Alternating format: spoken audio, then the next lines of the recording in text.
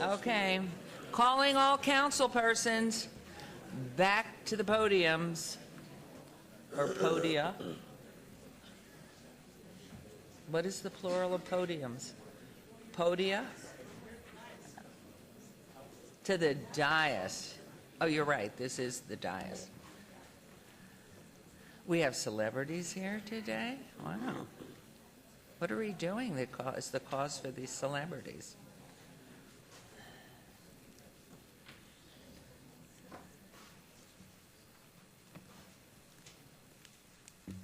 You can see what a powerful mayor I am. Calling all council persons. Mayor Pro Tem, what should we do today? Only two of us. We'll get some leave. Okay. Sorry. Back there is Troop 555. We can do this while nobody's here. So we understand you're earning your communication merit badge by appearing here? And that is towards your Eagle Scout? And where is, do we have a troop leader? Because I can't see that far. And what is the area that Troop 555 sits in? Northwest. That might happen to be Ward 6. Are any parents here from this wonderful troop? Raise your hands. Well, we always know that parents get involved in Scouts when they have a scouting son. Were you an Eagle Scout, sir? Steve Martin works in IT. One of our managers in IT. Okay. You were a Boy Scout. And did you grow up here in Las Vegas? Boo. But you're here now. Okay, look what happened. Here we are. We're ready to roll. You sent the word out. And you know everybody's having their last little sip. Anyway, welcome Troop 55 and on with your Eagle Scout qualifications. So we welcome you. All right, the July 16, 2014 meeting of the City Council is called to order. This meeting has been properly posted, noticed, and in compliance with the open meeting law. These proceedings are being video recorded as well as presented live on KCLV, Cable Channel 2, or closed caption for hearing impaired viewers. Please note customers of CenturyLink may view this program in high definition on Channel 1002, and some customers of Cox Communication who do not have a cable box may view this meeting on digital channel 89.5. The council meeting, as well as all other KCLV programming, may be viewed on the internet at www.lasvegasnevada.gov. The proceedings will be rebroadcast on KCLV Channel 2 and the web the Wednesday of the meeting at 8 p.m., also on Friday at 4 a.m., Saturday at 7 p.m., Sunday at 7 a.m., and the following Monday at 1 p.m. This building is protected by state-of-the-art fire detection and suppression sprinkler system. If alarms should activate during today's meeting, please evacuate using the exits at the back of the chambers out to the mezzanine, proceeding out the double doors to the terrace down the back staircase. For anyone who has difficulty with stairs, please check with a marshal or fire official for assistance. Once outside, assemble on the northeast corner across the street from City Hall at Lewis and First Street. Employees wearing safety vests or city marshals will inform you when it's safe to re-enter the building. For public comment related to items on the agenda, citizen participation in public hearing items, we have available a speaker card which you may complete and submit to our city clerk up front here. Cards are available online, the clerk's office, or at the rear of the chambers. If you do not submit a card, it does not prevent you from speaking under public comment, citizen participation, or specified public hearing items. If anyone is present today who has need for hearing impaired equipment, also please come up front to our city clerk staff. If you parked in the parking garage across the street and did not receive a validation ticket as you entered our chambers, please exit to your right and then see the security personnel at the entrance. Before we proceed with the agenda, would everyone please rise for the invocation given this morning by Rabbi Yitzwein, Young Israel, Asia, Las Vegas, and please remain standing for the pledge. Good morning. Good morning, and thank you for having me. So there's a fantastic story told about a person who was very altruistic, and they really wanted to change the world. So they spent all the years in their 20s and 30s running around. They have their message, gratitude, happiness, change the world, and they got nowhere. So then they said, maybe I'm thinking a little too big. So then he said, I'll focus only on my country this time. So the time in his 40s and 50s, running around the country, got nowhere. Then he said, maybe I'm thinking too big. Maybe I'll work on my city. So now all through his 60s, early 70s, he's working on his city. Nobody's listening to him. He's 75 years old. He goes, maybe I should just start working on my family. So he starts yapping at his family, his kids, his wife, his grandkids. No one's listening to him. He's now 90 years old. He's on his deathbed. He says, you know what? Maybe I'll start working on myself, okay? And it really is it's an important lesson for us because, thank God we're all in a position to have a positive influence on many others. But sometimes we get so wrapped up in the macro, we forget about the micro. And really the way to impact the world in the deepest way is to start with ourselves every day and ask ourselves, am I living with enough gratitude, enough happiness, enough joyfulness, enough altruism, enough goodness, bringing enough goodness in my own life, and my family's life, people I work with, then my community. And then when we build strong communities, that builds a strong country, and strong countries bring goodness to the world. And everyone is aware of things in the world, and on a daily basis people come to me and they give their condolences and concerns about all the things that happened to my family and my community's family that happen to be in the land of Israel right now, and is starting with the abduction and the murder of those 3 kids and then all the violence going on. And what can we do? Well, we are here. What we can do is by improving our own lives and by making sure that we treat each other with a greater sense of gratitude and more goodness, we do have a positive influence in the world that spills over. So I want to offer a prayer and a blessing to this. This is a very holy convocation over here because it's people that are focused on making our community better. And when we stop and focus just for a few more minutes, making sure that we as individuals, the Almighty should help all of us, focus on our lives, live with a deeper sense of gratitude to those who've helped us and the Almighty, and that we should bring more goodness into each other's lives, and by doing so, then God should bless us, that we should truly have a great impact, a positive impact on the entire world. Thank you. Thank you. And will everyone who has a hat on please take it off for Pledge of Allegiance, and then we'll have our ceremonials. Thank you.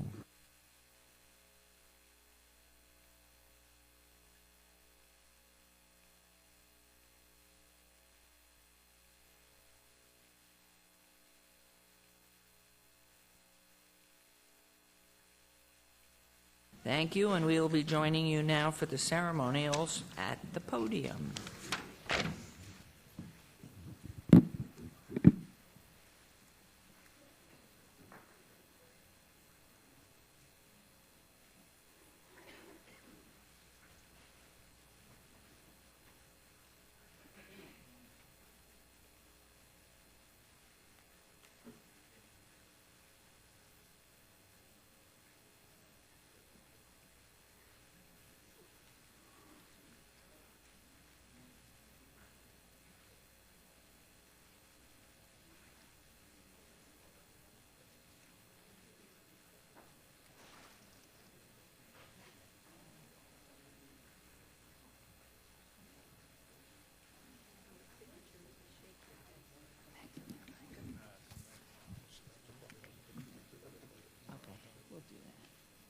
You're not excused. Where are you going?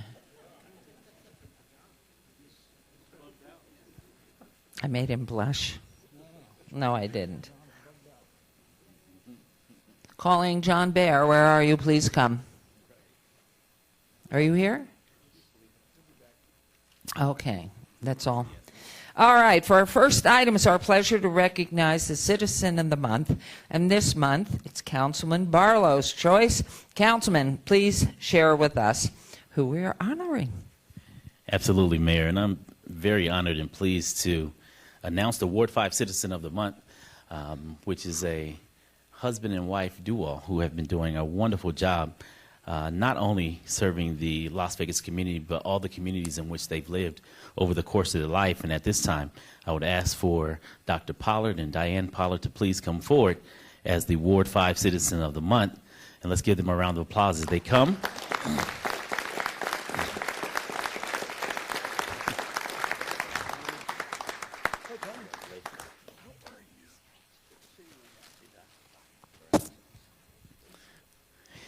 And I would just like to read just a few of the accolades from Dr. Pollard as well as Diane Pollard. Starting with Dr. Pollard, he received, no. You all have to come and stand real close. There we go. Dr. Pollard received his doctorate of osteopathy from Oklahoma College of Osteopathic Medicine and Surgery in Tulsa, Oklahoma in 1983. He completed his internship at Riverside Osteopathic Hospital in Wichita, Kansas, and went on to serve his residency at the Naval Aerospace Medicine Institute as a flight surgeon in Pensacola, Florida. Board-certified family practice in Nevada and Oklahoma, Dr. Pollard opened his first family practice office in North Las Vegas with a vision of providing quality health care to the Las Vegas community. Within 24 months, his patient base rapidly expanded. He opened his first medical clinic in West Las Vegas, giving birth to the Rainbow Medical Center, a full-service medical family facility. In the years that followed, 3 more clinics were opened in the East, North, and in Summerlin. In 1995, another Rainbow Medical Center was opened in Chinatown Plaza, and like the other 4 clinics, the patient's load grew at a very rapid pace. With the growth of the community, Dr. Pollard continued to assess local healthcare trends and concerns facing local companies. In 1998, Rainbow Medical Center opened 2 more clinics to serve families in the Green Valley community, and another on Craig Road in North Las Vegas. In October of that same year, Rainbow Medical Centers met the rigorous performance standards established by the Joint Commission on Accreditation of Healthcare Organizations and became the first independent primary and urgent care facility in the Las Vegas area to receive full accreditation. That is a lot, Doc. And you were growing at a very rapid pace. He is presently affiliated with all major hospitals in the Las Vegas Valley and serves on numerous community boards while unselfishly volunteering his time to provide medical services to local community-based sports teams. However, behind every good man, there is a great woman. Diane Hughes Pollard is a shining example of what can be accomplished through volunteering with determination and commitment. After serving as a public school teacher for more than 15 years, her vision to create a different kind of learning environment for disadvantaged children in Southern Nevada easily evolved into her passion. In 1999, the Pollards established the Rainbow Dreams Education Foundation, which is in Ward 5, to strengthen and support historically underserved communities through educational and cultural programs and services. Funding from the City of Las Vegas and Clark County was subsequently received in December of 2005. A groundbreaking ceremony for Rainbow Dreams Academy was held. After years of pursuing every opportunity to share her vision with those who understood the dream, Rainbow Dreams Academy became a reality. The first students were welcomed in 2007 and 2008 of that academic year. And just some highlights and some bullets for the Pollards. Mrs. Pollard is the recipient of numerous awards and has received recognition and contributions from local, state, and national levels. She sponsors the Jacqueline Shropshire Art for Education program. She has established the Las Vegas Juneteenth Festival, which was just currently held out at Lorenzi Park. And you have been hosting the Juneteenth Festival for over 14 years. So let's give her a round of applause for the wonderful job. Hold on, we'll get there. So thank you for that, for over 15 years. And, of course, it was held at Lorenzi Park, the newly renovated Lorenzi Park this year. She received the 2009 Governor's Points of Light Award. She is a 25-year member of the Links Incorporated, having served as president of the Las Vegas chapter. You are a quarter-century member of Alpha Kappa Alpha, Sorority Incorporated. Okay, Ski-Wee, A Phi. Former member of the Board of Directors of the Las Vegas Urban Chamber of Commerce, and serves on the Board of Directors for the prestigious Trumpet Awards Foundation. As respected members of the medical, educational, and philanthropic communities, the Pollards generously share their resources through the foundation, by providing scholarships to deserving high school graduates. Diane states that the respect of the medical community provided access to resources to make dreams a reality. At this time, ladies and gentlemen, I ask that you please stand with the mayor and council as we recognize Dr. Pollard and Diane Pollard as the Ward 5 Citizens of the Month. Congratulations. And Dr. Pollard, if you will, and then we'll turn the microphone over to your lovely wife. Say a few words, if you don't mind. Thank you very much. It's been an honor. And as you can see, for me, it could never be possible without my beautiful wife, Diane. So we're very proud of the community, and I've seen a lot of growth and prosperity in the community, and I'm very honored to have served it and continue to try and do the best that I can at this point. So thank you very much, Mayor. You know I love you and your husband, and Ricky, you know how I feel about West Las Vegas and all the things that I think should occur and prosper there. And thanks to the City Council for this award. We appreciate it. Thank you. Thank you so much to you, Ricky, Mayor, other council members. We're only doing what God has told us to do, and we'll continue to do that. And on behalf of the 275 students at Rainbow Dreams Academy, we accept this honor today. Thank you. And oh, you all may be seated. I'm sorry. And on behalf of the mayor and the entire Las Vegas City Council, we would like to present you with this beautiful plaque. And also, to my immediate left, can we turn it this way a little bit?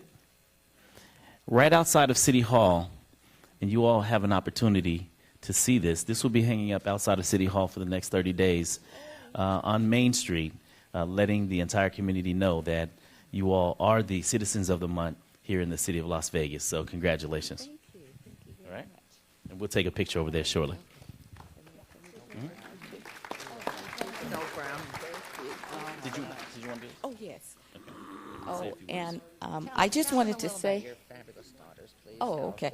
I want everyone to know that we have something special for the mayor and also for the councilman. We have Juneteenth T-shirts, and if you all could take those out of the bag and show them to the audience, we appreciate that, and we appreciate the city of Las Vegas supporting us in that. I'd like for you all to also know that my daughters attended the middle school. Our youngest daughter just graduated, and they're lifers. They were lifers at the school. We want to get in this picture, honey. We know who's the boss in that family. He gives me permission to do that. I know. Okay, thank you. And so with that being said, our daughter Lauren is a second-year law student at USC because of the good work that they did at the Meadows. And our baby? And our baby Erin is headed to USC in the fall, and we're very, very proud of her also. So I love good genes. yes. Well, we worked hard at it, but that's Yeah, what sure. happens when you do hard work. And then we also have, and Honey said that Lauren and Aaron are lifers, and Lauren is going to be a triple Trojan, meaning that she has 3 degrees from USC. I also wanted to say that I have my pastor here, Pastor Elias, and after we take this one picture, if you all would just allow me to have my family, Dewana Thomas, and also Miami and his wife come up to take a picture, we'd appreciate that. Sure. Okay. Thank you so much. Thank you. It's Okay. wonderful. It's Enjoy. so soft. Yeah, it Thank is. you. It's very comfy. Okay, so we'll go over here and we'll take a photo with the, you can take your certificate, and we'll take a photo with the mayor and council, and then we have the family members come up.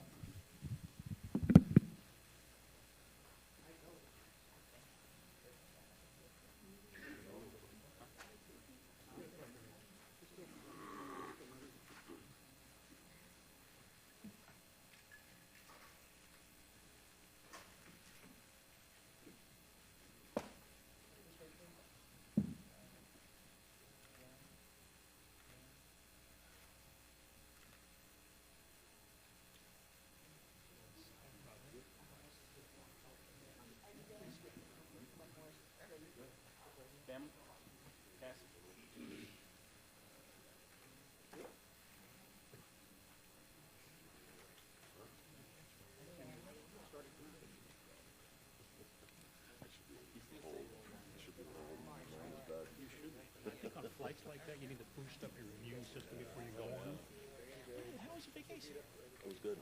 You went to Greece? Cyprus. Cyprus. Yeah. Right. Yeah, it's, But you've been there before, right? I go every couple of years. Okay, yeah. We got a house there. Okay, okay, good. And my mom grew up there, so it was just good. It was me and my mom and my two daughters and my one daughter's boyfriend was there. He ended up proposing to her on the Oh, beach. did you know that? No, well, yeah, he told me he was gonna. Okay. He actually called him Right. asked for Permission. permission. Okay, So I I got knew he was gonna do. I didn't know what he was gonna do. Right. And then my two sisters, awesome. Everybody around. So it's just you and the son-in-law, future Yeah. son-in-law. I went to him and says, keep your mouth shut. Right. Too. Just do what you told them. And go wherever they want to go. Right. And that's it. And it Right. was nice. But I was ready to come home. I know you were.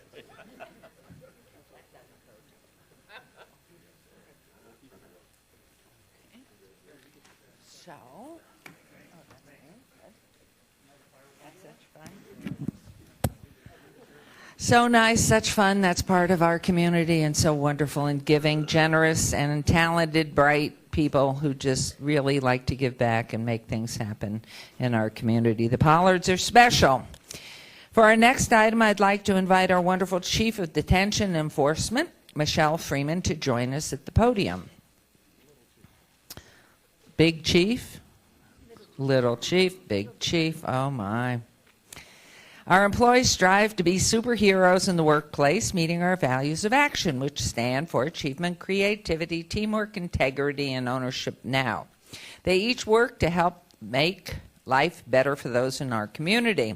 And so I'm proud to announce that the Employee of the Month this month is Brandy Jacks. Brandy, please come join us up here.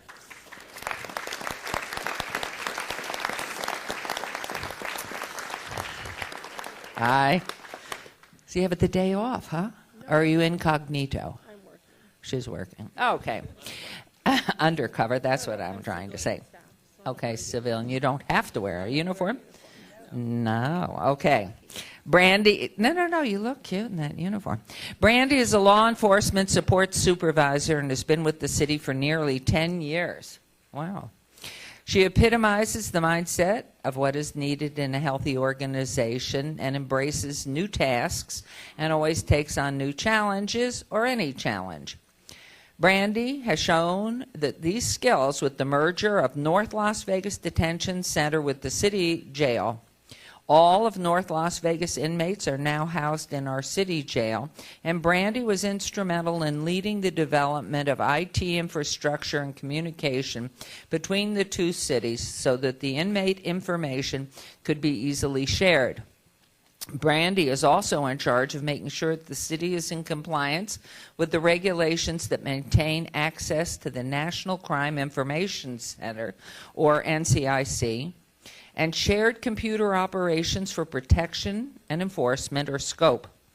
These databases that our marshals and correction officers rely on and use every day have been made possible through the efforts of Brandy's work, and that she has made these tools available to help keep our community safe. Brandy's personal enthusiasm and warmth for the public are great assets and examples for our entire organization. So on behalf of the entire City Council, it really is a pleasure to name Brandy the Employee of the Month.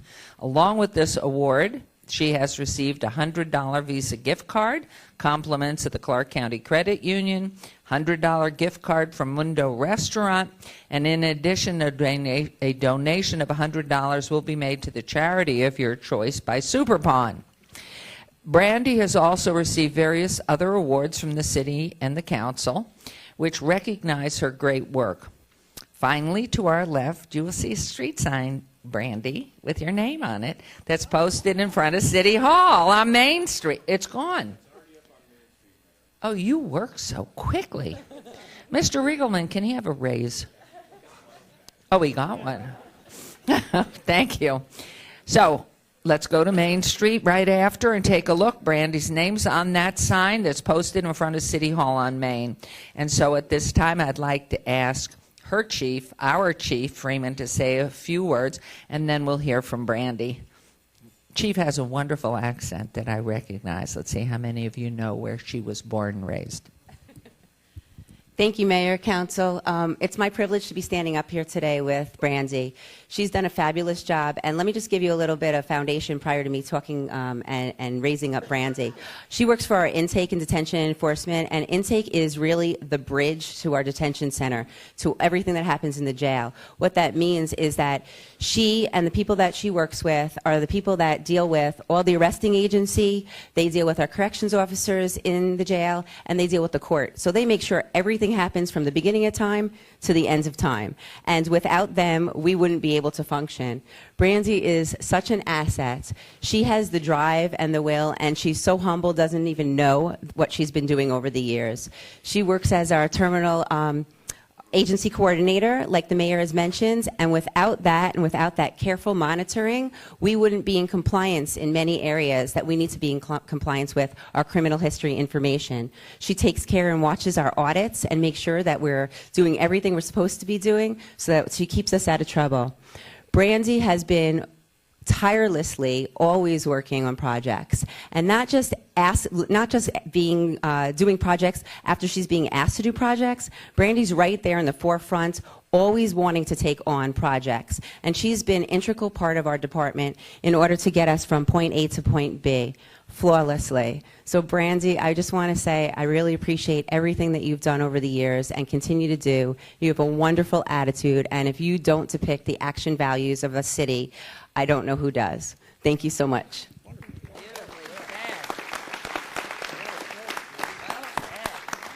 I don't think I need to talk after her. Oh, She yes, did you do. fabulous. I just wanted to thank Lieutenant Quintana for nominating me, and for the chief for giving me the amazing opportunity to be a supervisor, and then also the law enforcement support staff. They have done an amazing job with all the additional tasks that we've taken on with North Las Vegas, and then most importantly my staff, because without them I wouldn't be working as hard as I have been to be up here today. So thank you. Oh, my goodness. Do we love you? Look at this. Let's come right back. Phew, another raise. Are we proud of you, Brandy? And so I have here for Employee of the Month, Brandy Jacks. She's exhibited outstanding performance through achievement, creativity, teamwork, integrity, ownership, and is engaged now. She has exhibited assistance to her fellow employees, her department, and to the citizens of Las Vegas. And so we congratulate you. And how about a picture with your sign that miraculously came back? Thank you. So let's do that.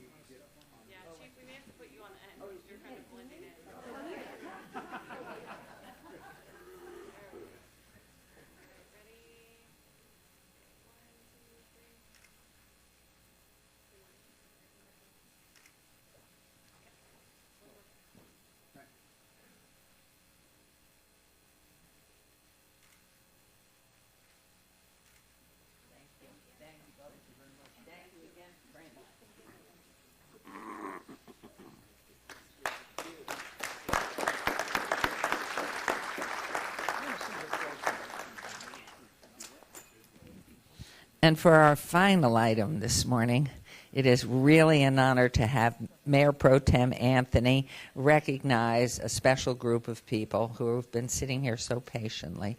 I thought, much like my wedding, where my husband's family stood up when we came down the aisle, and my side of the family stood up, and nobody sat down through the entire service. So once you all were standing, until Councilman Barlow did let you know that you could sit down. We thank you for that great respect for the Pollards. Mayor Pro Tem. Thank you, Mayor. It's absolutely my honor today to recognize an organization that is working to provide financial support to the men and women that have been wounded in the military. I got a little bit of a cold this morning, so bear with me. That organization is the Nation of Patriots, and I'd like to invite the local organizers, Larry Kussler and Paul Smith, to come down here and give them a round of applause, please. These are two great gentlemen. Not only that, but they're local fire inspectors with the Las Vegas Fire and Rescue, so they actually work for us, too. And I want to thank all of you for showing up this morning. What a great turnout for a really good cause this weekend. And if you want to see some great motorcycles, follow these men and women out to the front, because you're going to see some outstanding. I'm assuming you came in your motorcycles, right? Okay, good. I guess I should have clarified that. So, every year, the Nation of Patriots organizes a national effort to pay tribute and honor America's armed forces. This united effort is known as the Patriot Tour, and members of the Nation of Patriots ride for our military to show support, thanks, and pride by passing one American flag throughout the country. Our brave men and women in the military have stood and died defending, protecting, and fighting for our flag and for our freedom. The Patriot Tour revolves around a simple concept: one nation, one military, one flag.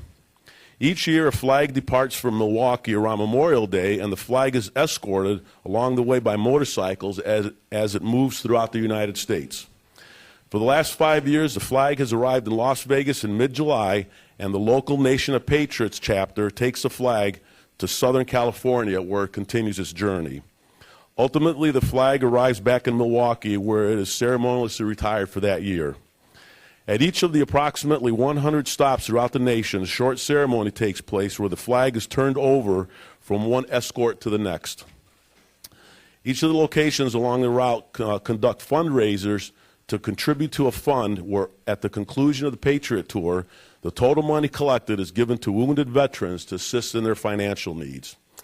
The Nation of Patriots takes pride in the fact that 100% of the money that is raised is given to wounded veterans, and not one penny is used for costs. Last year, the Nation of Patriots raised approximately $70,000 nationally, and Las Vegas was the largest non-corporate donor. Each year of the last 5 years, Las Vegas has led the way in fundraising, and last year they were able to give $2,000 to each of 11 wounded veterans for a total of $22,000. This year, the Las Vegas chapter hopes to raise at least $30,000, and they are already working with Nellis Air Force Base Hospital to identify the recipients. The flag will arrive in Las Vegas on Sunday, July 20th, which is this weekend, and motor officers from Las Vegas Metropolitan Police Department will escort the riders to Red Rock Harley-Davidson for a short ceremony before the local chapter begins their local activities with that flag. On Monday, July 21st, the 2014 Patriot Tour will take the flag to this building, City Hall. A motorcycle procession will begin at 9:30 at Las Vegas Harley on Southeastern with an escort from the Las Vegas Metropolitan Police Department traffic officers. I will also be riding a motorcycle along with Larry and Paul, and it looks like all of you are going to be there also. And we're going to arrive at City Hall with the flag at 10:30 a.m. And on behalf of the mayor and myself, I would like invite everyone, the entire city council, the employees of this building, and everyone in Las Vegas to come out and honor this particular flag, recognize our wounded veterans as we put the flag on the flagpole and raise it up in honor of our military. We're going to sing the national anthem. Is Bruce here? He is. Bruce is the one that's escorting the flag. Bruce, thank you very much for doing that. There you go. Thanks, Bruce. Appreciate it. Give him a nice round of applause. And, of course, the most important thing about this event is raising money. So please, all of you, anyone who's listening, I'll let Larry tell you how you can donate to this great cause. Come out that morning on Monday. We're going to pass the hat around and collect money and eventually get this money to our wounded veterans. So at this point, I'd like to turn it over to Larry, who's going to tell you all the remainder of the activities that are going to happen that weekend. So, Larry? Thank you, Mayor Pro Tem. By the way, we are as pleased as we can be that you're going to be riding with us on Monday. That's going to be great. That's one of the reasons we got the police escort. Keep the traffic away. Yeah, absolutely. As the Mayor Pro Tem indicated, the group that you see here is a small part of a much larger group that will be riding into Arizona to pick up the flag on Sunday. We'll be bringing the flag over to Red Rock Harley Sunday afternoon. Each of these people voluntarily pay into a fund for the privilege of escorting the flag. We'll be arriving in that parking lot at 3 o'clock Sunday afternoon. We certainly invite and encourage you all to be there. Also, as the Mayor Pro Tem indicated, we will be coming back here Monday morning out on the plaza for the short little ceremony. That also all of the escorts will be paying into a fund for the privilege of escorting the flag that day. And we will certainly pass the hat at both of those occasions and hope to come up with some more money. On Tuesday, we're taking the flag out to Nellis Air Force Base, where the 433rd is going to be flying the flag for us in the cockpit of an F-22. The base has some activities for us to do while the flag is up in the air, and then we're going to show off Las Vegas just a little bit. While the flag is here, we're going to be running around town taking pictures just about everywhere that will ultimately end up on the internet. Then on Wednesday, really early in the morning, we will be riding the flag on to Antelope Valley, Lancaster, California, turning the flag over to them. And again, the motorcyclists will be donating into a fund. The fund will be used later in the year on October the 25th, and we certainly invite all of the council members and mayor and mayor pro tem out to the base, where we will be giving every nickel that we raise away.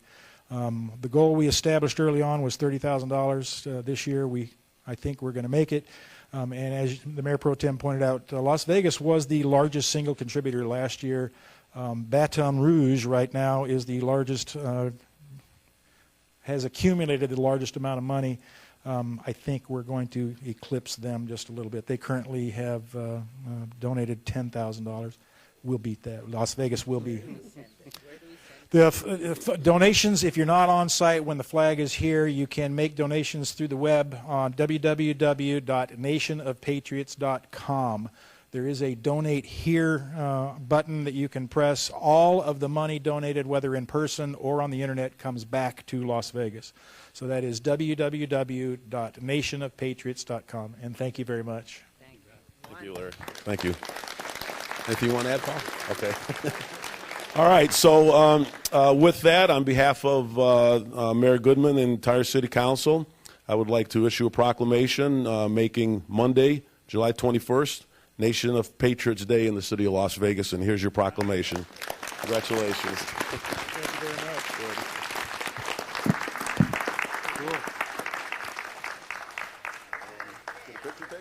Absolutely. The flag today is in Texas.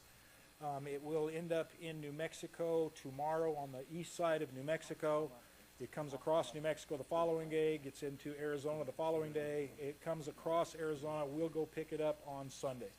So, and then when we take it away from Las Vegas into California, the flag will work its way up the coast through California into Oregon, Washington, back across the states. It'll end up back in Milwaukee on Labor Day. Okay.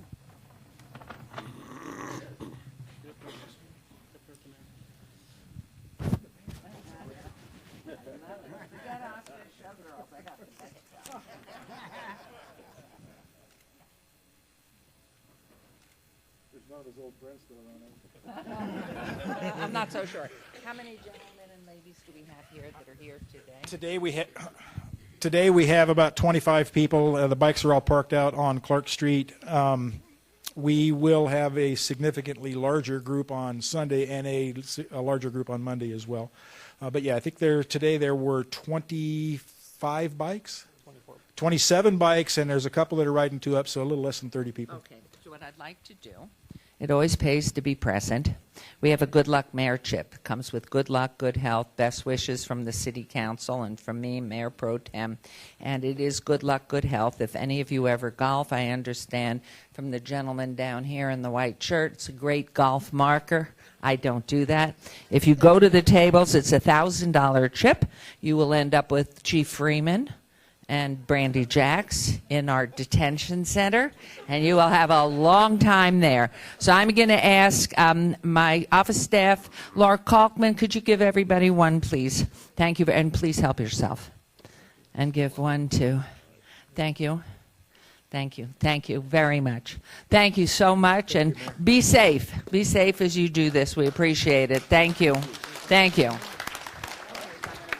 We're going to go right into council meetings, so you may walk slowly, because I'm going to ask, with rapidity, being quick, that means, Troop 555, come up here quickly, so the council can have a picture with you with the Great Seal of the City of Las Vegas, Nevada. So German, the words are Monkschnell. Monkschnell moves quickly. Oh, look how polite they are. We always appreciate our wonderful troops. Look at this wonderful group. Nice to see you. Thank you very much. If there are any left over, Ms. Kalkman, these young men get it. So let's turn around. Somebody has a camera. Make your smile beautiful. Here we go. Okay, right there. Okay, step forward, every council person, please. Finding a shortcut, snap behind. You can put you in front.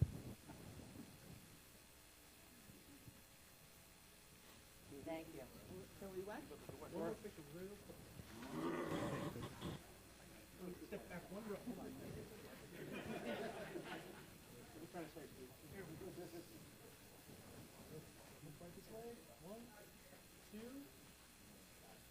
Thank you all. Good luck to you. Wonderful. Okay, we're going right into council meeting. That must have been from the presentation. I just wanted to make sure. That's when they changed the slides.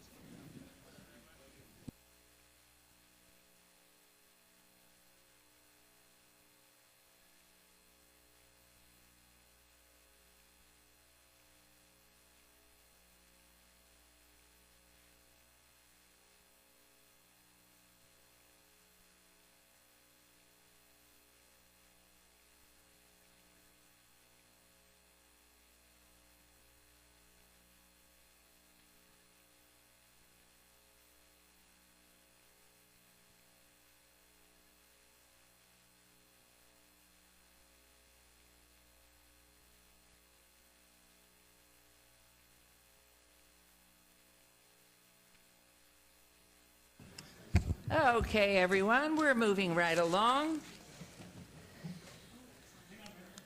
Hanging. Okay.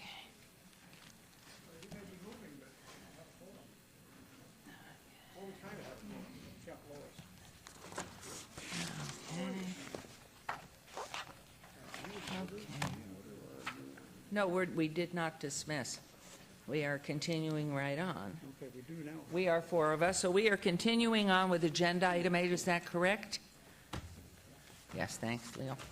Public comment during this portion of the agenda must be limited to matters on the agenda for action. The amount of time any single speaker is allowed may be limited.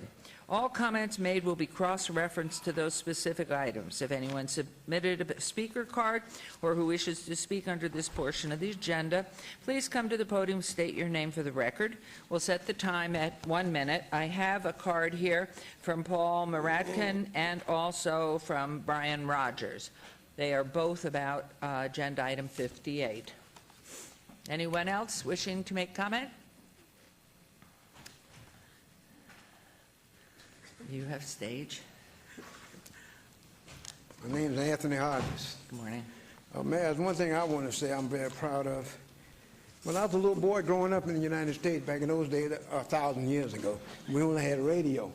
But there was a special lady that used to sing God Bless America. I don't know, Kate Smith or whoever the lady was. But anyway, it used to go through me as a boy. And maybe we need to sing that song a lot more, because God do need to bless America. We're a great nation, but sometimes it needs all of us to kind of give ourselves a push. Thank you. But anyway, I want to say thank you for letting me come today, and God bless America.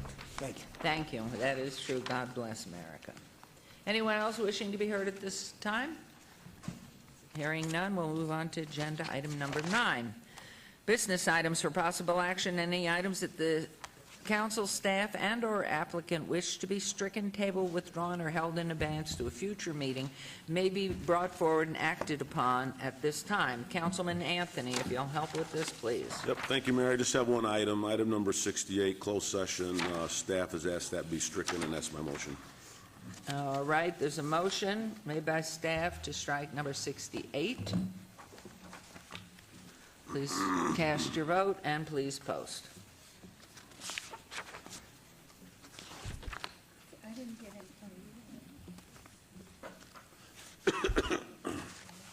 What happened? We didn't get any. I voted. says withdraw vote now, so do I withdraw it and try it again? The same with me, same as she is. Just put withdraw No, vote. that's always up. I didn't vote, it never came on, the little. Try, I did. Do it again? Oh, you're Okay. genius. You couldn't do it without the phone. And please post. Unanimous. Thank you very much. We will go on to agenda item number 10 for possible action to approve the final minutes by reference to the regular city council meeting of April 16th. April? This is July. April 16th is, wow, we move quickly at the city. Is there a motion, please? Move for approval. Oh, my goodness. Please vote for the April 16th. Yep, apparently it's correct. We must have missed something there. Again, I did. Did it come through? I've tried one more time. This is time number 3. 3 is the charm. Did it work?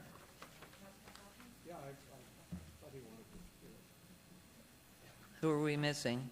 There we go, all in. All right, that passes unanimously. Now we go on to the consent agenda. Oh, wait, excuse me, Councilman Beers? I meant to speak up, and if, with your permission, I would move that we obey items 84, 85, and 86 until our August 6th meeting. We do that separately in the afternoon session? Okay, thank you. Okay. Okay, you're okay with that, Councilman? Yeah, I'll get that. at the end Okay, of the so, afternoon moving on to agenda item 11, items 11 through 50 on the consent agenda are considered to be routine and recommended for approval by the departments, may be enacted in one motion. Are there any items the council wishes to bring forward from this? Councilman Barlow? Thank you, Mayor. Item 30, 32, 34, and 43, Mayor. 30, 32, 34, 34, 43. 43. Anyone else wishing to bring any item forward beyond those? Okay, Councilman Anthony, Mayor Pro Tem, if you'll make that motion. Okay, I'll make a motion to approve the consent agenda, items 11 through 50, except for 30, 32, 34, and 43, which will be heard separately. Thank you. There's motion. Please vote. And please post. It's the same thing to us. It does different things. It comes up withdraw, then it comes up with the votes. And this is time number 3. Okay, and it's posted, motion carries. All right, let's start with agenda item 30, please. Okay, Councilman Barlow, if you would. Yes, item number 30, Mayor. Yes. Yes, is the chief here or someone representing fire? We actually have operations and maintenance I'm sorry? coming down. We have Operations. operations and maintenance coming down to the podium to talk about the removal of those gas tanks. Yes, they'll just, Jerry, if you don't mind, just giving an update on what this item represents. Do you want to turn on your microphone, please? Gary Walker, Deputy Director of Operations and Maintenance. The Fire Station 1 tanks is a long-standing problem. When the state built the building adjacent to Fire Station 1 in approximately 2000, they encountered a gas flume. We had 3 tanks at that location at Fire Station 1. At that point in time, there are NRS and NAC guidelines that govern this. There is an insurance fund that pays for this, but we have to follow those NRS and NAC guidelines very strictly. In 2000, we excavated the gas plume on the state parcel, and then we remediated. Okay, we remediated the tank and repaired one, but we did not remove the tanks at that time. The site was hotter than anticipated. We've been a while trying to repair the site. Recently, the decision was made to pull the tanks. So we have removed the bad tank at Fire Station 1, along with the 2 other tanks, because once you dig them up, they're no longer structurally sound, plus they had reached an age of retirement. So what this activity is we've removed those tanks, we've remediated the site, We still have to do monitoring, and this is to pay those bills, which will then be submitted for reimbursement to Nevada Department of Environmental Protection. So will we receive, is this cost reimbursed? This is a reimbursed. It's been pre-approved. There was a $20,000 deductible. We paid that back in the very beginning, and to date, we've been reimbursed for all expenses. We have been? To date, yes, we have. We've spent approximately $500,000 there. To date, we've been reimbursed for the full cost. Okay, so what does the $350,000 represent? That pays for the tank removal, the removal of all the contaminated soil, and the replacement of the soil pending a follow-up tank project. So moving forward, we are going to replace or reposition where the current tank, where the previous tanks came from? Yes, we needed to split the projects because of the NRS requirements, so our Public Works Department has a project that will follow behind us and put 2 gas tanks back, one for gas and one for diesel. And will those come back before council, or will that just be administrative? That's been approved through council. There was an agenda. I believe the bid award is either pending or has been to council. Okay. All right. Thank you. If there's no further questions, Mayor, I'll move for approval of this item subject to all conditions. Thank you. There's a motion to approve agenda item 30, Thank you, Jerry. subject to all Thank you. conditions. Please vote, and mine is an oral vote in favor, please. And please post. Councilman Anthony is not here, and Councilman Beers is. And Spirit.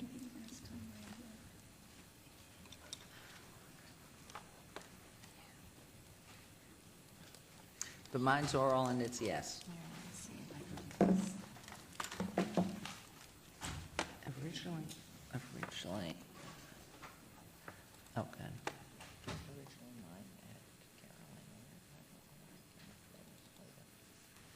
Okay, that motion carries. Thank you very much. We're having technical improvements up here. Okay, if we may move on to agenda item number 32. Do you want to read that to us, Councilman Barlow?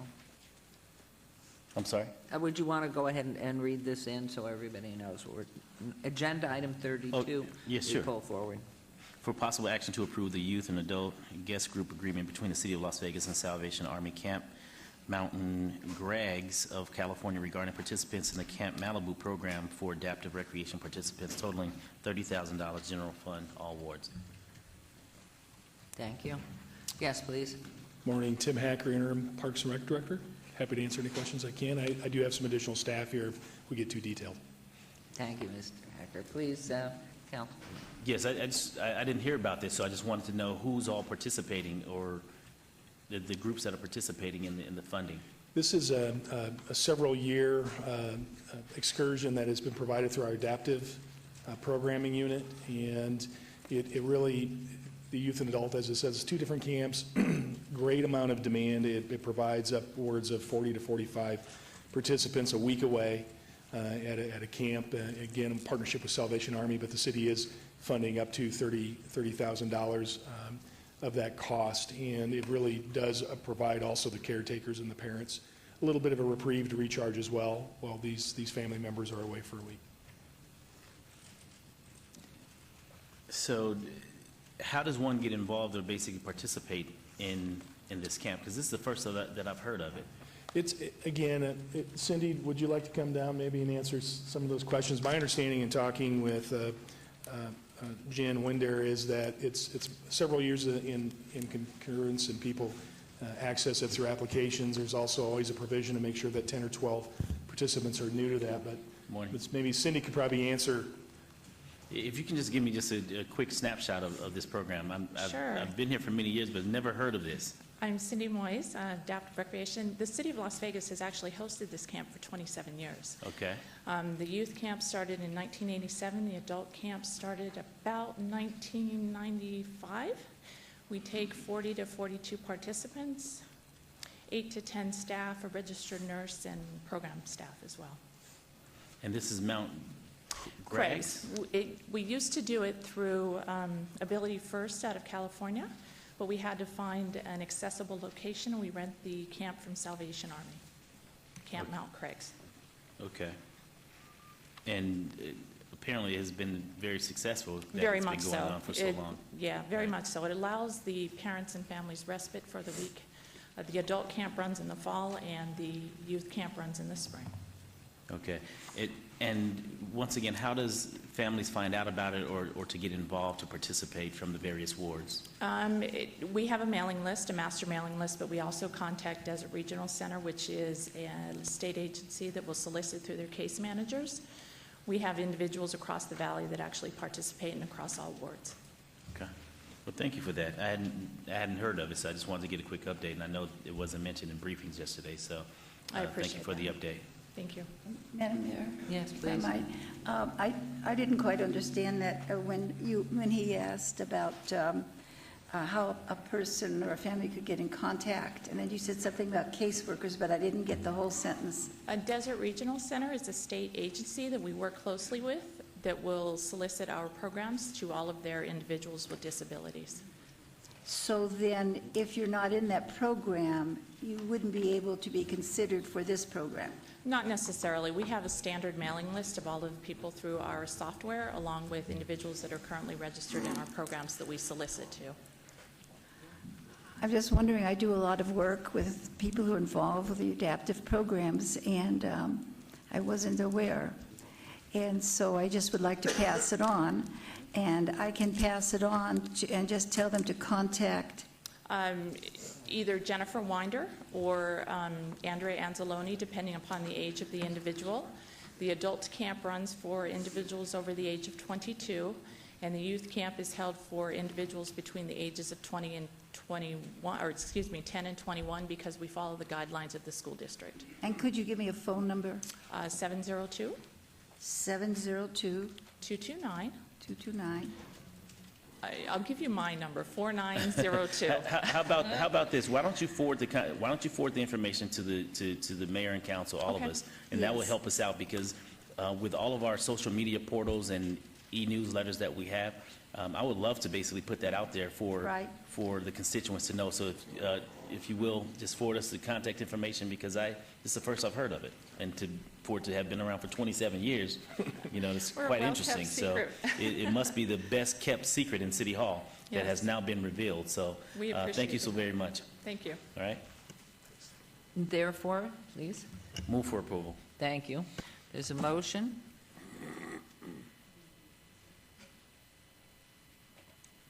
Motion to approve. Please cast your votes and please post. And that motion carries. We'll move on to agenda item 34. Councilman, if you please read that. Yes. For possible action to approve a 90-day review of revised conditions for a conditional tavern limited license, the Fremont Country Club LLC DBA Fremont Country Club at 601 Fremont Street, Suite 150. Ava Berman, managing member. This is in Ward 3, Councilman Coffin. Thank you, Your Honor. For the record, Karen Doubleston, Business Licensing Manager.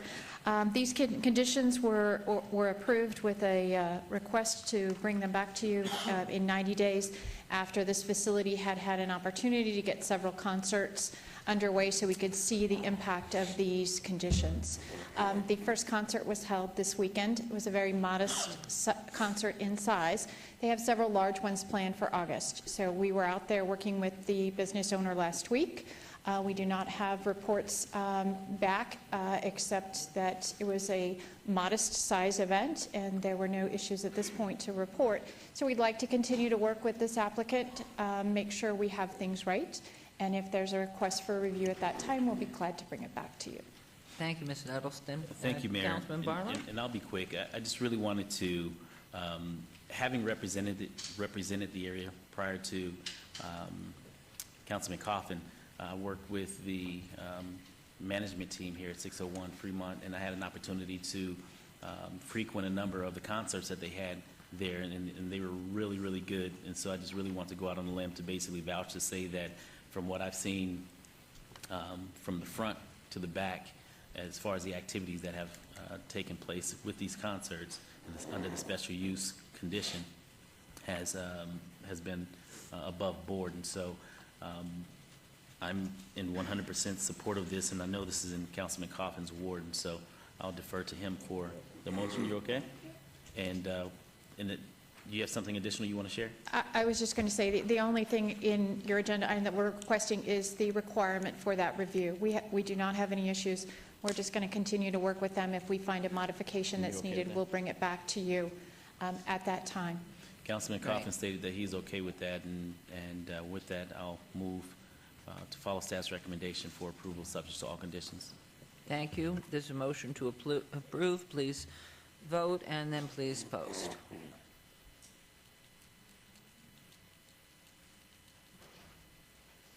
And that motion carries. We'll move on to agenda item, what was the other one, 43? 43, ma'am. Okay, Councilman Barlow, would you read that one into the record, For please? possible action to approve interlocal contract 784 between the City of Las Vegas and the Regional Transportation Commission of Southern Nevada, RTC, to provide funding for the I-15 frontage road study, Washington Avenue to Lake Mead Boulevard, $2.5 million, Road and Flood Capital Project Fund, CPF. This is in Ward 5. Councilman Barlow. Good morning, Mayor, Council. Jorge Cervantes, Executive Director of Community Development. Good morning. Morning. Did you just want a little explanation? Okay. This is a funding agreement with the Regional Transportation Commission to provide the funding to do the analysis of a way to provide access to Owens Avenue from I-15. For several years, we've been trying to identify a way to provide direct connection off I-15 to Owens to help redevelop that area. Because of the proximity of Owens to the Lake Mead and Washington interchange, a direct interchange off of the I-15 is difficult. So we're looking at a concept of doing frontage roads so that you can get off, if you're going northbound, you would get off at the Washington interchange and get direct access to Owens. And if you're coming from the north side, coming southbound, you would get off at the Lake Mead interchange and get direct access to Owens Avenue. As part of this analysis, we're going to have extensive outreach to the community meetings to see what the preferred alternative is. Once a preferred alternative is identified, we're going to carry that over to the NEPA process to get the environmental clearance to qualify for federal funding for the construction. Good, and thank you for that update, Jorge. And before I speak, I'll defer to Councilman Coffin. Your Honor, through you, if I might. Please, Councilman. I'm glad you brought this up, Councilman, because I was curious, when you look at a number like $2.5 million for a study, you have to ask what's incorporated in that.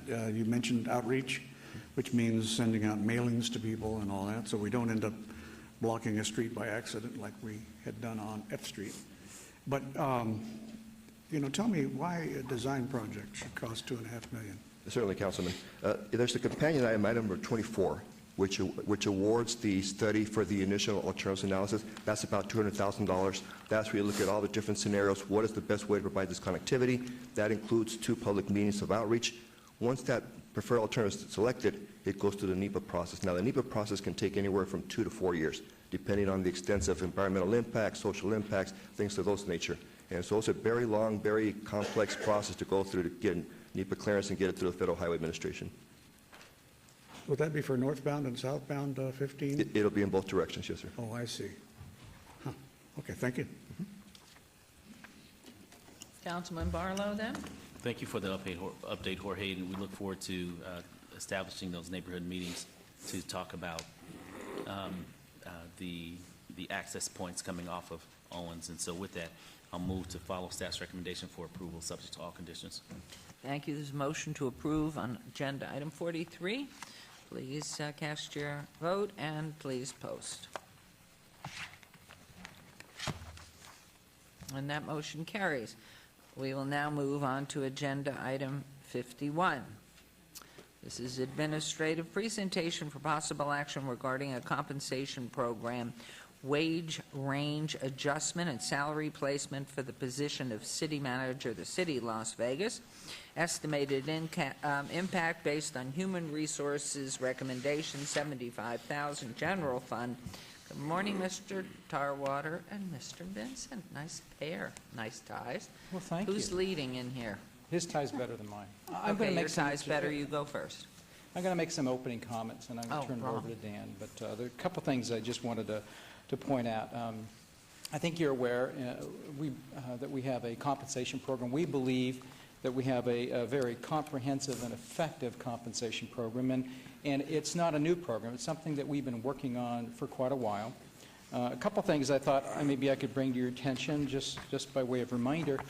In your strategic plan, you identified 6 priorities. And one of those priorities on page 2 is a comprehensive fiscal stewardship. And one of the objectives under comprehensive fiscal stewardship is, and I'll just read it to you, it's fair and competitive wages and benefits. And a couple of things that we identified under those is that we want to attract and retain excellent employees. But we also want to offer compensation that's sustainable within the local economy. So those are 2 things a couple of things that we've identified under that priority in your strategic plan. And then also in 2011, we issued a city manager information report that was SIMR 008.11, where we talked about the new employee relations model. And remember, at this time, we were sort of nationally, we're kind of coming out of the recession. We were still suffering through. There's several things that this report did, and I just highlight a little bit. We talked about projected future economic impact on trends in wages and benefits. And we also then described a little bit what the new comprehensive program would look like. And then there we had a couple of underpinnings of that program. One was a comprehensive approach to a fair wage, mirrors the strategic plan. We also talked about routine market surveys. And the reason why the routine market surveys were important is because we do want to make sure that our compensation is adjusted to market. We don't want to get ahead of market. We don't want to be behind market. We want to be where we think we need to be. So our compensation program is not a new program, and Dan's going to make a presentation today. He'll be helped with maybe Sue Brown and Andy Spurlock, his compensation analysts. And I think there's a few takeaways that hopefully you'll walk away with today. And one is that I want to make sure that you get the sense that our compensation program is robust and it is effective. And I dare say probably is the best local plan in the Valley and probably can compete on a regional and national level in terms of what we do there. Then Dan's going to talk a little bit about where we are with our city manager compensation plan. And I think the analytical data that he's going to present to you is going to clearly indicate that our rate range for the city manager position in the city of Las Vegas is both too narrow and too low, and the data will support that. And then the third takeaway, I think, is that our incumbent city manager really isn't properly placed in either our current rate range, by the way, nor in the range that we'll be proposing. So those are the things I think that we're going to try to accomplish this morning, and with that I'll just step aside and let Dan do the presentation, and I'll be right here to answer anything. And then we'll have we'll have at least one recommendation at the end. Yeah? And Mr. Tarwater, when you announce yourself, since you're much taller, could you? Yes, thank you. For the record, Dan Tarwater, Human Resources Director. Thank you for being here this morning. What I'd like to do is briefly go through this presentation, then ask if you have any questions, and try to answer them for you.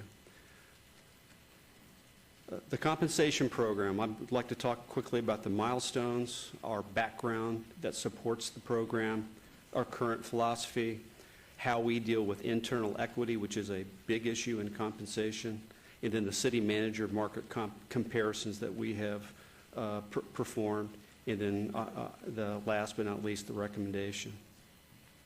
So for the milestones, Mark mentioned a little bit, the implementation of the Siegel study back in 2011. This was an issue of realigning the organization equal to marketplace data. It provided a systematic way for us to move forward using that data. And I would say 5 and even 10 years ago, the Siegel study was performed on every single labor organization that we had here at the city and the appointive and executive group. So every group was studied at that time over that long period of time. And then the adoption of the executive appointive compensation program, which was really our buzzword, was Think Forward initiative. How would we want the program to work going forward? And basically it comes down to we wanted a market-driven program.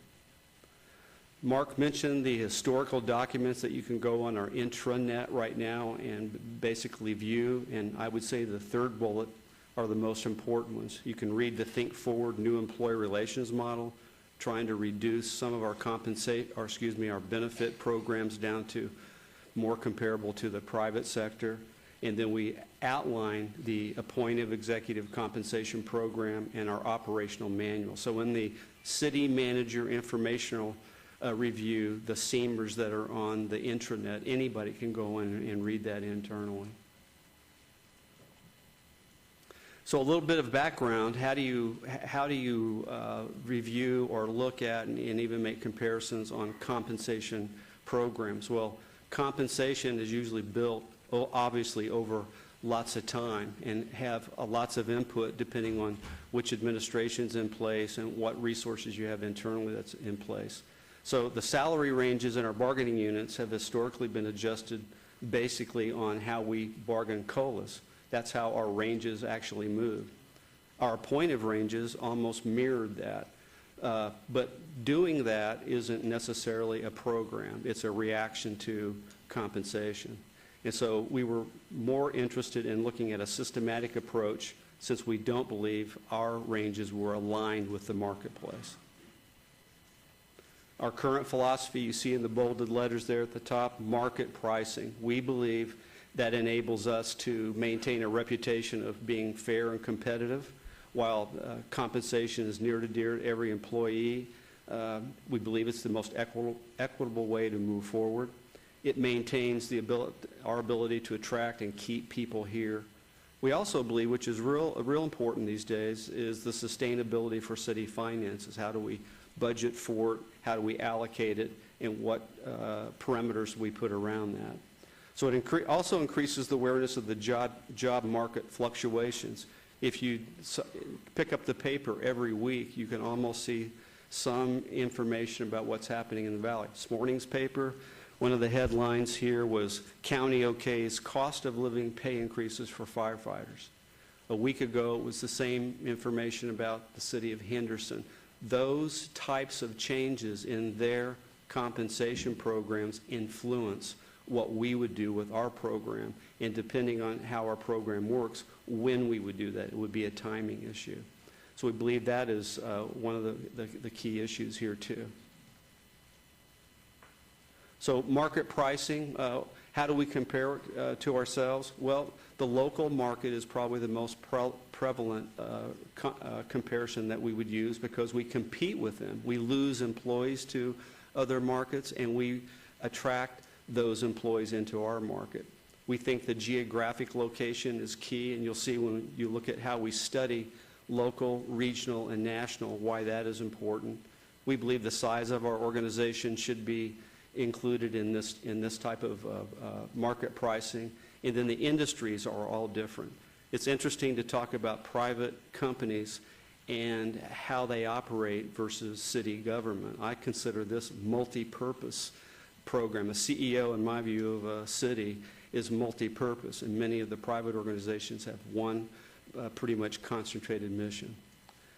The other considerations is our peer group selection. It varies. It is easier for me to go out and do a comparison on, let's just use a title of an accountant because of the prevalence of that very popular title, than it is going into a chemist that might be very specialized all the way up to our city manager job. So the peer groups vary based on the type.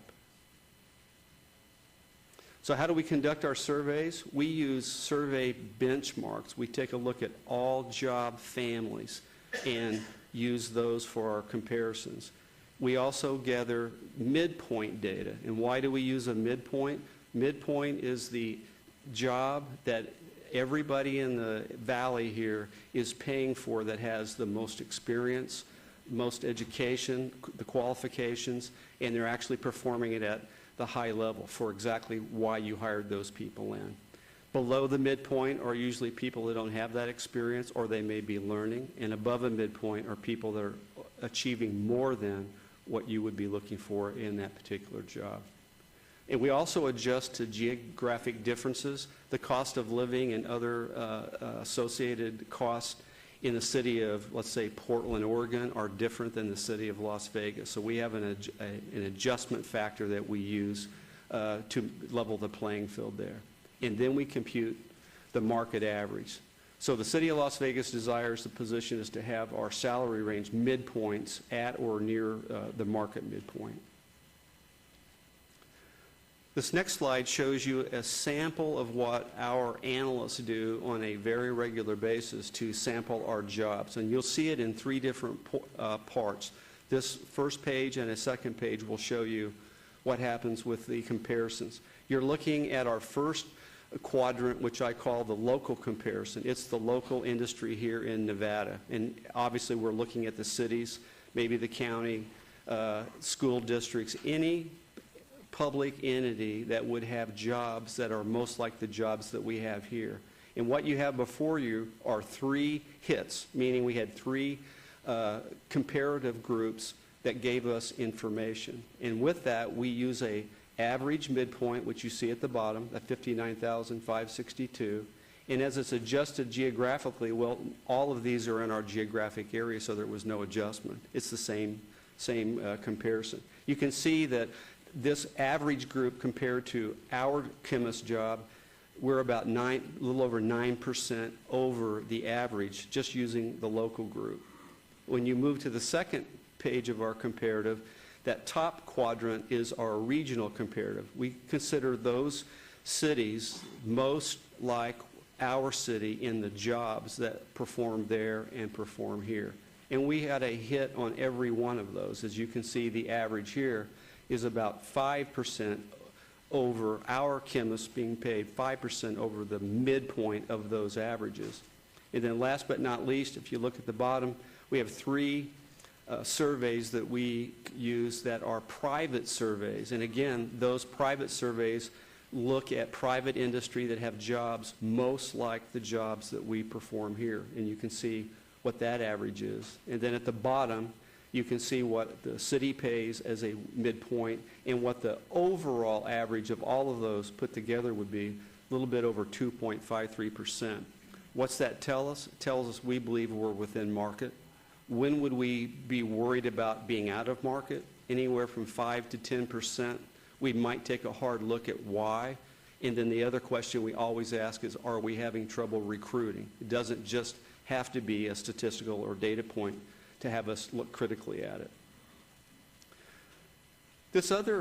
I call this our wheel. This wheel are factors of pay range adjustments put together to give you an idea of when does my staff react so we could alert who we report to maybe possible changes in the marketplace. I just read you one this morning's paper, the county, and all of the other public entities in town, typically either by fiscal year or calendar year, if they have cost of living increases and continue to do it every year, that would have an influence on our pay matrices, which may make us have a recommendation to adjust ours too.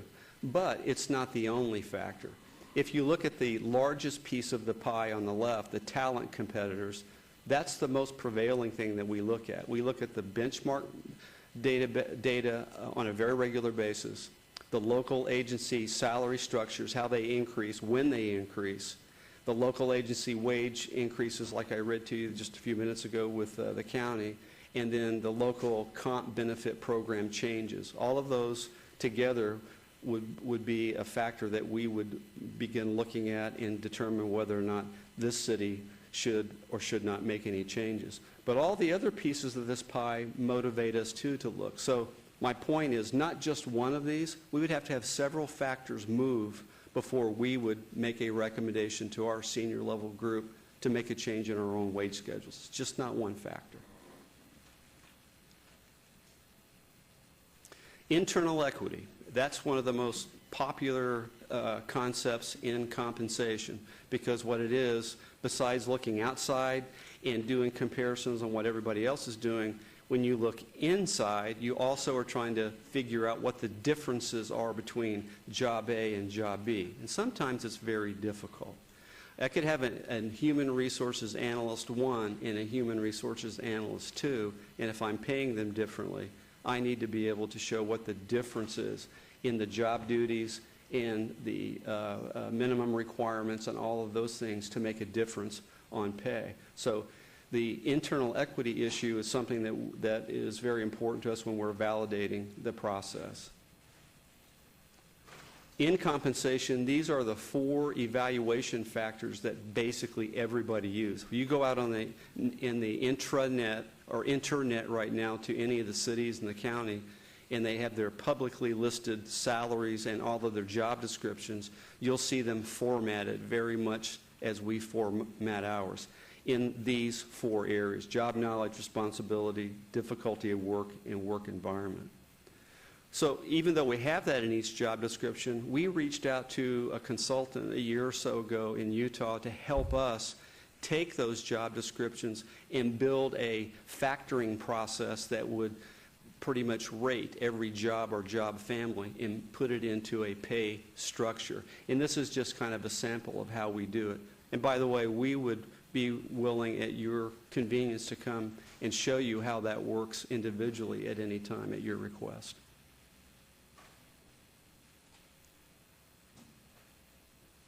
So now, as we talked about the outside comparisons, and it's market-driven, and then we talked about internal equity, now what we'd like to do is talk about the actual city manager market comparison.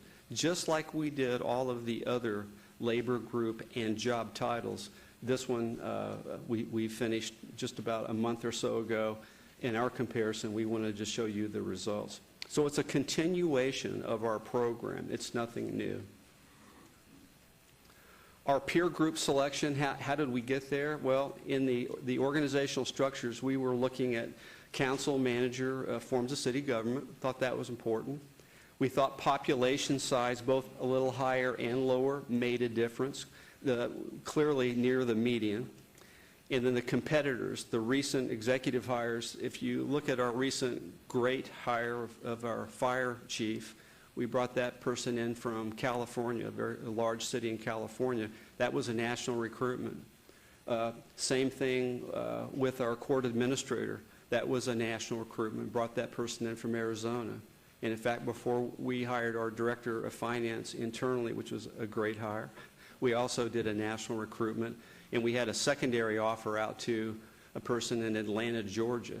These levels of jobs take that kind of recruitment, which also takes that type of a pay matrix to bring them in to be interested in those jobs. So we look at that level of market.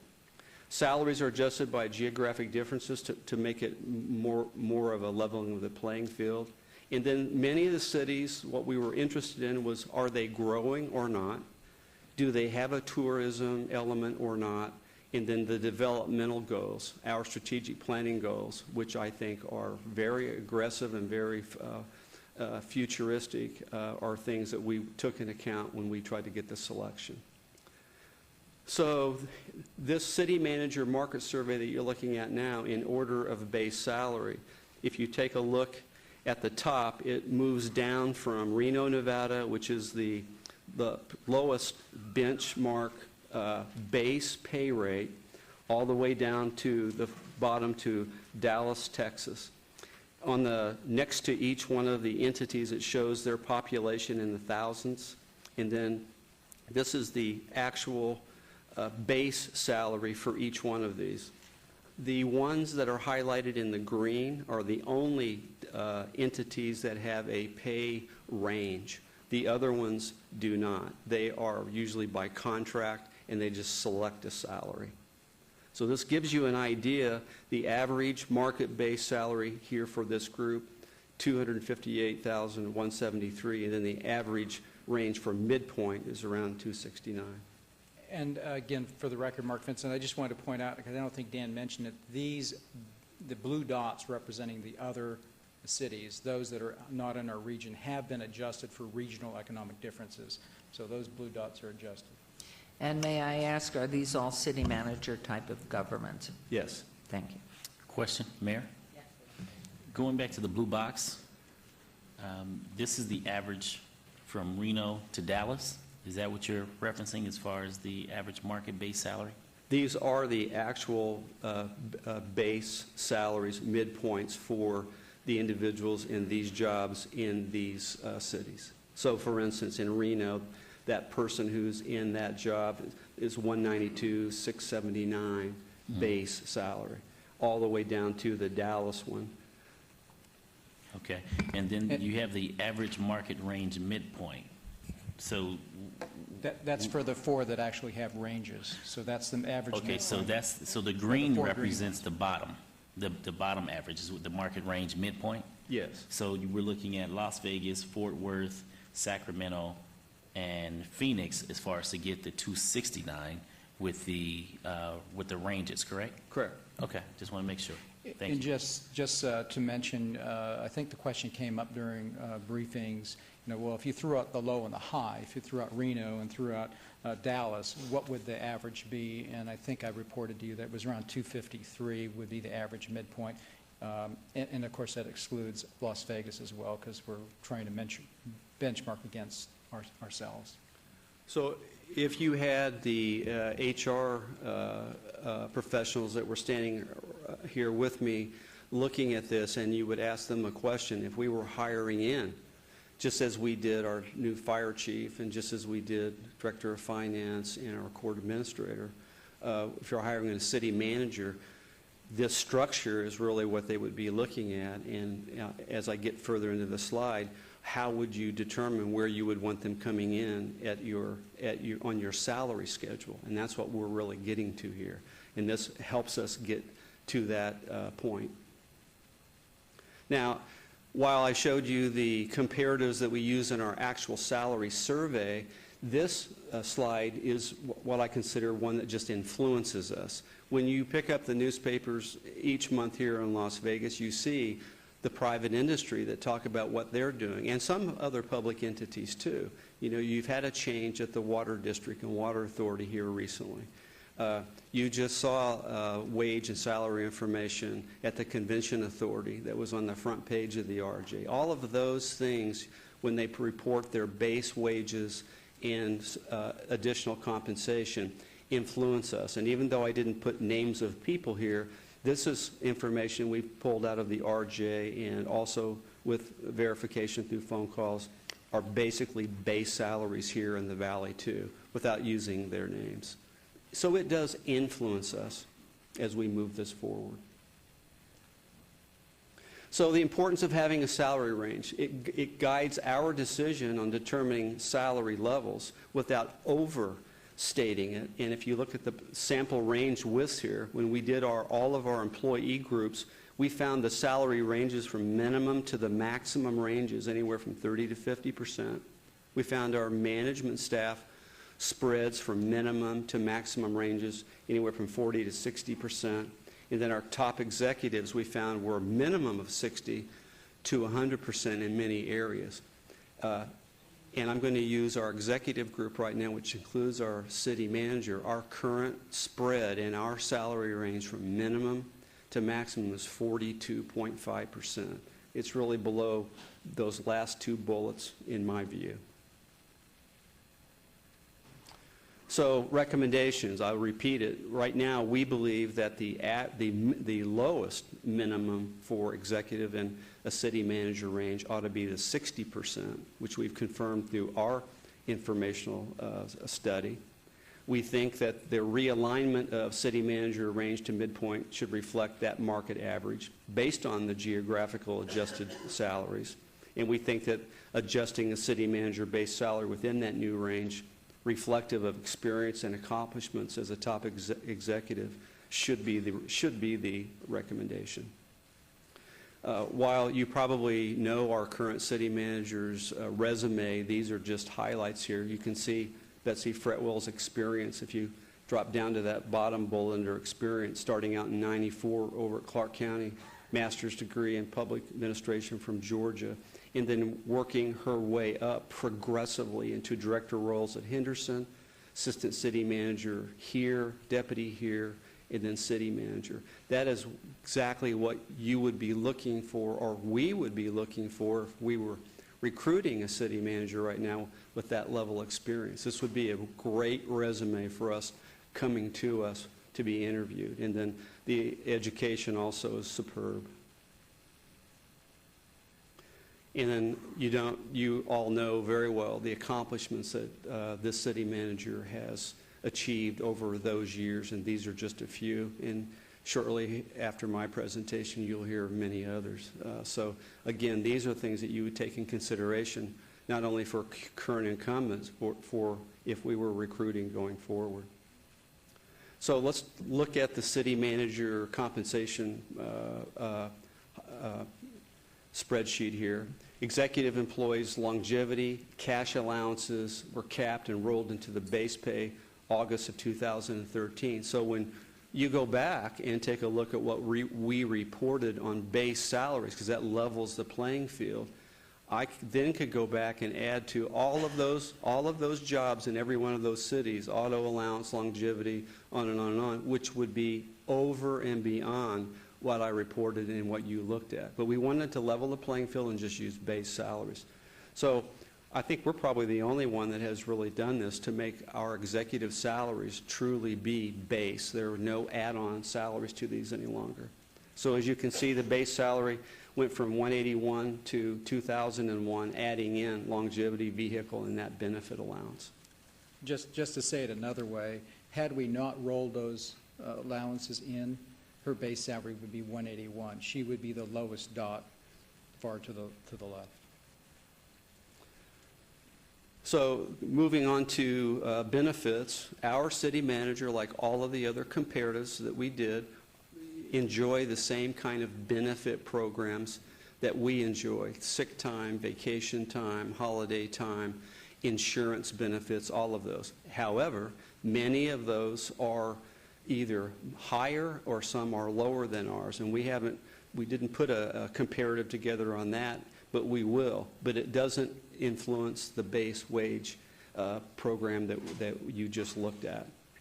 In January of 2012, the plan change, our annual sick leave was reduced by 50%, sick leave cap was reduced by 40%, and then sick leave hours were no longer compensable. So any of our executives that leave from that point going forward, those sick hours are not paid. And in almost all of the other jurisdictions that we compared to, they are. Those are benefits that are paid out at the end. The other benefits for city manager include annual deferred comp at 50% of the IRS limit and a 6 months purchase of PERS service for each year service as city manager.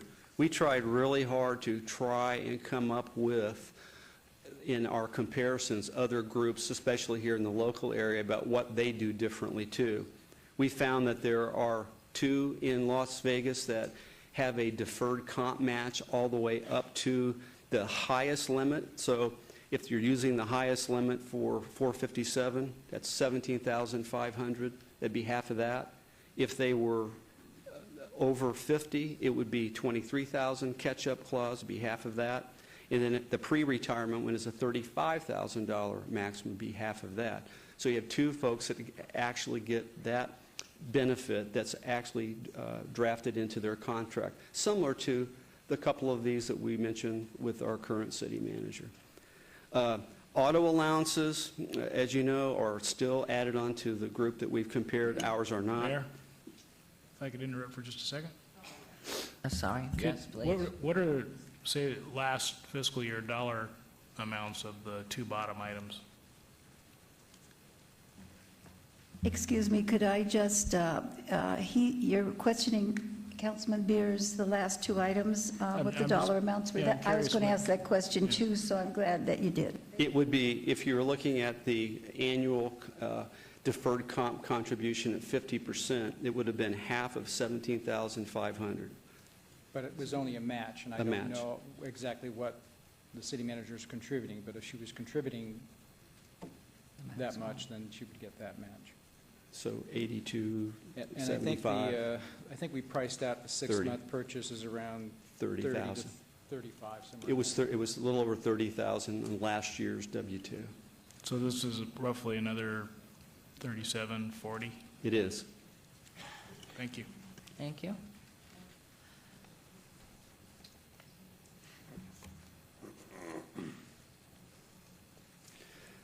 Mark's point earlier about where the city manager's at on actual pay schedule, this basically line shows you the base salary starting at, or started at 181 down below on the blue broken lines all the way across.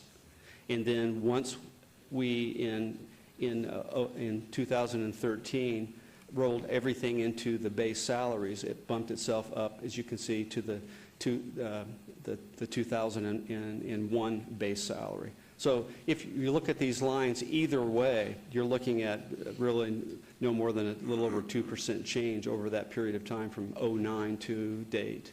So it's basically flat. But that's what happened at the city over that period of time with many of the others. Excuse me, could I ask a question? Yes, please. In relationship to the items about what Councilman Beers asked, is the monies, and you came to approximately 40,000 you thought they were worth, is that added into her salary? No. So we're not counting that as part of this other, okay. No, we're not. And again, remember that there's two aspects here. We have the benefits and we have base salary. So when you go back to the comparables, what did we compare to? We weren't comparing anybody else's benefits, and we know of several cases where they're substantial. And so it's not fair in an HR professional perspective to tag on the value of benefits when we don't necessarily know exactly what they are. What you're in other basically cases. saying is you're comparing apples with apples. You're comparing That's baseline salary with exactly baseline what we're trying salary to do. and not the additives, the benefits, But you're and not, everything you don't know else. what the other apples are, because $40,000 is a lot of money in extra benefits. But we do know what their base And it goes into PERS. But what we're talking about is comparing our city manager's salary base with other salary bases as listed, salary to salary, not the add-ons that we offer. But really, I think it should be compensation to compensation, because compensation includes both salaries and benefits, and that's what you get. So that's my questioning on it. Well, we tried real hard to separate those out I and know, show and base. it's- But, and I can tell you this. And it's very hard to do, I It know, is- because it you can't is. find out what the others have. Well, we have tried really hard. When you take a look at least two of the groups here in town, we did find that we have one person who, in a 401A plan, is allowed to match up to that maximum limit, which is $52,000. If they put that in, they get that paid to them. If we added that to this presentation, we believe that pulls it up and makes it more equal. I know we could do that, but many of the people that we were trying to do comparisons with have contracts, and they were very difficult to read and understand. One of the contracts that we read, a person gets unlimited sick time that they are able to cash in at any time, and that's a huge benefit if you allow that to go forward. So And I we will try understand hard. that. We will try hard to bring back or show you benefit comparisons too, but we want you to know they really are all over the place right now. Yeah, and I understand how difficult it was to find the information and how some of it you couldn't find. I'm just saying that in my mind, I think more compensation than I just do salary separately and benefits. But thank you. Okay, sure. So it actually gets, one of the other things that was mentioned to us when we were looking at recruitment, I had the opportunity to meet with the California PERS administrator last week for a couple of hours, and we were talking about insurance plans and how our program here in Nevada was doing under the Obamacare, Affordable Care Act. And it got to the point where he was telling me at the end, he says, you know, one of the problems we have in California is when you retire there and you are vested in the retirement plan, the insurance, the health insurance there, isn't a COBRA conversion where you pay it. The state actually pays 80 to 100% of your entire retirement. That is a huge benefit when you're really looking at your health benefit, which is really a huge issue. To say nothing of putting the state underwater. Well, of course, and that was his point to me. Well, and again, that's just another indicator why it's hard to compare benefit to benefit, because you might say, well, our multiplier is higher than California. Yes, but we don't get free health insurance when you retire. We have to pay. So, you know, right now we're talking about base pay, and we can stand here and represent to you that just about every city manager in any medium to large city has an employment contract that has other benefits in it that are not unlike what the city manager here is getting. What we can get and what we can compare to, and what comp analysts rely on is base pay, the midpoint, base pay in terms of the peers, and the midpoint of those ranges where we have those ranges. So this leads me to the last slide, and for our recommendation for a city manager salary range, we believe it should be, instead of 42.5%, which is the current one, it should be expanded to 60%, which would make it a minimum of $200,000, the maximum of $320,000. We also believe that the city manager salary should be placed appropriately on that pay schedule based on education, experience, and tenure. So kind of what we're looking for is at least one recommendation. Our recommendation is a motion to change the city manager rate range. Now, I can tell you that currently, the current city manager fits in that range, barely, but they're in that range. So changing the range does not change their compensation. It just merely changes the range. The second item on this slide, obviously you're going to hear her, you're going to be hearing Ms. Fretwell discuss her performance this last year. You're going to probably make a recommendation at that time. We can either make an adjustment here, or you can defer that and make it after you review her performance. So it's either way, but one thing I really feel like we need to do is we need to fix that rate range, because eventually the rate range we have is not going to be competitive. Thank you. Can you then, thank you both for the presentation, but can you leave that slide up, please? Thank you very much. I know that what we've been hearing for the, goodness, this is the fourth time we have been in meeting to discuss city manager since I first took office in 2011, and it has been of great concern to me. I think we've been extremely remiss but understanding we were in a recession as wicked as there could be, probably only outdone by 1929. And so I understood that every year as the belt was tightened, and then we've seen a little growth this past year, and we're beginning to see that continuum. I could understand why we held tight and did things to compensate and offer an incentive to keep our city manager here. But I think without equivocation, the qualifications that you have shown there, and there are many more that aren't there, the education, the high regard, and being on the advisory board of the U.S. Conference of Mayors and talking with mayors nationwide who are extremely jealous of the achievements and the accomplishments that have been led by our city manager, and always looking to take, steal, and offer a compensation that's attractive to a top quality person. We have been a leader here in Las Vegas, largely orchestrated, as we all know, by Betsy Fretwell. But I think the key is we're not talking so much about Betsy as we're talking about the city of Las Vegas and a compensation package to attract and retain the best. And to me, you can't pay the best enough, and whatever you pay mediocrity is way too much. So if in fact we were looking for someone, we would get at the base of this range, we would not get someone, in my opinion, and having worked for 26 years, in the position to select top-notch employees. It wasn't so much about anything other than you get what you pay for, you have to attract, and you have to retain. We certainly know that our city manager has the education. We know the experience and training and her leadership skills. She's respected throughout the state, been asked to sit on so many committees to take our state forward in our southern Nevada area, including the the LVGEA or GLVEA.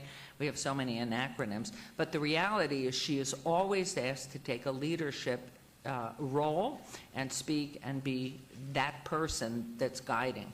And since 2008, well in advance of other municipalities nationwide, but certainly in Nevada, tightening the belt and seeing what was coming. But I really think this is only about salary adjustment. And if Ms. Fretwell were not with us today and had left months ago, for $200,000 minimum base salary, we would have lose every single time on getting the best in our community. because it is a reflection of somebody's understanding of your worth as a leader. And so I think we have been very, very remiss, and since 2013 and 2014 look to be a continuum in what we're doing, and looking at this specifically as a salary adjustment base, not only for Ms. Fretwell, but most specifically to fill her spot if, in fact, tomorrow she said, I'm out of here. We want the best. We've had the best. And I think this is a very separate issue, and I'm delighted you have done it ahead of her report on her achievements this year and what she's looking forward to, because I think we would be a city of our growth and our determination and the spontaneity, everything we're about here in Las Vegas to keep ourselves at the forefront. We will not have a city manager of any quality at a lesser salary. So I'm going to move just right now, because we've spent a long time on your report. I have no idea what's going with this, but I really believe I would like to move that we go ahead and move to this midpoint by the end of this year, with a $30,000 increase effective to July 1, the beginning of the fiscal year, assuming there is no major falter in the economy, to give the other $30,000 by the end of December. If in fact, the economy drops and falters, or there's a challenge, that second $30,000 at the end of the year would come back for a city vote, for a council vote. But at this time, I think we are absolutely remiss not to get this adjustment, the adjustment for the city manager, who happens to be Betsy Fretwell, who's way down at the bottom of the scale, and that is going to be my motion. $30,000 effective immediately, retroactive to July 1. $30,000 addition to get to the 260 mid-range point, effective December 31st. So in this calendar year, the U.S. year. And then not bring it back unless the economy shows that we have some real challenges again. And so that is a motion I'm going to make now. And then we can see what happens with that. And I just, aside from it all, I just think she's been an absolute jewel for us in the city, and is on every committee 24/7 and has taken us to great heights. So that's my motion. If you will, please throw it up there. And I'm asking you to vote. Question on the motion. Yes. Thank you. Just for point of clarification, I thought we were taking this in two different processes. And correct me if I'm wrong. The presentation before staff today was to lay out the spectrum of the salary range, and it was my interpretation, and I could be wrong, but just clarify. But my interpretation was that we were going to solidify the range, whatever that range may be, and then come back under a second item to address the city manager's compensation. What I'm hearing now is that we're doing all that in this motion? No. What I'm doing here, and which is where we sit as a city and our responsibility, we have to be out there and be able to attract and retain the best city manager, which would mean we could attract a lot more with 320. But I think for the city of Las Vegas, just coming out of where we've been, that's a little much.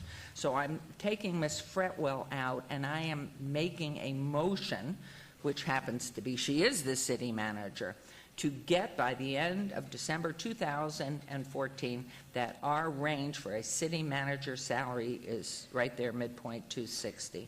I'm doing it in two pieces because I don't want it to come back if, in fact, the economy holds and continues to improve. Now, after we hear from Ms. Fretwell, she would, and her report to us and everything else, if it's up to the council, they would like to add some more. Well, I'm just thinking that here before us is a range, the bottom side for city managers, right, is 200 to 320,000. Correct. Is the range. Correct. Right?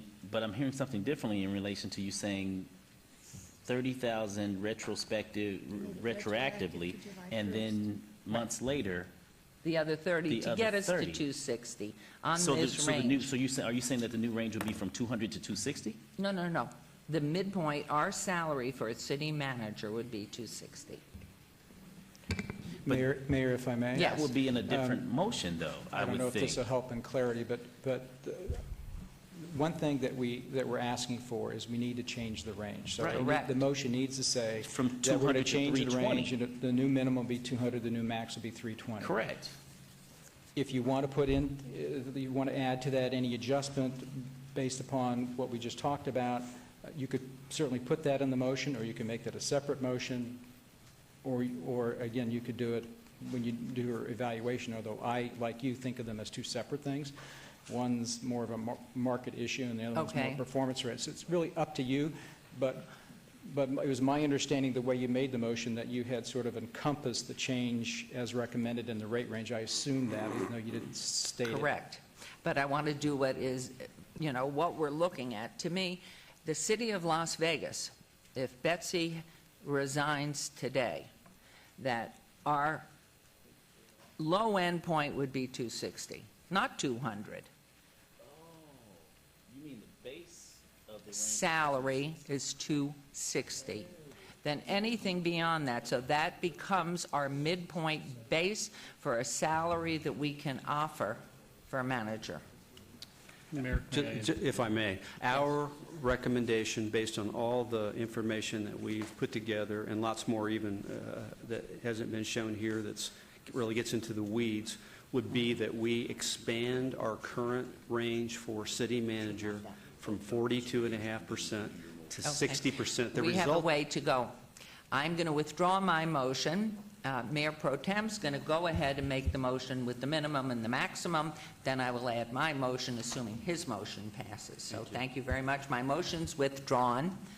Okay, I'll make a motion to change the city manager's salary range and follow the recommendation of staff to concur with what's on the screen there. The minimum of 200,000, the maximum of 320, and that will be my motion.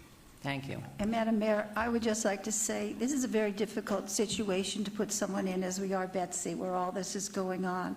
I don't think there's a person up here that doesn't think that Betsy isn't fantastic and hasn't done a tremendous job.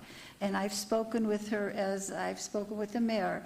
I have some feelings about this related to other things. Not one of them has to do with her abilities or what she has done. It's just a difficult situation. Thank you. Thank you very much. And there is a motion, and Your Honor, we need I will be, Councilman Beers. I'll be voting against this motion, and I'd like to state why. The benefit package we're paying our city manager approaches 60%, probably exceeds 60%. And anytime you get into that range of benefit package, which is it's not unusual in my experience for top executives to be in this situation. It's really a negotiation, and it is impossible to compare apples to apples. That is what I took away from the presentation today, and therefore I don't think the concept of a salary range really makes sense for your top executive. Perhaps that's the reason why we're one of only 3 comparable cities that expresses a range for a top executive. Thank you.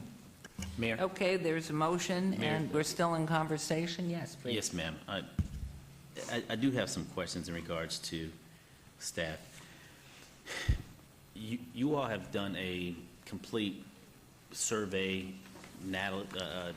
research analysis in relation to all of the salary structures throughout the city of Las Vegas, from the bottom tier to the top tier, correct? Correct. Okay. And with that, each one of those tiers have a range. Is that accurate? That's correct. Okay. Which one of those tiers, excluding the city manager, has a gap of $120,000, or come close? What is the second? It's not a gap. Right now, the executives, which are department heads and equivalent all the way up to city manager, have a range of 42.5%. And when we went out and studied this, we found that the minimum range for executive level salaries really started at about 60%. So we felt that was a reasonable thing to do. So this is a 60% range. A 60% range. Yes, that we thought is comparable to what we saw as an average. Okay, so on all the tiers here at the City of Las Vegas, what is the next range of percentage that comes close to 60%? We have several that are over 42, and we have several that are over the 60% already. And that's a different you have those issue. you have those in the slide? No, we don't have the slide, but if you take the groups, if you take the appointive, and that's why we're working hard to come up with a matrix that makes more sense, because they are all over. We have some ranges that are 80%. We have some ranges that are 80% in the appointive ranks. We have some that are less than that, 50%, 60%. They vary, and the goal was to try to get all of those into a matrix that made sense, that was competitive, and we weren't really overpaying because of that. And have you accomplished that today? We're very close to that.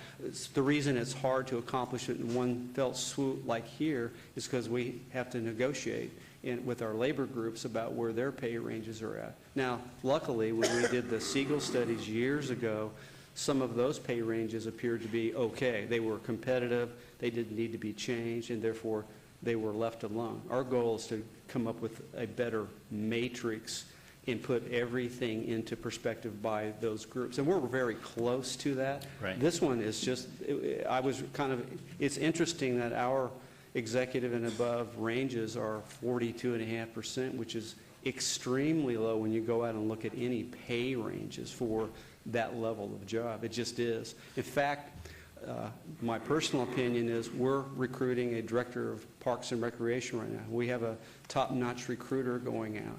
And when they put out the job spec, they show our salary range. Many of the people that apply for that job believe that the top of our pay range is what our hiring rate is. It's not. We typically like to hire in at minimum to midpoint. And they look at that high, and then when we explain to them, no, that's really the top of the range, you would be coming in lower than that, many people just say, I'll look elsewhere. So our real goal is to come up with a good range for all of our groups that are market-driven, and we continue to look at the market and change them as the market changes. So having said that, do we take into consideration ability to pay? Ability to pay? For all those changes? Can you be more specific in your question? We're talking about the city manager rate change, because there's one person there. We're talking about all of the rate changes. Both. In the case of the city manager, I can tell you that while we did not specifically budget for this particular level change, that we can't absorb it. We have begun to do Can or cannot? We can. We can absorb Can it. It will have no budget impact. It will not create a budget issue. Okay. As we go deeper into the ranks and start looking at the analysis, there was a slide that Dan had put up. I'm not sure it was clear, but those. Would you go back to that slide, Dan, The please? rate ranges, the rate ranges for the different groups. Those are what the market is telling us they should be. That's not what ours currently are. And so when you start making changes to those ranges, you're going to have some consequences, just as we did when we implemented the Siegel study, not that one, the one where you talked about the ranges, the recommended rate ranges. Because ability to pay is going to make the biggest difference as we move from the top down. And so we're going to have some people, if our ranges are too broad and we narrow them, we're going to have potentially some people that will be below the minimum that will have to be brought up, and we have some people that are over the new maximum that maybe we would redline as we did with the results of the class comp study. When we look at all that analysis, we have begun to price that and all the effects. A lot will depend upon. A lot always depends upon the ability to sustain those, and so. As Mayor pointed out, during these last 5 years, in fact, I've already reported to you, when you look at the 3 appointed positions that report directly to you that you're reviewing today, all 3 of those positions went for 6 to 7 years without having one increase. essentially no increases. We understand that when you're in a recession, you can't always adjust all the things you think should be adjusted. So the short answer is we don't believe we currently can absorb the entire change that we might present to you, but that's part of the budget process that we have to go through as we begin to apply our comp plan to where people currently are, because there are some legacy issues that we still have with But those will work out through attrition as people retire and the new employee comes in to play. And that's what I'm looking at, because once we start to establish the baseline for these ranges, there's going to be some up and down. Some individual will come in on a specific tier that if they would come in now would be on a total different pay scale and salary base, right? And so as we adjust those ranges, I want to make sure that looking forward, we as a city, because keep in mind, we are within a $9 million structural deficit today, correct? Mr. Vincent? Our budget was a $9 million, roughly a $9 million structural deficit, but as we see here today, it's shrinking. So with that moving forward, as we continue to try and attempt to balance this budget moving forward, and we also try to align the various ranges from all levels throughout the city of Las Vegas, we have to be mindful that that can basically impact that structural deficit moving forward as well, good or bad, depending on how, in fact, we align it accordingly. So I truly believe in making sure that everyone is paid a fair wage for the services in which they provide. And so I'm not opposed to the range, but I want to make sure that systematically, as we approach this, that we approach it from the standpoint of being fiscally responsible and not doing anything to devastate future administrations from now. And I appreciate that. I think I got the slide down below. This is what our width of ranges per very broad categories look like as an average when we did our comparisons. And to answer your question, while I was concentrating on the city manager pay schedule of going from 42.5 to 60, when I look at the other groups in the city, we have some that are over what we believe the structure should be, and we might make recommendations to actually reduce or condense them. So going to your point, it wouldn't have an effect on the new people coming in. But we haven't gotten there yet, and our goal is to really take a very hard look so when we do adopt it or recommend it to go forward, it's in the market and it's something we can grow with as the program grows. But many of them will not go up. Some may stay exactly where they're at. Some could even be reduced because they're over the market on the range as it is today. I appreciate it. Thank you. Thank you, Mayor. Thank you. All right, there was a motion to accept the recommendation for a change of the range from 200 to 320. And so if you'll please vote. And you'll please post on that. And that motion carries. So now moving forward, would it be in the best, moving this properly forward, and thank you, Mayor Pro Tem, for doing that. I am just, because it is about the position, my motion's about the position, and a salary adjustment for the position.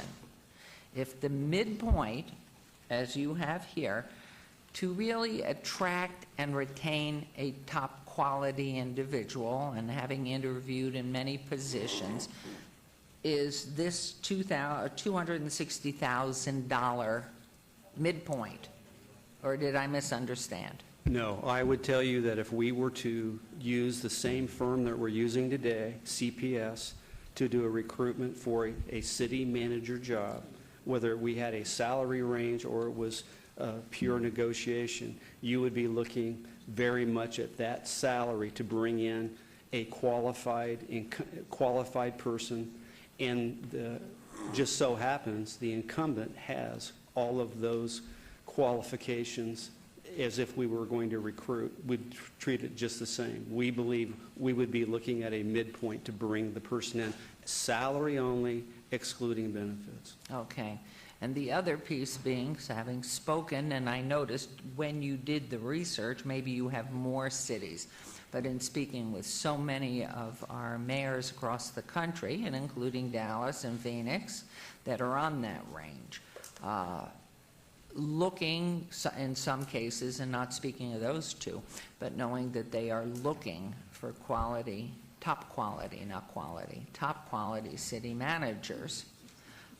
Were they in a position to offer more? It might be attractive, maybe other things wouldn't be.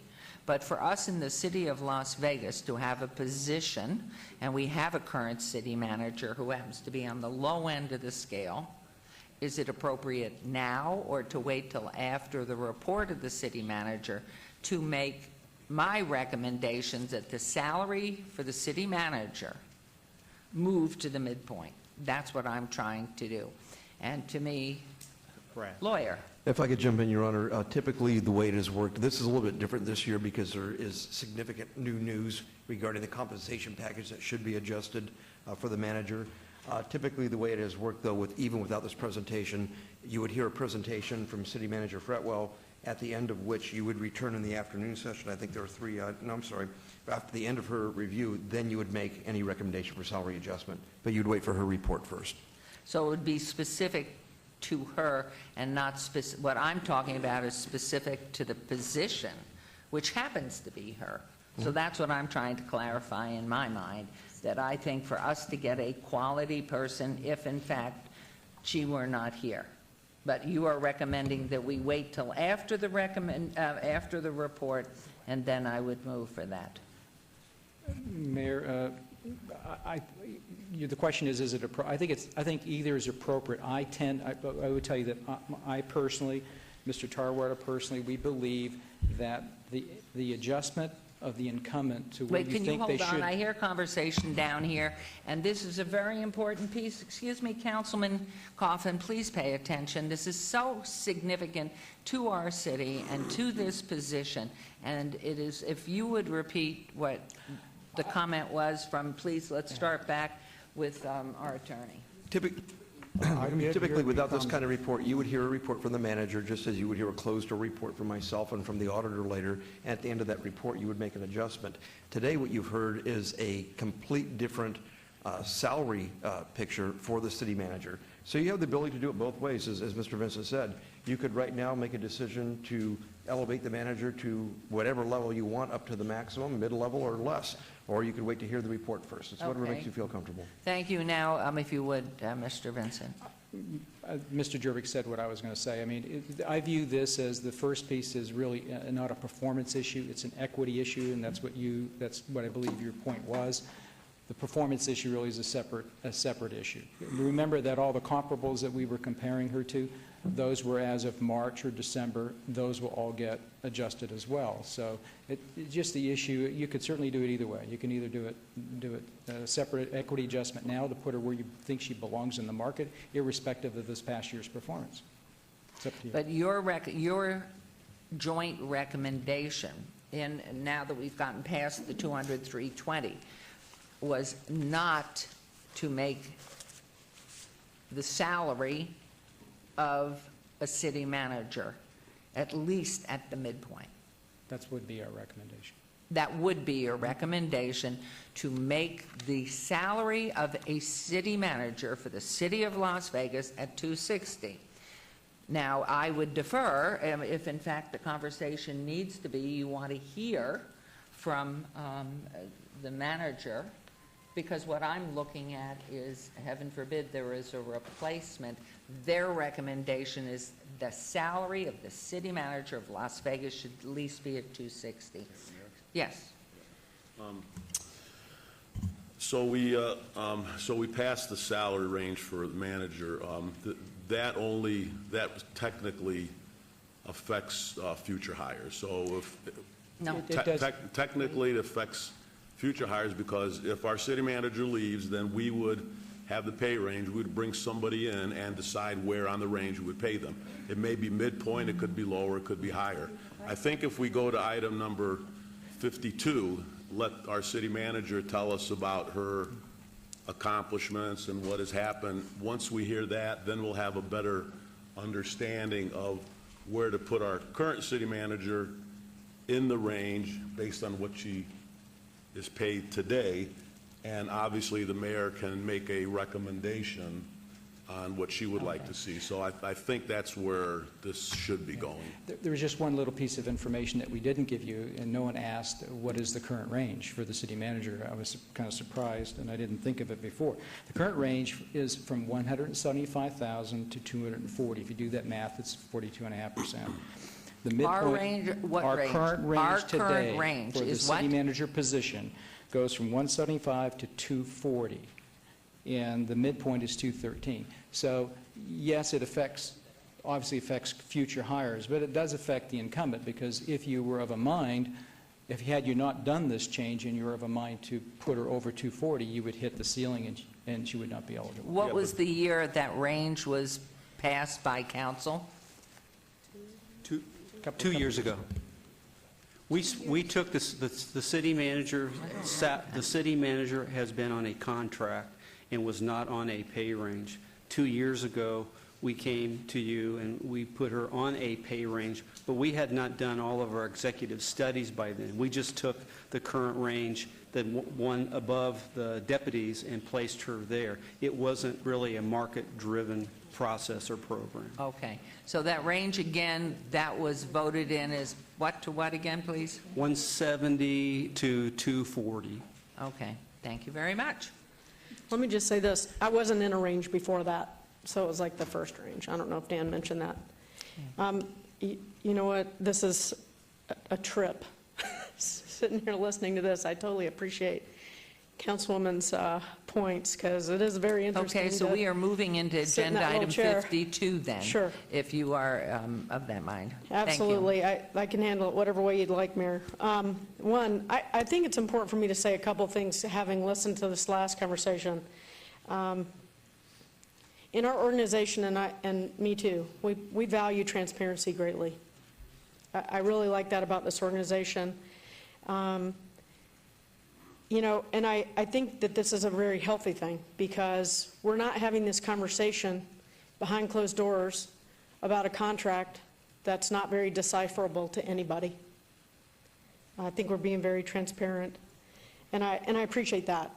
And I found in my contract, when I first entered into this job, that I didn't do things like many other city managers have in the past and in other jurisdictions, where things were built into their contracts that were absolute automatic adjustments.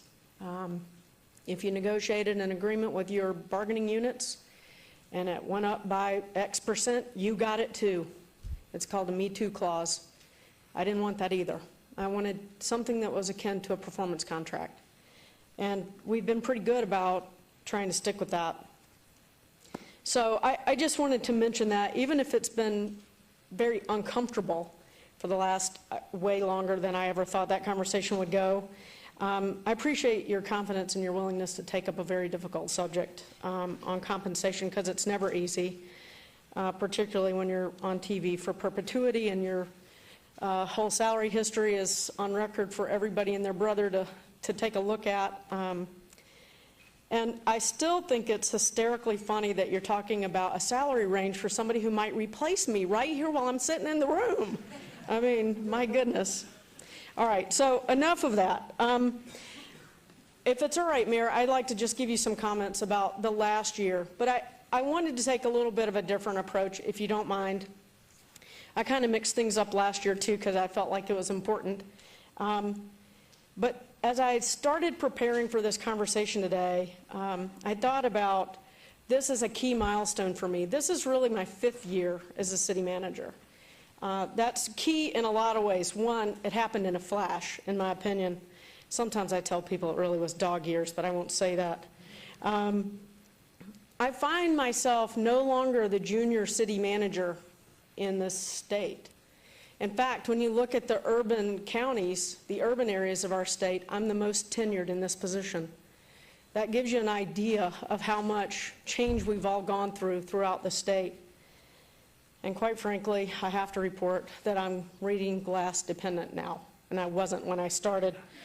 At least I don't have to be dependent on a bottle yet. So anyway, but as I sat here thinking about it, I couldn't have this conversation without taking a look back at what it was like when I started in this job, because I think it's kind of easy to forget.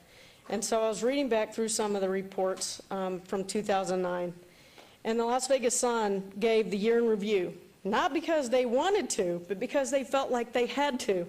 And in their words, they said, it's been that kind of year. So what I'd like to do is talk a little bit about that.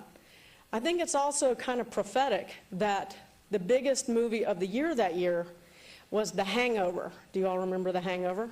It was based in Las Vegas, and it was very fitting because for sure we were in a hangover, a serious one, a very bad one. We had a hangover from the heydays of the 90s and the 2000s, and it was hitting us really hard. When I look back, there were a few of you on this panel, Councilwoman Tarkanian, Councilman Ross, Councilman Barlow. Councilman Anthony joined in the middle of the year that year. So we've had quite a bit of change in our leadership as well as we've moved along over my tenure. Let me just kind of give you an idea of what we were facing at the time. We had a budget deficit of an estimated $40 million, and that was structural. I take a little exception with Mark saying our $9 million deficit this year is structural, because I don't really believe that. And a 5-year structural deficit approaching something on the level of $400 million. Now, if that doesn't bring back nightmares to those of you who were sitting up here at that time, it certainly does still to this day for me. 17.3% of all the office space was vacant, and that was the highest on record then. That was only to get worse. 13.1% unemployment level, the highest recorded at that point, and it got worse. We had a 10.4% drop in gaming revenues. 70% of our homeowners were underwater. C-tax was in a free fall, or so it seemed, and property tax abatements were at an all-time high. The city was under extreme scrutiny for our investment in the Mob Museum. The Culinary Union had presented a petition against the new City Hall. President Obama had made comments about not traveling to Las Vegas. Budget stalemates occurred at the state legislature, and our own, very own Councilman Coffin, as a sitting senator at the time, wanted to tax prostitution. You were supposed to laugh. Sorry, that one fell flat. As I reflect on the difficulties that first full year I served as a city manager, it was a harbinger of things to come. It got worse, way worse. But we not only survived, we are thriving. We are in a completely different position than where we were 5 years ago. So how do things look now? Last year, we finished the year with more revenues than expenses for the first time in 5 years. We improved our budget condition last year. We actually finished better than budget and made some significant capital investments along the way. It seems we still have some budget fluctuations that are still going on, but I really do feel like we have overcome to a great degree the structural deficit while we've restored many of our programs. And I think that's really important to know. We're waiting for the revenue to catch up a bit, and we're continuing to cut our costs and be smart about what we invest in. We still have fewer employees than we had in 2001, though, and we're able to do that because we've done things differently. We've invested in technology, sustainability, and made our wages more market-driven and competitive. We've maintained our bond rating of a AA stable condition, and we have healthy reserve levels. We were successful at some of those projects that were questioned in 2009. Our move to this City Hall paved the way for Zappos to relocate their headquarters downtown. I won't get into that and all the residual impacts, but they've all been very positive. We finished the Mob Museum and the PAC, and they're all doing well. Our unemployment is back down to 7.6%. Reportedly, only about 33% of our houses are still underwater. Downtown has one of the lowest office vacancy rates in the valley. Our gaming revenues and visitors have rebounded, but our visitors have changed, and I think this is really important. They're by and large younger. They gamble a bit more daily, but over far less time, and 15% of those visitors say they'll stay near home instead of coming here since 2009. So I'd say things are changing, and they always will, and thank goodness, because it'd be boring without it. As I look back at the last year, however, I think it's important to highlight some of the significant performance. One, we attained a greenhouse gas emission level of 1999 levels. We're on our way to the 1990 levels, and that's a significant improvement in our environmental condition here. 40% of our licenses are issued online. 60% of our license types have been eliminated by now. 80% of our plans are submitted online. Planning review times have dropped from over 100 days to under 90. Entitlement reviews have dropped from 50 days to 11. We have a 42% cardiac save rate when the event is witnessed. Clearly a national leader there. Our building permits are holding their average at about 8 days. Our fire review times, I want to call this out, have dropped by over 300%, much closer to our goal of a 5 and 10 day turnaround for system and plan reviews in that function. We knocked it out of the park on our customer survey results. Our survey showed us 20-point outperformance of our other similar sized cities for citizen satisfaction. That's incredible, and we should be very proud of that. We also did very well on engaged employees, scoring 15% higher than our peers in that category. We received $28 million in new market tax credits. That was a watershed moment. That's going to open the door for a lot of great development going forward for our city. We have $120 million in new project commitments. We have commitments of over 1,400 new jobs in the next 12 months as a result of that. We made some significant hires. We hired a great fire chief. We hired a great finance director. And we just hired a new Muni Court administrator who all are top-notch candidates. I'm really proud of them joining our team. We gave significant effort to help stabilize North Las Vegas. A lot of effort. We've gotten Downtown Achieves underway to make a marked difference in how our 7 underperforming downtown schools are into their future. We have an RDA partnership with CCSD. We've been working on that for over 5 years. Our social media activities just exploded. I mean, I remember when the mayor ran, she said she didn't even know what a tweet was, and now she's tweeting herself. We turned around our transparency scores. Councilman Coffin sent me a memo. It was professional but clear. Fix it. And our transparency scores went from a D to a B, and I know we're going to get an A next year because we just put our checkbook online. We completed all of our labor agreements. We've been able to restore everything. We've been able to restore everything that we once had. We have won numerous awards in technology, service, and public works projects. And maybe this is just a personal feeling of mine. We won 9 sustainability awards, culminating with the U.S. Conference of Mayors Climate Award, Climate Protection Award. We beat out L.A., New York, and Boston for that. That's big-time competition, and I'm really proud of that accomplishment. As I think back to where we've been and how we did it, I see several key indicators. One, we stayed focused on 3 key things: economy, stability, and service. Economy, stability, and service. Albert Einstein said it best, I think, the significant problems we have cannot be solved by the same level of thinking with which we created them. Our team did that. Our team rose to the occasion. All of us, our extraordinary council today and those who served before you, our executive team, Orlando, Mark, and Scott, our incredible department head leaders, and our committed and talented employees. I thank you for letting me be a part of this greatness. I'm so proud of it. I'm really proud of it. And it's a blessing to have this opportunity to be the city manager. I've told you before, you know, who would have thought this little upstart kid from upstate South Carolina was going to come out to Las Vegas and run the 24th largest city in the country and love every minute of it. We've turned the ship around. We have new community-driven priorities. We would have never had that conversation 5 years ago. A much restored service level to our community, a rebounding economy. We are thriving. And no, we're not perfect. There have been mistakes along the way. But as Billie Jean King said, champions keep playing the game until they get it right. And so does our city. Las Vegas loves a winner. I say we're one. Thank you. Thank you.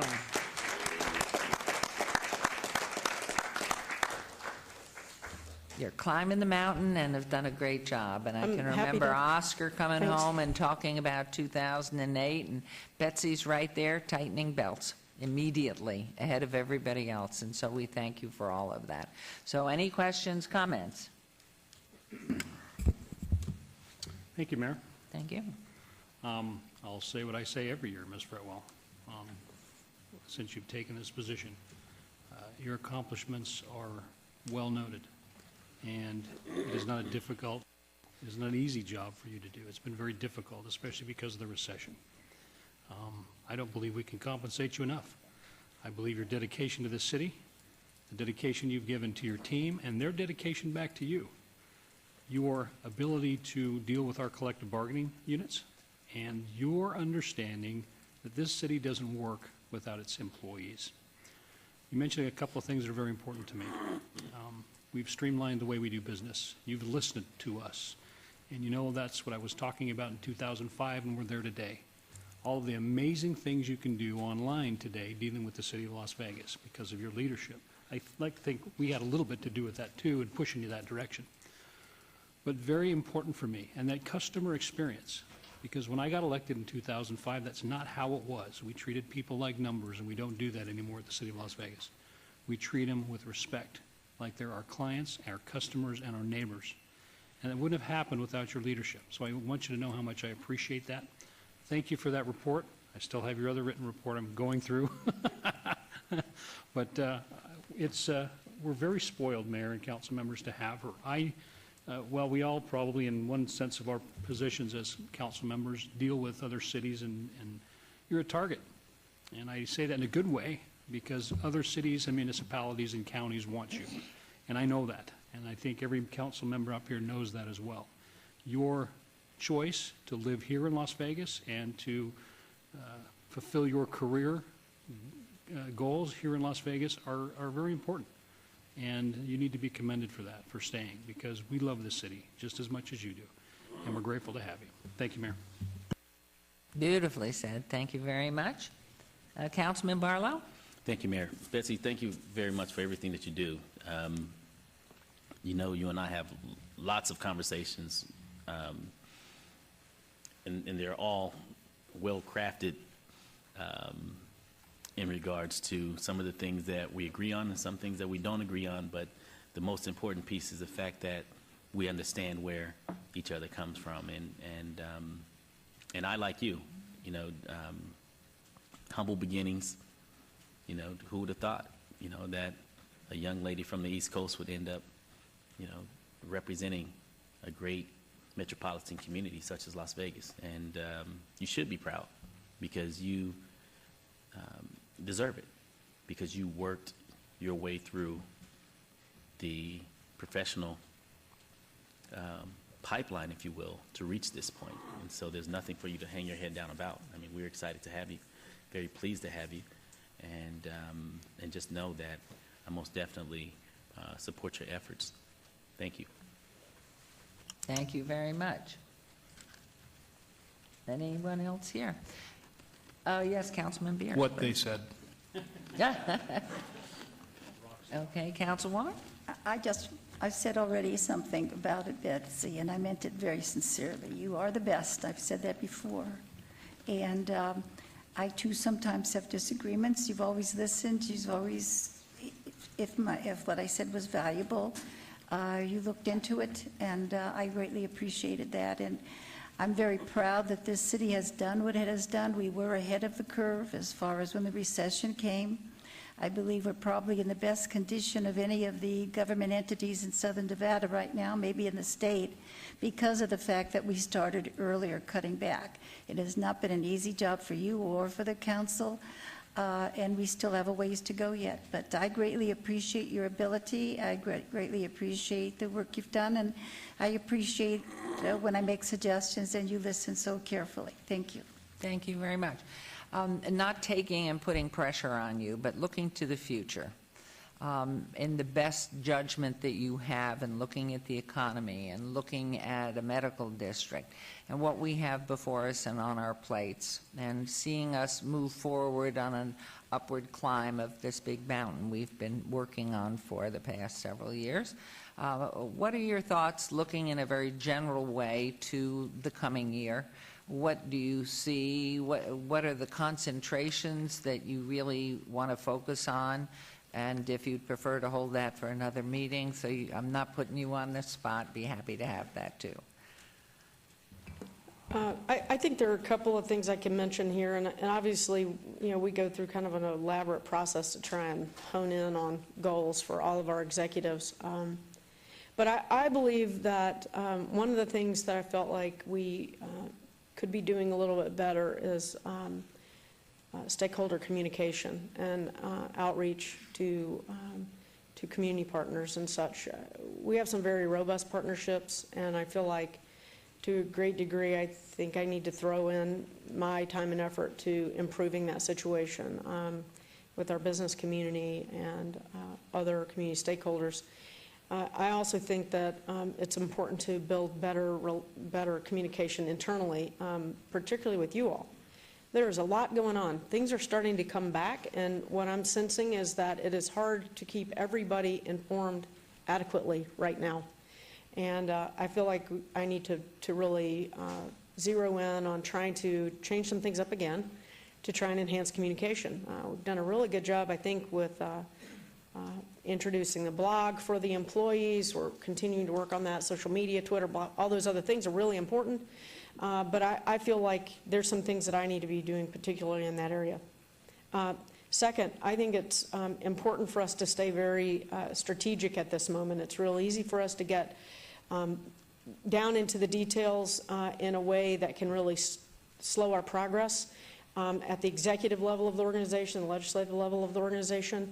And so I feel like it's important for us to pursue this strategic planning discussion, which we've got a later item on, and do that with a lot of energy and a lot of inclusiveness, and I think that that's going to be critically important.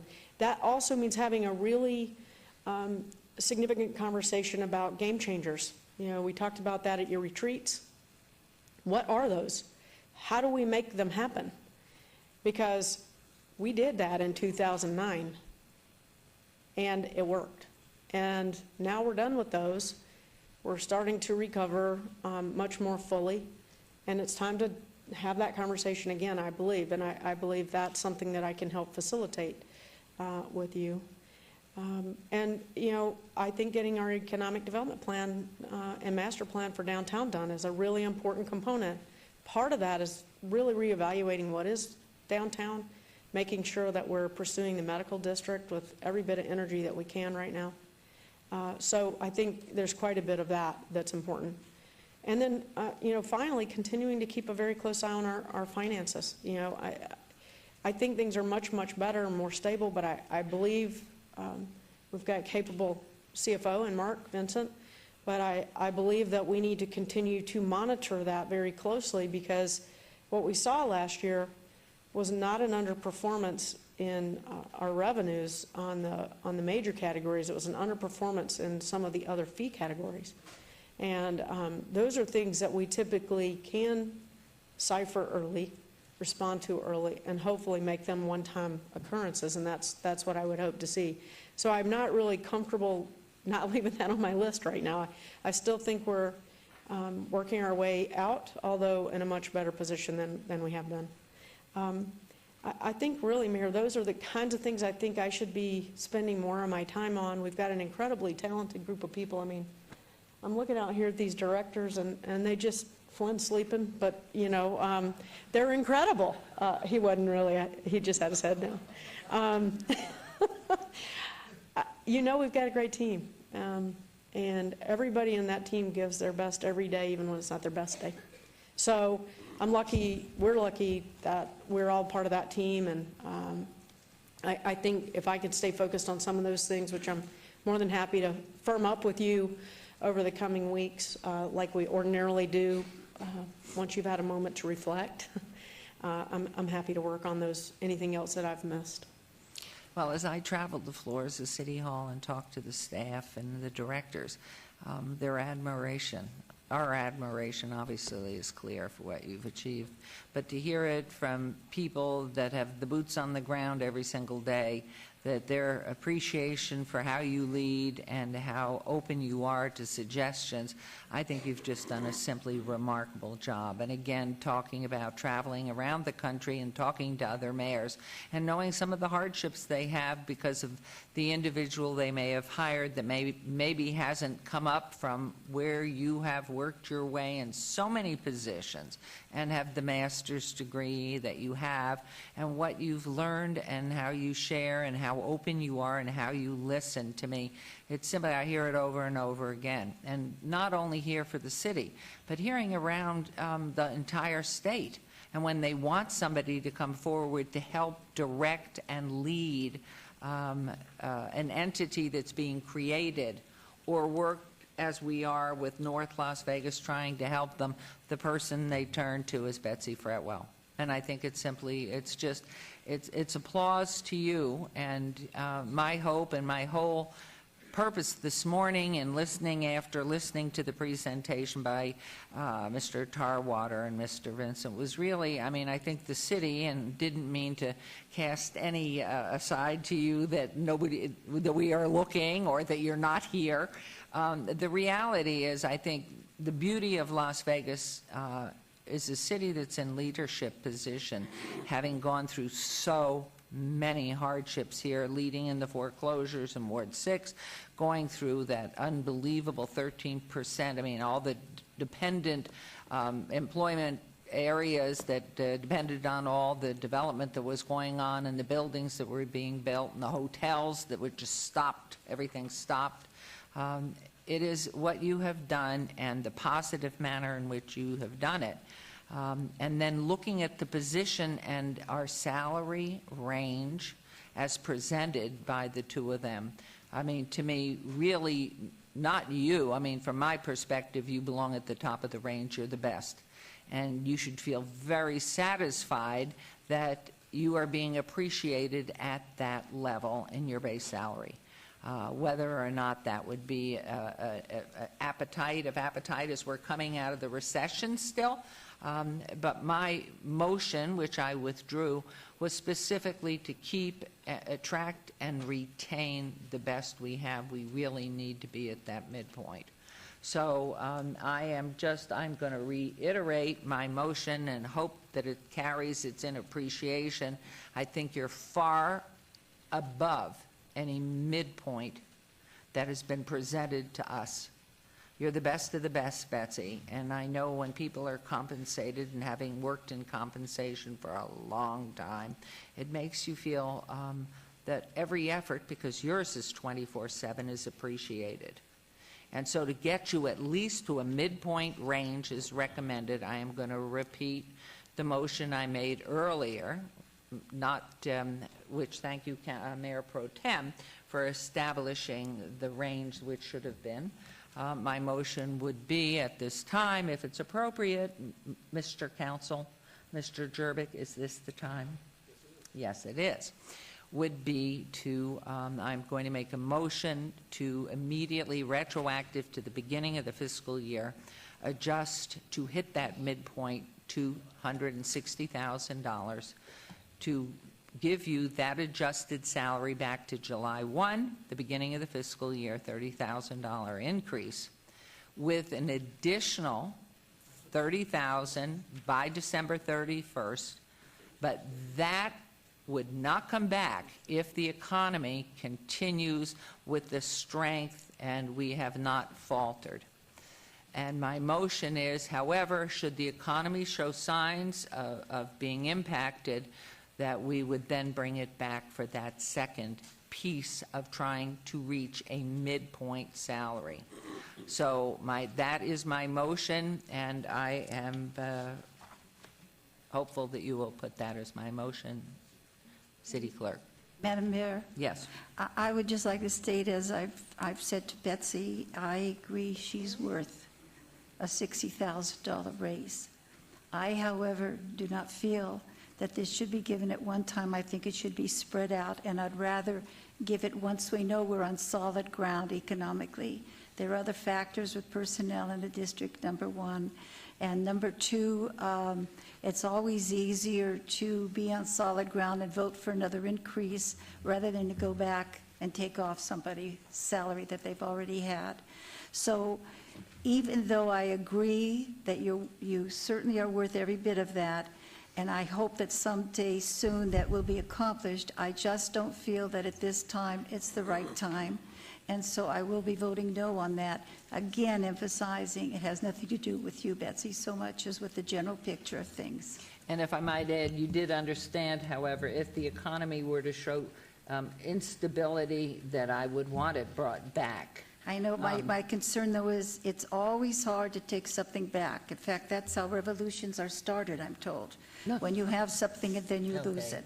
But that's, but I think you've tried very hard to do that, Mayor, and it's appreciated. Thank you. I just wanted you to be sure that you understood if there are signs, I would want to be brought back to the council, but at this point, that is not my motion, unless there is a faltering in the economy. Your Honor, So- if I could speak to the motion. please. It is not a reflection on you that I'll be voting against this motion as well, Betsy. I wish we could give you a $120,000 raise. You're worth every penny. But somebody like you is somewhere down there on the list of priorities, how much money you're making. You are an internally driven, wonderful manager, and I'm exceptionally impressed and blessed to be able to have worked with you for this 2.25 years. Just so it's out there, she's going to leave when she's ready. In Phoenix, they gave their city manager an $85,000 raise, along the lines of the same percentage, and 9 months later, he quit for a $500,000 offer in California. We're always going to have that $500,000 offer in California hanging over our heads. And in the meeting I had with Betsy last week, I asked her to prepare a succession plan because it's a very real threat. It's going to happen. She's incredibly talented. But a raise like this isn't going to keep her here. It's not what she's working for. She's working for the organization and the accomplishment and getting stuff done. And if your motion fails, Mayor, I'll follow up with a motion for a 10% increase in base. You? Any other comments? All right, there's a motion, and please vote, and then please post.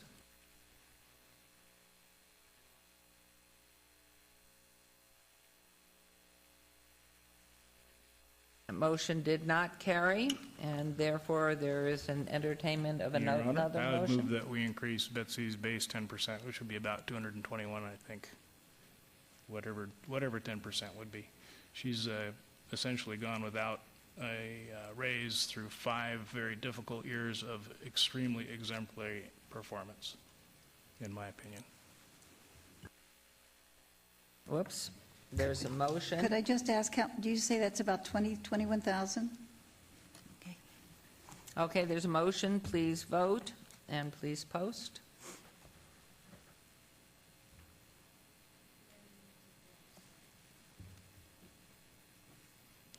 Thank you. The motion carries, and we thank you. Thank you for your Ms. consideration. Fretwell. Thank you.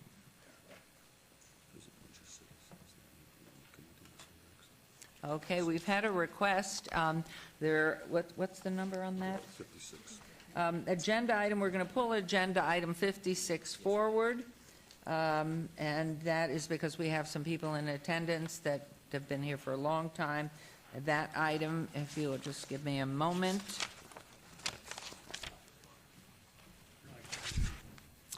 Discussion for possible action regarding the Neighborhood Partners Fund, NPF. Board recommendations to allocate $55,000 general fund for 18 neighborhood projects. This is in reference to all wards, and Mr. Harson's hello. Can you hear me? How's it? Good morning, Mayor and City Council. Steve Harson, Director of the Office of Community Services.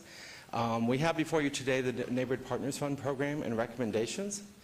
Let me give you a quick background before I introduce, and I know everybody knows Greg Toussaint, who is the chair, but I want to give you this moves. Okay. Quick little background on the NPF program.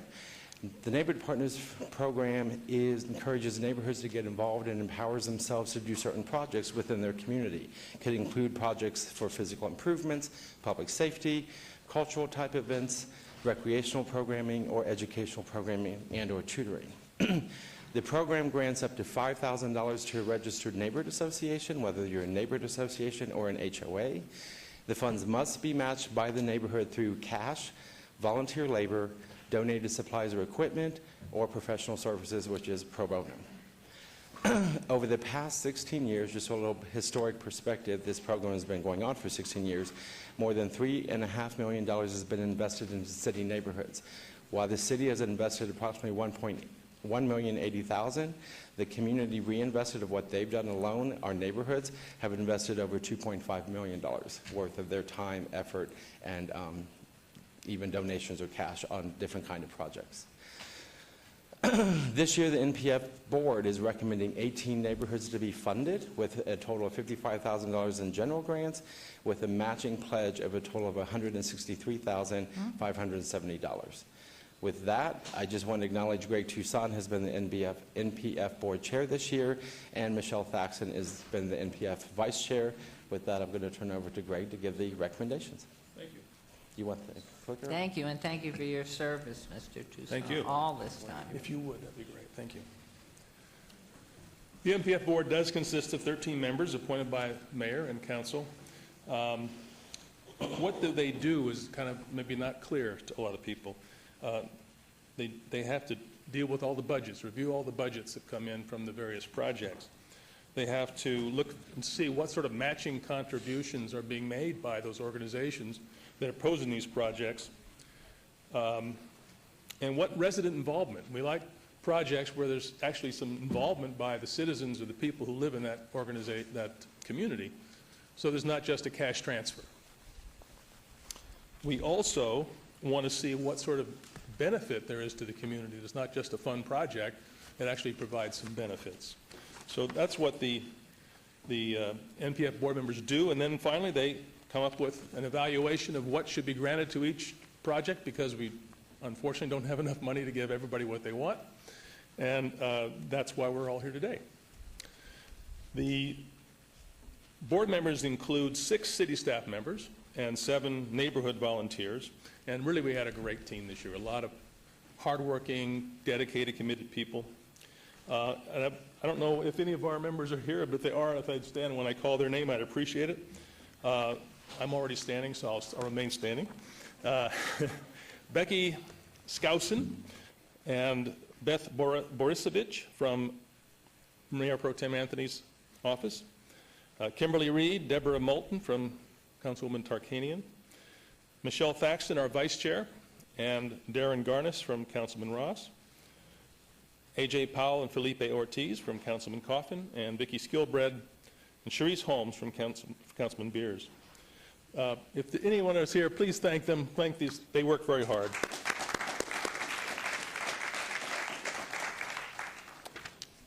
The NPF board members are recommending 18 projects for approval. I won't go through all the details, but as you can see, they're quite varied. There's a lot of different kinds of projects involved.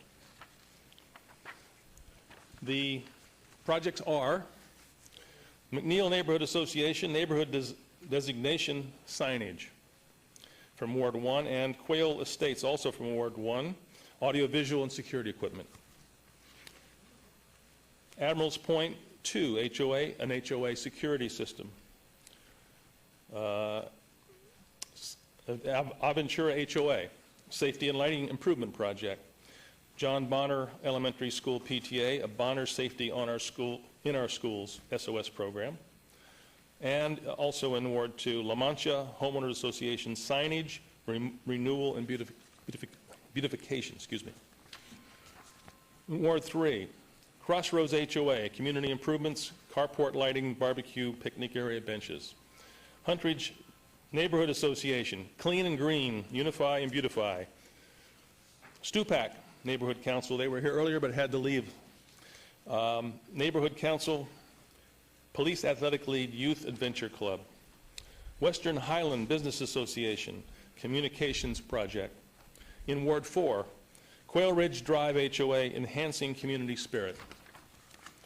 In Ward 5, Cultural Corridor Coalition, the Cultural Corridor Awareness Campaign. Northwest Area Residents Association, the San Miguel Community Garden. The Greens HOA, Security Camera Upgrade and Lighting Enhancement. Willowdale Estates HOA, Willowdale Annual Security Event. In Ward 6, Eagle Creek Heights Park Equipment Renovation. Four Winds HOA, Park Renovation Phase 3 Security and Lighting Update. Whisper Creek Owners Association, Entrance Landscaping Enhancement. Those are the 18 projects for a total of $55,000. The match is $163,570, which basically is a total project of 4 times the city's investment. The city's investment is 25% of the total cost. So the match is what really makes these programs work. The MPF board is excited about these really wonderful projects. They are created by very enthusiastic neighborhood leaders. Every project makes a positive impact on their community. I would like to note, from a personal point of view, 8 of these 18 projects address security issues. And, you know, as we all know, crime is a concern, and it's clearly, as someone who's been on this board for some time, becoming a bigger and bigger issue for these associations. And they're taking it in their hands to do something about it. The members of the MPF board recommend and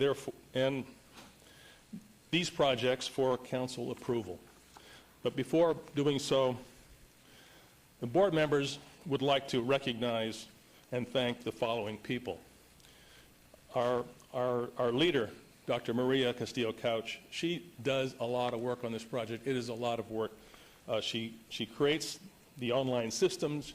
She works with us, trains the people applying for their grants how to go online and how to submit. It's not a simple job. It's actually difficult for these people to do those jobs. Without her help, we could not do it. The neighborhood outreach specialists, Ann Kilponen, Harry Williams, and Rob LeBrant, they go out and talk to the neighborhoods and bring in these projects and these groups. The Office of the Community Services, for their support, is invaluable. Your Honor, could I just interrupt for a second before he gets to that fourth bullet point? Thank all of those people very much. And we thank you, because without your support for the funding of this project, it wouldn't happen, and these great programs would not happen. On a personal note, Mayor, thank you for the opportunity to serve. We are so proud of what you've done and the help that you've garnered. What was the percentage you said were safety-oriented? 18%? Well, 8 of the 18. 8 of the 18. Now, last year, I don't remember the number, but I would say it was probably half that, and 2 years ago, even less. So it's just an indication that these communities are concerned about safety, wherever it is in Las Vegas. And what was the total number of applicants that applied for funding? 18. Oh, so everybody got something. They all got something, yes. Good. Not what they wanted, but they got something. Yes, well, it's good like to life just be in there. goes. Thank you. You've just done a wonderful job, and we're so grateful. And, of course, those you've cited and everybody that works on your team, it's just wonderful. And, of course, Mr. Harson's great job. Yes, please.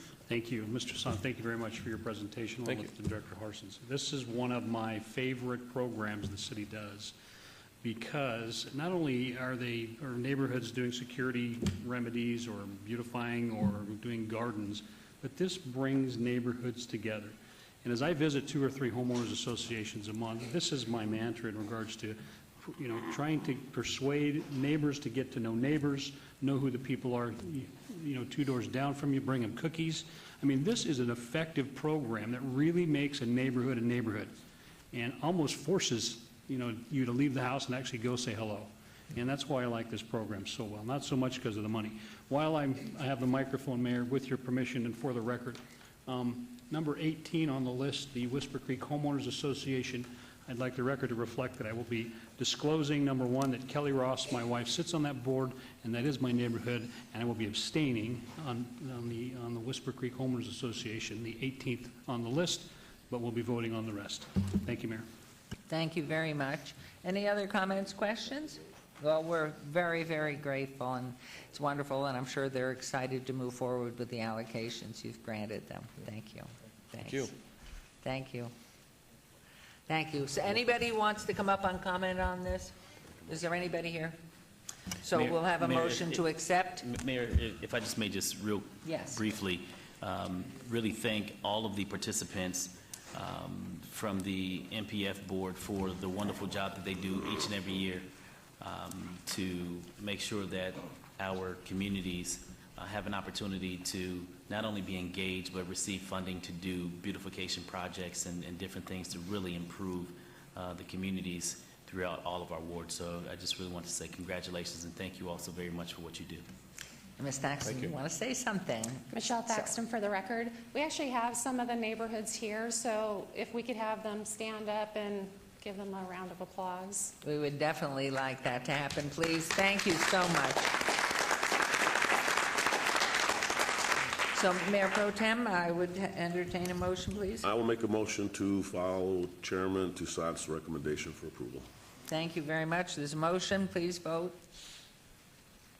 And please post. We just hope you go out like Santa Claus and give out this money. It carries unanimously. Thank you. Madam Mayor, if I just might say Yes. a couple of words, I totally agree with what Councilman Ross stated. When I first came on, the idea was to strengthen the neighborhood associations, get everybody working together, and your group and what you do to help us get what's needed as far as safety and beautification are concerned. We're such great helps. They're so appreciated.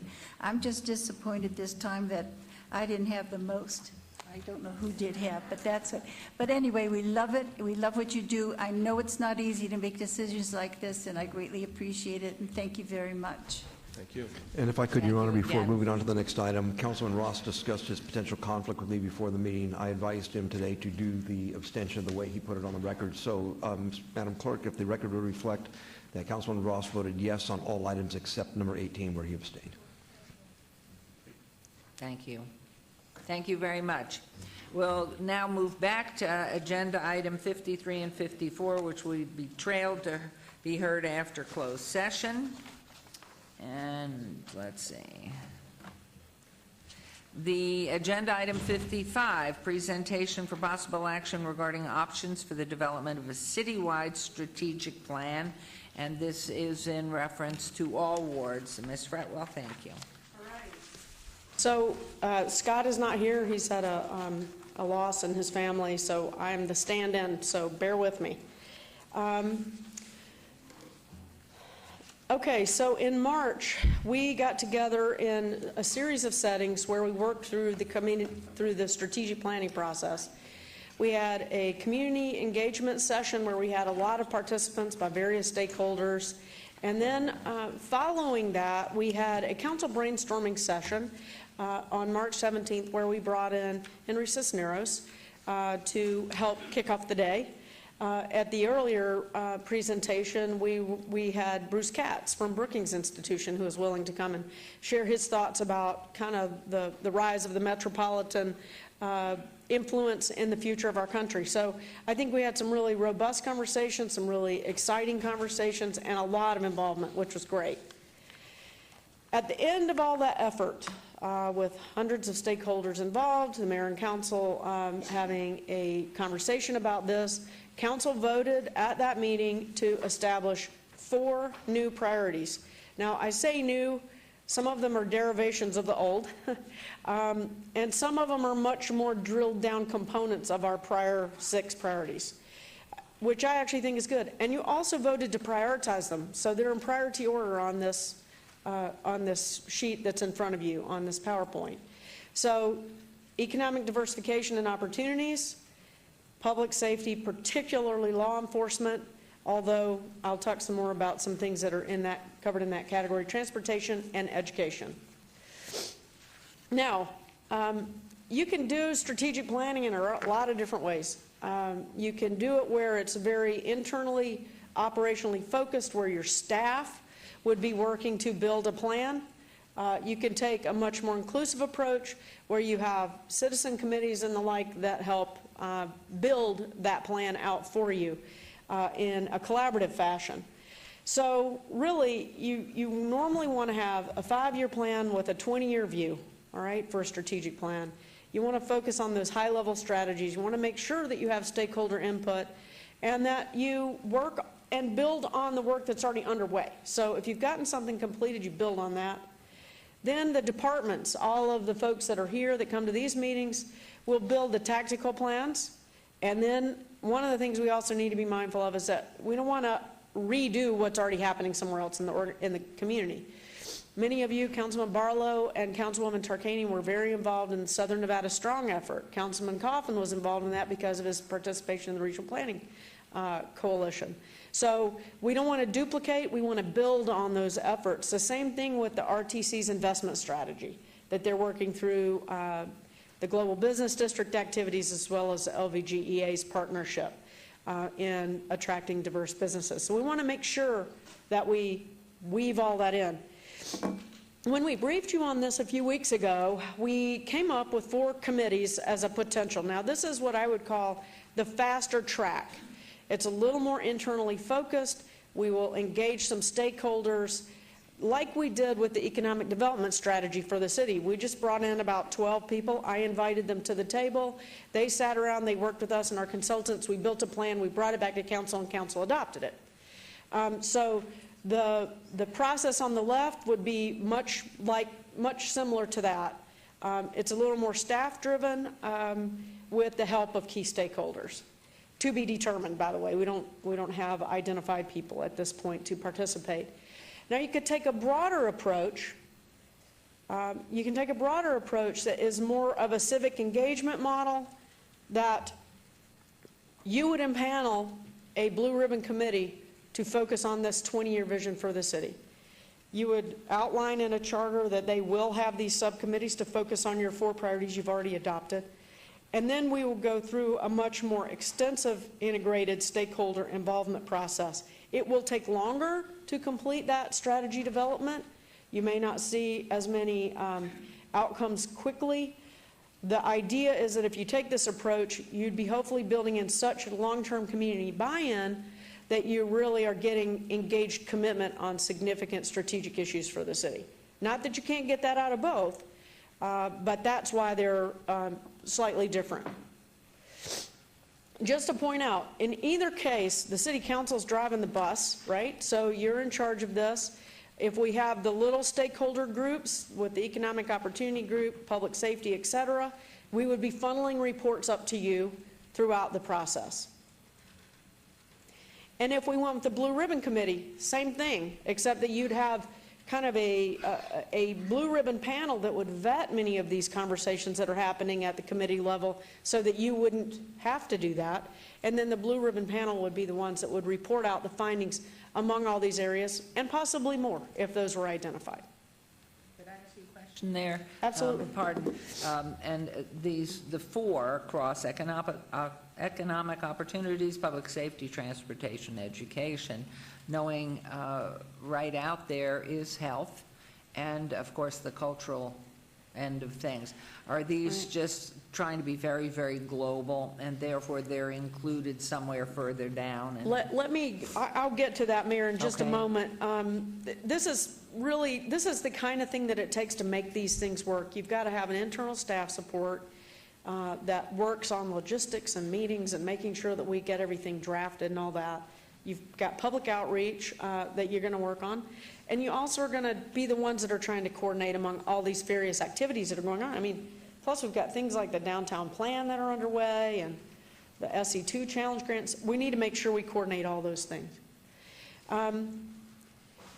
When you look at economic diversification, one, we would be working on the implementation of your ED strategy. You already identified several. We have a regional strategy and we have a city strategy. So we would be working on that. And as I mentioned in my presentation earlier, you'd be focusing in on game changers to a degree. Let's figure out what they are. Let's get them done. On public safety, it goes beyond crime rates. and needs or resource issues. It's also things like homelessness are having a big impact on the perceived safety in the downtown area and around the community. Councilman Barlow asked some very pointed questions about that in a briefing this week. So these things tend to work together. So Mayor, when you say, are they broad and a little more encompassing? Yes. And if you go with the blue ribbon panel approach, you're probably going to see some of these areas expand a bit before they contract. That's just a natural part of that process. If you go with the more streamlined, a little more internally driven for-committee approach, you may not see the scope broadening very much, because we will get in there and get it focused on, what do we need to be doing in the next 2 to 5 years to make an impact in this area. We wouldn't have as much conversation around those topics. Transportation, we're talking about a mobility strategy, and it's not just cars, it's bikes, it's people, it's data, it's all of that. And then that's going to be really important to coordinate with the RTC investment strategy. And then education, facilitating civic and educational leadership, the Downtown Achieves program, and really trying to build out our out-of-school programming time with our staff. So that maybe, Mayor, kind of tells you generally what we think needs to be addressed at a minimum in each of these areas going forward. So the idea is we'd like to get your feedback on which way you'd like to go. Are you more, do you feel that the blue ribbon panel piece is more important? The way you want to go, take a little extra time, have more citizens involved? Or do you want to go with the more streamlined, we've got the 4 priorities picked, let's move into those in much more detail? And that's really the question for you today. What we'd like to do is have all the committees engaged and up and running in September. We're going to have all kinds of stuff happening between then and April, and then hopefully wrap the plan up then. Now, that may be a little aggressive if you have a blue ribbon panel, but we'd rather do it right than fast, in my opinion, if that's the direction you want to go. So I think that may be the last slide. Oh, yeah. So this just is a slide so that we can discuss those options, and we'll be happy to follow whatever direction you feel most comfortable with. Okay, comments, please, Mayor, Councilman? I think my 2 cents worth, Ms. Fretwell, I like the Blue Ribbon Committee approach because it engages more of the tribal leaders in this community, if you will, to give us input. We've been very successful with including, being inclusive, reaching out to different organizations, the chamber, different groups. And I think in the city of Las Vegas, I'd like that input, and I'd like that interaction. That we, as the leaders of the city, have that interaction with community leaders as well. So they're included in this process as we talk about our strategic priorities. That's what's important to me. So that's my take on it, Mayor and council members. I like to see the global picture here, not the short-term, short-range. I'm not saying that that's not important too, but I think the bigger picture, the more information, the more input we get from this community, it kind of reminds me back to the Neighborhood Partnership Fund is, it engages people. And that's what I want to see. I want to see this community engaged with us. And you've had great success at that, Ms. Fretwell, in the past years, and I want to see that continue. Thank you, Mayor. Thank you. And I would add, too, that the citywide strategic plan, I know we've been talking about it for 3 years, and it's embryonic as we move forward and how all the pieces and all the balls that are in the air right now fit. I personally would hate just to say only. So I know that the plan to go forward, we obviously want long-range planning, and then, I'd like to know what can be accomplished in the shorter piece, just what we can get done in less length. So I'm very in favor of the plan. We've discussed about Cashman. We have a lot of people that are interested in Cashman. There are a variety of directions that can go. So, it's sort of like this loose ball with no edge, no rim to it at all. And just to continue to proceed in the discussion, see what's the best way for us to go. So I don't know if anyone else has some comments, but my thought is we do have a motion. Would it be to accept that the city's involved in a strategic planning effort? Well, it would be nice if you said you wanted to have a more streamlined approach or more, a broader reaching approach, because then that way we know how to do it. Okay. I mean, we're really trying to figure out whether or not you want to have a steering panel that can expand beyond what you've already picked to have a conversation about, or just go with the 4 you picked, flesh it out, and bring it back. That's really the I'm really question. concerned about the health element. I'm sorry? I'm really concerned about the health element, and then on an aside, the cultural, which is not an aside. Right. But knowing that we have to concentrate on certain things. So, Right. Councilman Beers? Well, we've kind of already done the blue ribbon approach. This was my impression of the couple of meetings that we had. We had community leaders come in from all over and hashed stuff out for most of 2 days, I think. So what would be the difference between going with the blue ribbon committee and what we've already done? Well, what you would do is you would build on the participation of those stakeholders that came to the first day in particular. You would kind of empower the blue ribbon panel to really work through those issues, but if they saw fit to maybe talk about whatever, arts and culture, or healthcare, some of the other things that you chose not to prioritize at your session, they may take those up or may want to appeal to it. I think the other thing is it could create some continuity for long-range buy-in to that strategic vision. So there's some pros and some cons to both, and we did get a lot of community participation. You're right about that. How did we end up drawing the line at 4? Because we had a lot of topics, we prioritized many of them, and somebody drew the line at 4. There was if I remember correctly, because I don't have the stuff in front of me, but there was a bit of a break point in your little votes up on the whiteboard, on the flip charts. And I believe at that time, the others were like way off the chart, below these 4 categories. And so at some point there was a motion to designate these 4 as your top priorities in priority order, which quite frankly is incredible. I mean, it's a really good thing for us as a staff, because we know truly, we know truly what your priorities are strategically, so we know to focus our efforts there, but we also know we've still got to operationally perform. So this takes it to a different level. This is much more of a community plan orientation than an organizational enhancement plan, which is the other way to plan in an organization, if you will. So, we're trying to figure out, do you want to groom future leaders? If you want to groom future leaders for your buy-in, you might want to put together a blue ribbon stakeholder panel of civic leaders that build greater commitment to your vision going forward. Or we can try and do what we did with the economic development plan, the economic development strategy. We just pull 10 experts, interested stakeholders together along the 4 topics. And then we just feed it all back up to you in 4 component pieces of a plan. Are you looking at people on the Blue Ribbon Committee that might be consultants from outside, or that too, but basically city people who live in the city? Are you looking for people throughout the county or the whole state that seem to be called? You're it. You're called on by everybody to sit on panels, lead panels. And so I'm trying to figure out, from all the other committees that we have, what's your vision, or what's the concept of this blue ribbon? Who are they, generally? They would be your, they would be a lot of your community heavy hitters. They'd be your civic leaders.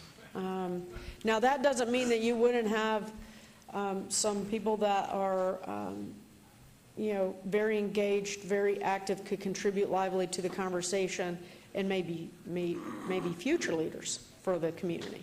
Okay. But you might be putting someone from a major nonprofit on there, some of your major business stakeholders, some of your other agency partners on there, like you might have university representation, you might have school district representation, you might have some of those things, so that you're getting all viewpoints at that table, and then they become kind of the filtering process for you as the feedback comes in from the 4 priority areas. It's just another way to build buy-in. And you may not feel like you need it. I mean, there are ways that we can do that, you know, by going out in the community differently. But when you appoint somebody to committee like you did, the service sharing committee, they begin to own those issues. It's their issue. So, and I'm not suggesting you don't get that same kind of ownership through a committee structure. You do. It's just different. Okay, thank you. Anyone else, Councilwoman? Betsy, which would your staff prefer to work with? I mean, if you're looking, are you looking to be able to energize it more with staff members and keep it going more quickly, which of course would be option 1? Right. Or, but at the same time, bringing in some blue member people to help in the committees you've set up? Or would you feel that you could accomplish more with the larger committee that does take more time and make it into some extraneous, you know, points, which you pointed out?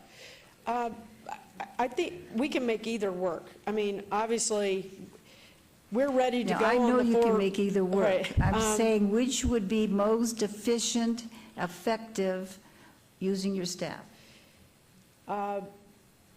The first one is the fastest. The latter one may give you more staying power. More staying power. Right. So I'll give you an example that Secretary Cisneros provided from his experience as mayor in San Antonio. He composed a huge blue ribbon panel with lots of civic leaders involved in it. They had 3 chairs on each committee, but they were designing the future of their community. When they talked about transportation, they were talking about new freeway systems, they were talking about linear parks, they were talking about mass transit like light rail. They weren't talking about, you know, how do we improve the Bonneville Maine couplet. They weren't talking about that. They were talking much higher level kinds of, if we're taking transportation as a priority, what's really going to change the framework of this community long term? And he even said that it took them 20 to 30 years to implement that vision that those stakeholders came up with. But what he found was that the people that were involved in working on that vision were so committed to it that when they got elected to public office later, or they served in a capacity as an executive or whatever role they were playing in the community, they were bought into that vision because they helped build it. And so they had a lot of continuity going forward. So there's the potential for that long-term benefit, but it takes a lot of work to get that kind of buy-in, no matter which way you go. You all may feel, we know what we want. We want these kinds of things addressed in the economic development diversification, like the medical district. We want certain things to happen in transportation. We just want to see the things that we've already envisioned to go forward in a coordinated, strategic way. Pick number 1. If you want to have a longer term view with more people involved, because you want that, and you're intrigued by that model, we can do that as well. I didn't really formulate a staff recommendation on this because you're going to get great results either way. It's just I was trying to be responsive to what I think we heard from our keynote speaker at the time, that you can get really long-term sustainable results through a much more robust committee setup. Could you do both? Well, the 4-committee approach is built into the blue ribbon panel. No, I meant option approach, the option approach and the strategic priority focus. Can you combine those? Is Well, this combinable? So if you look at this chart, Mayor, we've got the blue ribbon panel, and you still have your 4 categories. Yes. It's just your blue ribbon panel is the one that's going to kind of push the boundaries. You know, they could be talking, like some of these state blue ribbon panels have on transportation, really trying to take it to the next level. I mean, you could have, you know, a major push for light rail. You could have a major push for linear parks throughout the city. You could have, that are going to, will ultimately create a drive for those things to be delivered. Is that not, though, this concept then, it's not more of their input being more regional rather than city-specific? Well, obviously, we can only do what we can do. I mean, we participate in regional things, and we would probably want to have regional partners participate in this. So, for instance, on transportation, we wouldn't have this without having Tina involved, for instance, or someone from her team involved, or possibly some of her board members in tandem with our 2 board members helping, you know, work through those conversations. This is a bit of a dilemma because we're the largest city in the valley. Well, they're the largest city in the state.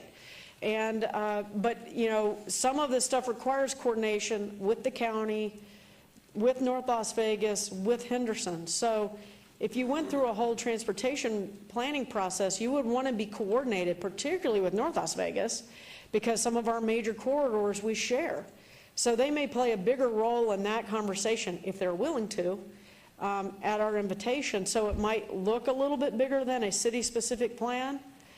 But I don't think we would be making a plan for all of urban Clark County. I don't think that'd be realistic. What if the city and the other created what was thought to be a strategic plan at the base, and then it fed into, and that's what I meant by combining, then it fed into let the Blue Ribbon Committee analyze and make suggestions, but because we live, eat, and breathe the city, we know what problems we have. Right. They'll bring in something beyond that and say, oh my gosh, you have not looked at this issue at all, needs to be added. So if we set up as a strategic plan priorities that we really truly can grasp, touching all these other bases that you've already mentioned, then have the Blue Ribbon panel ready then to analyze what we've got at that point. That's why I was thinking of maybe combined. I hate to lose the input of the people who work every day doing this and know where we have big holes. We what? Mayor, if I can, I think we already have that. We've got the people internally working on this stuff every day, correct? Okay. So I think we can have the best of both worlds. I'm with you, the best of both. Especially in the economics part of it, because we've got a great EUD. We kind of know what our short-term goals are for the city of Las Vegas in that respect. But on a larger global scale of, and I'm going to use Salt Lake's light rail and just transportation for a moment. It took Salt Lake decades of leadership of like-minded individuals to get them to where they are right now with transportation. So in my mind, it's about that leadership role that we take on today, and hopefully when people replace us in the years to come, it's still moving in that direction. And we used the input from the community. We use the pillars of the community. We use those stakeholders out there that you hit it on the head. Maybe we're missing something and we don't see it. And we need that input from the outside to say, hey, mayor, council members, what about this? What about that? But I think the leadership starts here. So I think we can have the best of both worlds. That is those short-term economic goals, short-term public safety goals. Those are already here with us within our departments. And it's reaching outside that box and getting the input from the outside stakeholders on that global side. So I think we've got them both already.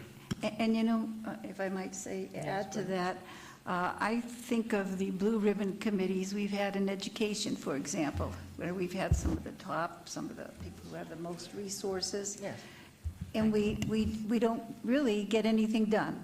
Or if we've gotten it done, it hasn't hit the level where it's needed in the classroom. Where if you take those stakeholders, and I'm assuming that's what you're talking about, Councilman, if you take those stakeholders who are very much involved and bring them in with some of the Blue Ribbon, then the Blue Ribbon becomes more aware of what's happening on that gut level that's in the classroom, which oftentimes gets overlooked when you have too much blue in the Blue Ribbon. I thought it'd be a joke. So I don't know if one of you wants to try and make a motion. He's going to try and make a motion. Let me, I mean, I can either leave it here or I can go back to these options. Okay. With your permission, Mayor and Council, see if we can move this along. Ms. Fretwell, I think within where you have the 4 committees, Technical Leadership, Point Stakeholders Committee, I think you may already, if you look closely, may have this already lined up. We're ready for the 4-committee approach. Okay. But we felt like we ought to at least bring back the concept of this kind of civic leadership approach, because that was a part of the conversation at your breakout session, and we didn't want to just not ask. It was, and through the mayor to you, Ms. Fretwell, I think that because you're ready to rock and roll with the 4 committees, I think you can bring us a hybrid of this. My motion would be for the mayor and council to direct staff to use a combination of this. For the short-term goals and for the longer-term goals for the city of Las Vegas using the civic leadership approach. That's my motion. Great. Okay. There's a motion, comment? I just wanted to add that my understanding, excuse me, Councilman, did you want to say anything?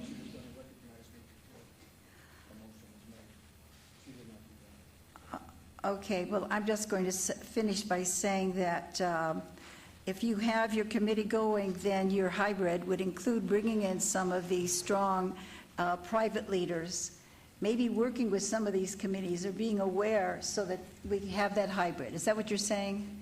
Well, is that what you're saying, Councilman? I think what Councilman Ross may be saying is basically what's under the blue ribbon panel approach, because you would create a larger approach with a group of civic stakeholders, but you would also have the technical committees underneath it working in those 4 areas. So I don't want to put words in your mouth, but I think what your motion is to go the blue ribbon committee route to have both pieces happening simultaneously. That's it. Okay. Right. Yes, Councilman Coffin.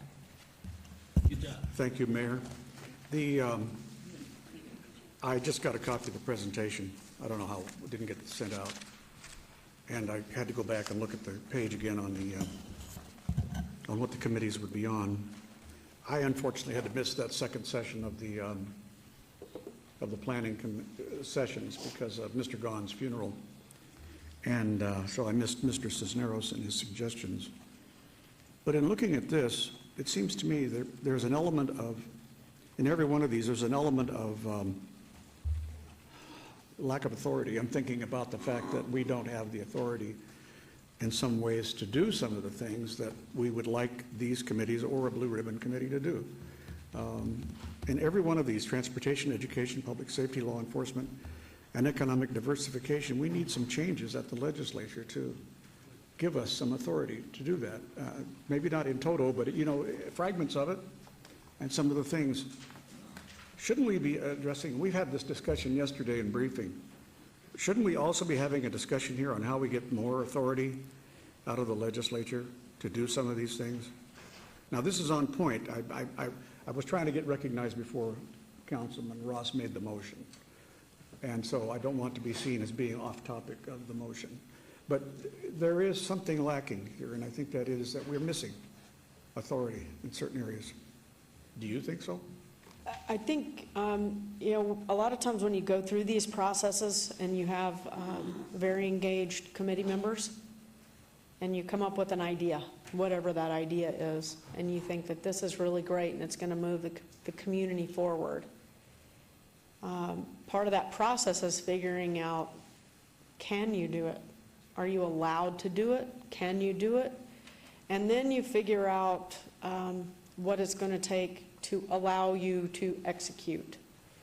That might include legislation at this level, the state level. Some places, some of their vision requires federal funding or federal authorization. So I don't know that these areas, while they are community-wide areas, are out of our, not to use I'm going to use an overused term, out of our wheelhouse. Every one of these impact our citizens every day to a great degree, and you all are representative on committees that talk about this, maybe with the exception of education. Some of you have served on that too. But nonetheless, those are the kinds of things that would come out of those conversations, Councilman. So if you said, for instance, we really needed to do something drastically different in economic development, for instance, because the incentive structure works against certain kinds of industries that we're trying to attract, then you'd go to the legislature and ask for permission to change that. That would be a natural byproduct of this. When we develop those implementation plans, that's when that would show up. You wouldn't typically ask for that first, because having sat there and have Senator Raggio ask me why we needed to be in the business of affordable housing and why did I need that in our charter, It's a lot easier if you have some pretty good examples of what it is you're trying to accomplish But to my get thought that here is that, point if I can, across. let me interrupt you. My thought here is that, that there will be that kind of result, and there will be in every topic that you want to discuss here. And if we find them, and we will, it'll be too late for the 2015 session to ask for them. So then it would be the 2017 session to ask for them, and then we'll have to meet again and talk about the efficacy of our requests and would it all work, and then it'd be 2018 before you can implement anything. But not all of the things that you're talking about here. I mean, some of them obviously can be done without legislative approval, but see, 2 years ago, I have fixed on this because 2 years ago, all we talked about as a goal really was trying to get some authority out of the legislature, and it's disappeared now. That is truly, it's just like it's the elephant in the room we're not discussing today. We need more authority from the state. We need some freedom from the state. We used a term called functional, let's see, what was it? Functional, not reform, but what was the term you used? Home rule is what is, that's functional home rule. usually Well, described. that to me, again, I'm so sorry I wasn't there to argue this point at, March 27th or March 17th, but it seems to me that I would think we either have to add to this the idea that we still haven't lost sight of our goal, which is functional home rule and the ability to function. Because we just can't do it. I mean, there's a lot of stuff we can't do. I hate to drag people in, put them on a committee, and then we go through all this stuff, and they don't see that much happen because, in a sense, they've been led down the garden path, and we haven't got the authority to do some things. Because some of these things, all of them, cost money in some way or another. And if we have a blue ribbon panel that says you got to do this and got to do that, but it's going to cost money, you don't have the ability to raise the money. How do you do it? And that's kind of rhetorical, because I think the answer is you can't. And I just think you either have to add something to this or you don't get done what you want to do. I hate to ask people to go to work and then not be able to honor their wishes if they have a program that they Madam Mayor, if I might just interject something relating to what you're saying, Councilman. I think that is a good point. We have so many committees that people work hard and they have passion for it, and then it dies out because it doesn't go anyplace. I was thinking, if we do have the committees, whichever way, wouldn't it be good to have some of our legislators on those committees so they could see, and then maybe we could work through them for letting them see our need for more home rule? Would that help any? I don't know. Keeping close contact with the legislators, as we found recently, they desire very much, most of them. I don't know. Would that help us with don't what know. you want? Well, I just think if they know more. Thank you both for your Well, I input think the here. What question- I'd like to do is reread the motion for clarity, if you would, City Clerk, so that we have 4 who voted and 3 who have not. So the motion on the table is, I'm going to call the question. Councilman Ross's direction to staff to establish almost like a hybrid between the two committees, between staff and the Blue Ribbon Committee. That's twice today. And that was the motion. Okay, and we have the input from Councilman Coffin with extra input in the discussion. But if you would, please cast your votes on the motion that's there. Madam Mayor, excuse me, though, did we add something after that, or did he add something about the 4 committees? Oh, here he comes. You did not add anything. Okay, I wasn't quite No. sure. Thank you. Just the way she read it back. Okay. Okay, Mayor, just once more, if you don't mind. I'm sorry. All right, I'm sorry, if you would, Ms. Bridges, would you read it one more time? Councilman Ross's direction to staff to create, the word we use is hybrid between the technical staff and the Blue Ribbon Committee members. Is that, got it in one? Mayor, with your permission, that's the motion, is to Thank you. To create a hybrid using the 4-committee approach that we kind of already have established in the city, and in overlaying that with the civic leadership approach with the Blue Ribbon Committee. Thank you. Mayor? Okay, so we have, yes, Councilman. Just question on the motion. Yes? Just point of clarification on something, I'm getting feedback somewhere. The question I have is for our city manager. Do you understand what the councilman is trying to accomplish? Because I think the key piece is making sure that you, Betsy, know what the direction is, and maybe if you do know, then you can explain how you're going to accomplish that task. If you approve the motion, we will use the four-committee approach, and we will have stakeholders working with technical leadership, which is basically the four-committee approach, because the second bullet point is approve stakeholders to each committee for each priority. We used outside people in those things. So we would be going with the four. Correct. The way I would implement what you just described does not have a blue ribbon panel. Okay. All right. Does not have. Because I was leaning towards the four committees, so that's why I was asking for that clarification. So if that's Okay. your interpretation and that's the direction that you're going to roll with, then I'm good with it. Okay, so would you please post?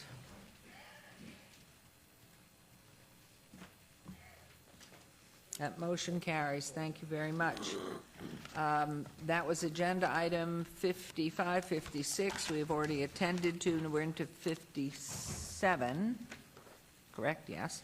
Discussion for possible action regarding the Second Amendment to the retail lease, which modifies the minimum annual rent from July 17, 2014 through October 16, 2015, incorporates common area building expenses and a parking validation program, subject to all conditions to the retail lease and First Amendment between the City of Las Vegas and Eat Here LV, LLC, for the property located with a portion of the ground floor retail premises at 500 South Main, Las Vegas. This is in Ward 3, Councilman Coffins, and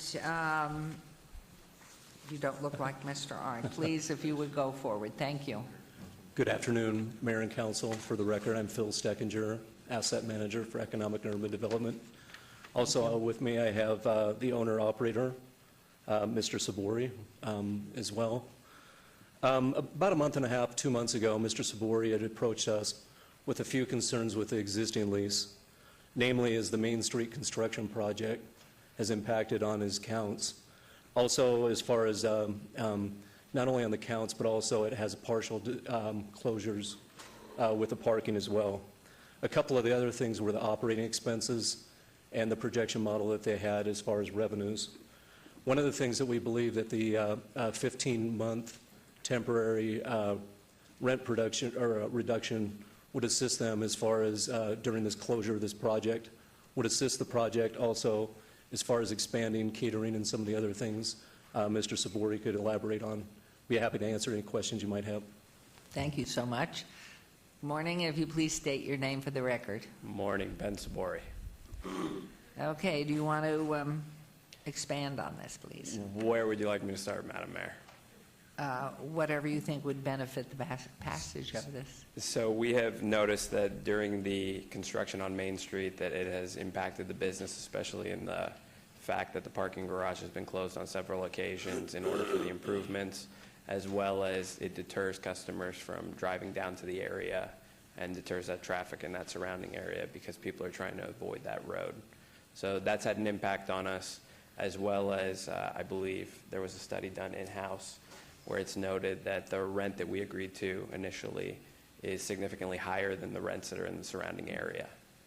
Okay, thank you. Has Mr. Savante and staff been involved in this? And we know we're going for beautification and expansion of the sidewalks on Main, looking at the long term. I don't even know what the timeline is.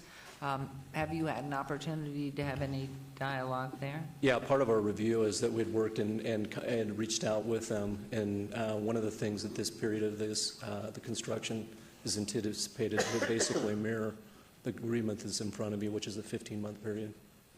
15-month. Yes, that's correct. Okay, any questions, comments from staff? Or otherwise, I'll turn it over to Councilman Coffin. No, Madam Mayor, I just wanted to say you have an absolutely great restaurant. I've been able to eat there twice, and it's one of the best in which I've ever eaten. So wanted to make that comment quickly, but also I can see where you are having problems and being able to get customers there. So I understand the problem significantly. Thank you very much. Mayor? Yes, please. I have cough drops here. Yes, Councilman. You're on. Oh, okay, I wasn't sure. Yeah. Okay, Sorry. thank you, Mayor. This impact, I know firsthand, having dealt with the construction that was that took place on Martin Luther King, and all of the business owners that were really affected, as well as the construction as of recent that was at Vegas and Decatur, and a number of impacts to those businesses that were in and around the Vegas and Decatur area. So I'm very sensitive to the need to continue to keep the doors of specifically new businesses open.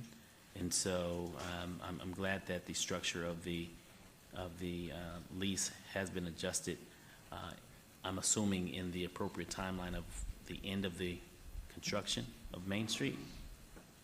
Is that accurate? When do we project the commencement of the construction on Main Street to take place? One thing we anticipate that being basically a 15-month period, and as Mr. Sabori had indicated, one of the things that we had done is a sub-market analysis, and one of the things at the end of that construction period, when he's not impacted by those different things, we'd look at looking at what would be a fair market rent at that time.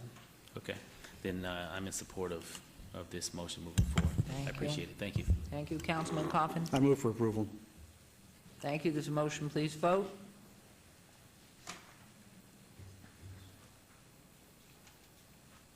And please post. Thank you very much. Thank you. Motion's unanimous. Thank you very much. Okay, we are on to agenda item 58, and we have two cards on that. There may be others, Brian Rogers and Paul Muradkin. And so this is a discussion for possible action regarding a solicitation for ambulance services commencing December 2015 for the city of Las Vegas. This is in reference to all wards, and we have our wonderful Chief McDonald. Good morning, Mayor. How are you? Good morning, Mayor Goodman, members of the council. I'm Willie McDonald. I'm the city's fire chief. Item 58 is a recommendation to solicit bids for a successor or new ambulance franchise agreement. I would like to provide a little background on the current agreement. The agreement's for ambulance transportation services, 911 ambulance transportation services. It's non-exclusive. The provider is notified through our fire alarm office. It's a performance contract and based primarily on response time. And it's basically an extension of a 2000 agreement. It was adopted and commenced on December 1st of 2005, but it's a renewal of an agreement that was adopted by the council in the year 2000. The fire department was directed to take the lead on this project of securing a new agreement, and so in preparation for that, we took into consideration that the current agreement is 15 years old, or essentially 15 years old, and not significantly changed during that period of time. However, the environment that we operate has changed quite a bit in that period of time, and so we provide services, or the community receives medical services in several different ways. Much more of an emphasis on outpatient activities, both in terms of surgery centers, dialysis centers, other kinds of centers that you can go receive those services. Hospital stays are much shorter, and there's also some restrictions on hospitals if patients return, that they would be impacted by those returns. Also, some of our patients need alternative destinations. They don't need to go to an emergency room, and so those kinds of things need to be considered in moving forward on an agreement. And of course, the Affordable Care Act needs to be considered in what our new system looks like. So we took the opportunity to look at what the system we wanted would look like. We've tried to clearly define our roles and responsibilities, both of ourselves and what that partner would look like. And we also wanted to look at what we wanted in a provider. And we thought, based upon those things, that if we were to, and in fact, if we were to come today and say, in terms of securing a new agreement, the best option is to solicit bids, we thought that that option would provide for the best ability for us to make sure that we're doing the best by our community, that we had a lot of opportunity to hear creative opportunities or things that we haven't thought of here, and that we would make sure that we're doing the best by our community. We did develop a scope of work for that process, a competitive process, and what we decided to do is that we would reach out to our current provider, and we had been speaking with AMR over the period of about 8 or 9 months, talking about our system, and we had developed a scope of work for that new provider agreement, and so we shared that with them in an attempt to come to an agreement on a new agreement.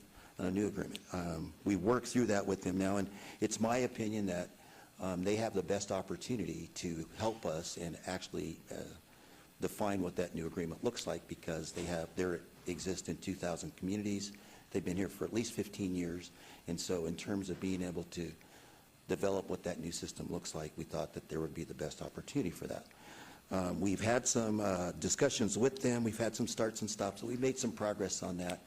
And it's my belief that given about another 2 weeks, we would know if we're going to be able to make that or not.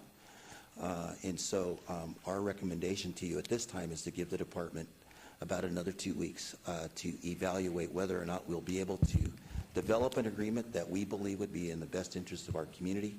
We promise not to settle. We will make sure that if we do bring something forward to you, that it would include all the things that we think should be in that agreement, including the roles and responsibilities. And if we can't get there, then we would be coming back to you on August 6th and recommending that we solicit bids through a competitive So what process. you're recommending to us and asking for is to obey this item until August 6th?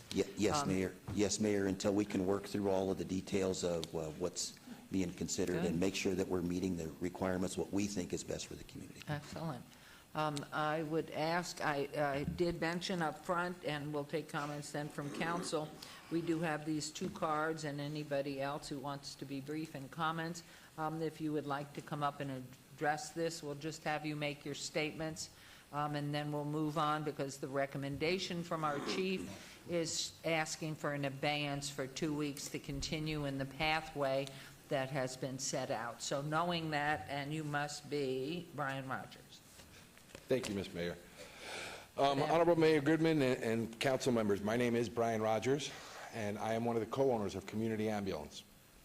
I've been here in Southern Nevada since 1988 and have been part of the leadership of the EMS community. I've worked with many of your chiefs previously. I've worked very closely with Chief Myers on legislative issues and spent many days up in Carson City with him. I believe I'm a very trusted person within the community when it comes to your fire department. I'm also very excited, I was very excited about the prospect of an RFP coming out. I think based on everything that's gone on in the last couple months, an RFP is a great decision. I think there's many people looking for it. I've had discussions with, members of the community, members of the fire department, members of the local union, and they all believe that an RFP is something that would benefit them. I even believe the residents of the city of Las Vegas believe a public-private partnership should not be one where you don't trust each other. And I believe that's what Community Ambulance can bring to the table. With what the city fire department is doing, they're breaking new ground. Chief talked about the accountable care organizations that are coming out. He talked about mobile integrated health care. What it really means is matching patients with the correct destinations. And I think to get there and to be the EMS system that we all want to be, we want to be the example for the rest of the country. It takes the right public-private partnership. And I once again believe we could do that. We're a locally owned company. We're operated right here in Southern Nevada, currently headquartered in Henderson. We're not based in another state. We have the resources, technology, and expertise, but most of all, the compassion to provide services to your community, which is why we think Las Vegas needs to put out an RFP just to see what's out there. Well, you don't know what's out there until you do it. The citizens of Las Vegas deserve the right to know what efficiencies, what cost savings, what improvements in response times and quality of care can be achieved from another provider. Unless there is a RFP, this will not be obtained. Please give the citizens and myself the opportunity to put a bid in for the current City of Las Vegas Emergency Medical Services. We look forward to working with the fire department. Thank you. Thank you very much. Appreciate it, Mr. Maratkin. And please restate your name, even though I said it. Good afternoon, Mayor and Council members. For the record, Paul Maratkin on behalf of the Las Vegas Metro Chamber of Commerce. First of all, the Chamber would like to acknowledge the comments made by the Chief and appreciate the update it's been giving and understanding those efforts. If the City does proceed to solicit requests for an ambulatory service provider, the Metro Chamber would encourage and stress the importance of proceeding in an objective process that maintains transparency, procedural integrity, and places public safety and health as one of the highest priorities for the community. Pre-hospital care and ambulatory services are extremely important and a critical component of patient care. As an integral part of the broad healthcare system in our valley, any modification to ambulance services should be considered heavily from the regional perspective and the impact it could have on Southern Nevada's healthcare system. The traditional role of private ambulance services have changed in the community and have evolved over time, such as the extensive training these paramedics receive, the broader services they provide, and their increased role in patient care.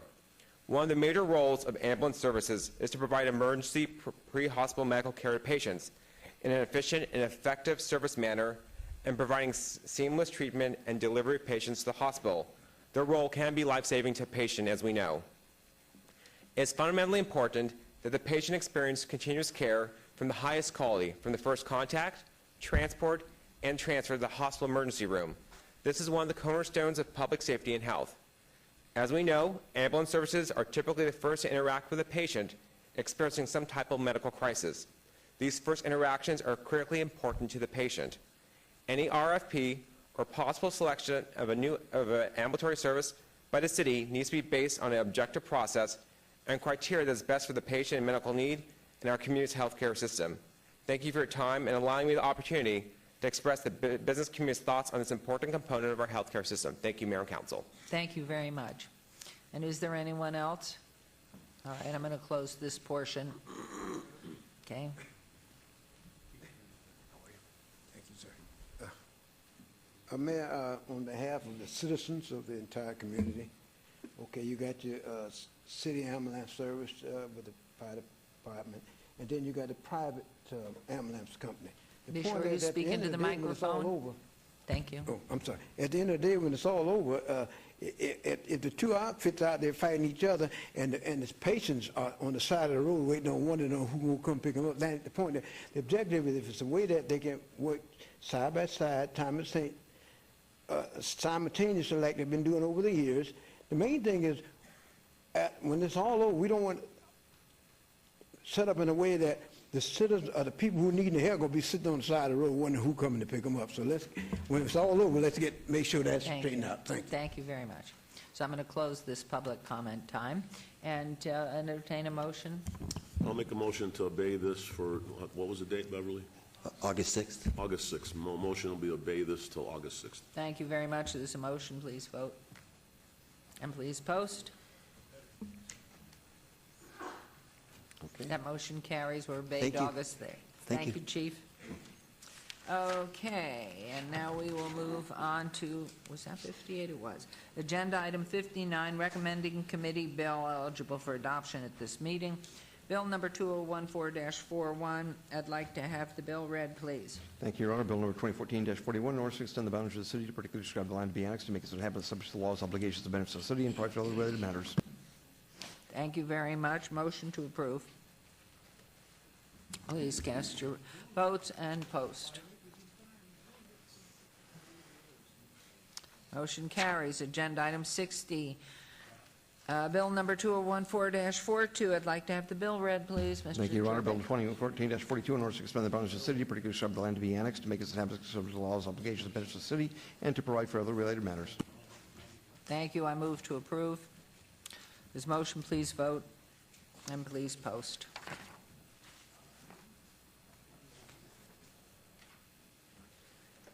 Motion carries. Why do I have a stickum on this one?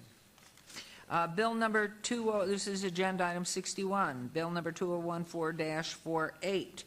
I'd like you to have the bill read, please. Thank you, Your Honor. Bill number 2014-48, in order to amend LVMC 10.76 to prohibit a person from opening a bag containing alcoholic beverage closed in accordance with LVMC 6.50.475M on or along the pedestrian mall as defined by LVMC 11.68 and other related matters. Your Honor, I've come to the podium because there are some proposed amendments to this bill, but if I could just do a little recap. As you recall, over the Can early I part ask you a question, since it is a public hearing? You're just going to read the proposed amendment? I'm going to talk about the proposed amendments, how we got here, and then ask you to open the public hearing so that people Perfect. can respond to everything I'm about to say. Good. Thank you. Two liquor ordinances appeared before you earlier this year dealing with alcohol in the pedestrian mall, largely prohibiting the new packaged liquor and beer, wine, cooler licenses in the pedestrian mall, prohibiting or limiting the advertising of the products in the pedestrian mall, prohibiting the sale of miniatures in the pedestrian mall. And one of the things that happened at the last ordinance was a prohibition against carrying these liquor items out of the stores in unsealed bags. Now they have to be in sealed bags. At that time, there was a debate as to whether or not it should be criminal for the individual who carries the bag out of the store to open the bag. This bill would criminalize that conduct. I'm not advocating one way or the other that you pass this bill, but I want to get it teed up for you so you have the option to consider that. There is a proposed tweak to that language that whether you adopt it in one form or another, we're going to recommend this tweak that merely says it's not just opening the package, it's possessing the package opened. And I'll read that language into the record in a moment. So that's one option, is just to do that. The second option is to add an amendment that the mayor asked that I prepare, and that amendment would require that a receipt be affixed to the outside of the bag. That is contained in the proposed First Amendment that's been distributed to everybody this morning. Councilman Barlow asked that there be another alternative to criminal behavior, and so I have passed out what looks like an email. My name's at the top of it, and it has option 1 and option 2. Option 1 allows officers, in addition to misdemeanor punishment for opening the bag, to confiscate the alcohol. Option 2 allows for confiscation of the alcohol only and provides for no misdemeanor punishment. So with that said, I'll be happy to go back and break this down again if you need me to, but those are the options that I prepared for you this morning. If I could ask a question, is there anything inherent that's in this that says it is the obligation of the seller of the alcohol to let the tourist who's brand new to town know that with option 1 of what you've handed out in the email, that they might possible criminal punishment and confiscation of liquor is the result of what happens as they move outside?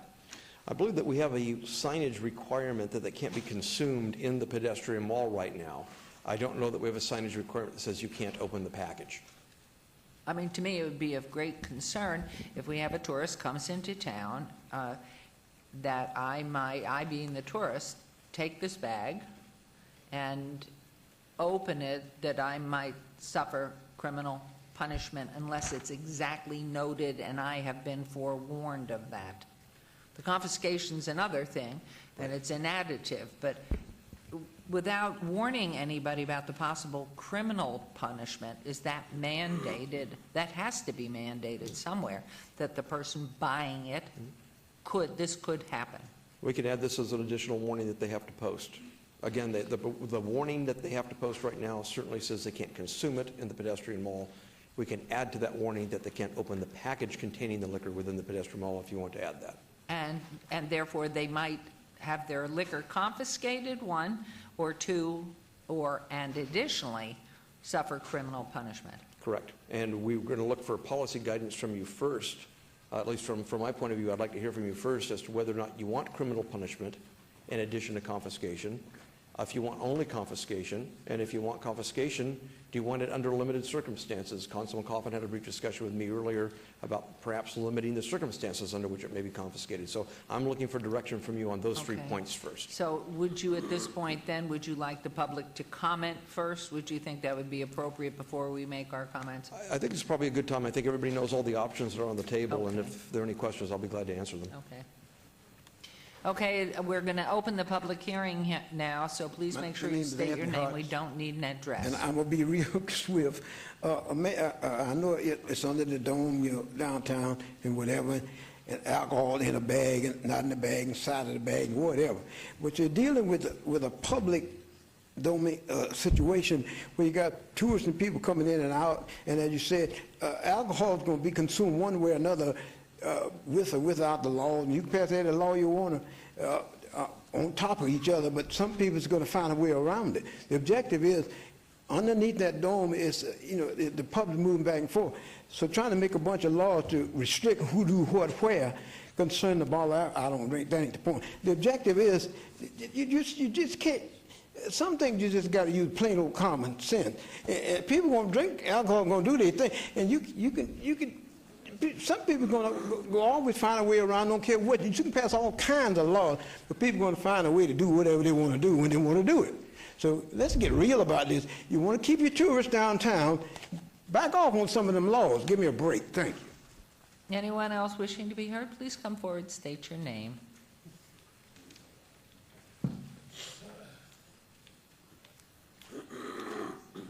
I know it's not morning. It's good afternoon. Captain Anderson sends his apologies. He had to leave to another meeting, but we're in full support of this. Either way you go.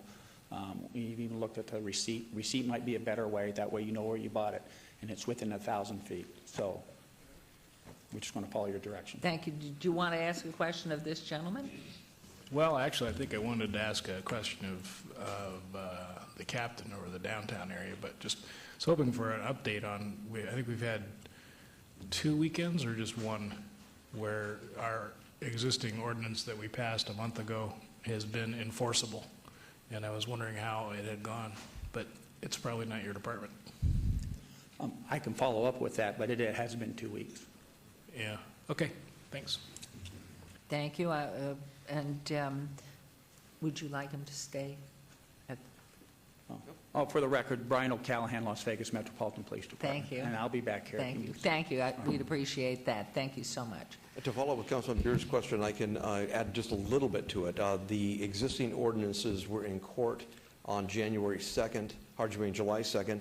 We won, and they went into effect July 3rd. So they were in effect the 4th of July weekend and last weekend as well. It's my understanding from my criminal division that there were several people arrested for drinking alcohol from either metal or glass containers, which was prohibited by those ordinances. What we're doing with that initial group of people that were consuming them, Metro, I think, is focused on people they look at as chronic offenders that have been out there in the mall doing this and have had warnings and have been stopped and have been told. And of those people that were arrested, we're doing credit for time served initially, hoping that a day in jail or whatever it is that they end up doing for time served is enough to get the message across. If that isn't enough, then we'll continue to look at repeat offenders and we'll continue to dial up the punishment accordingly. Thank you. Did you want to comment? I did close the public hearing, but Mr. Victor? No. Okay. So comments from council, starting down here on our right. Councilman Ross? Thank you, Mayor.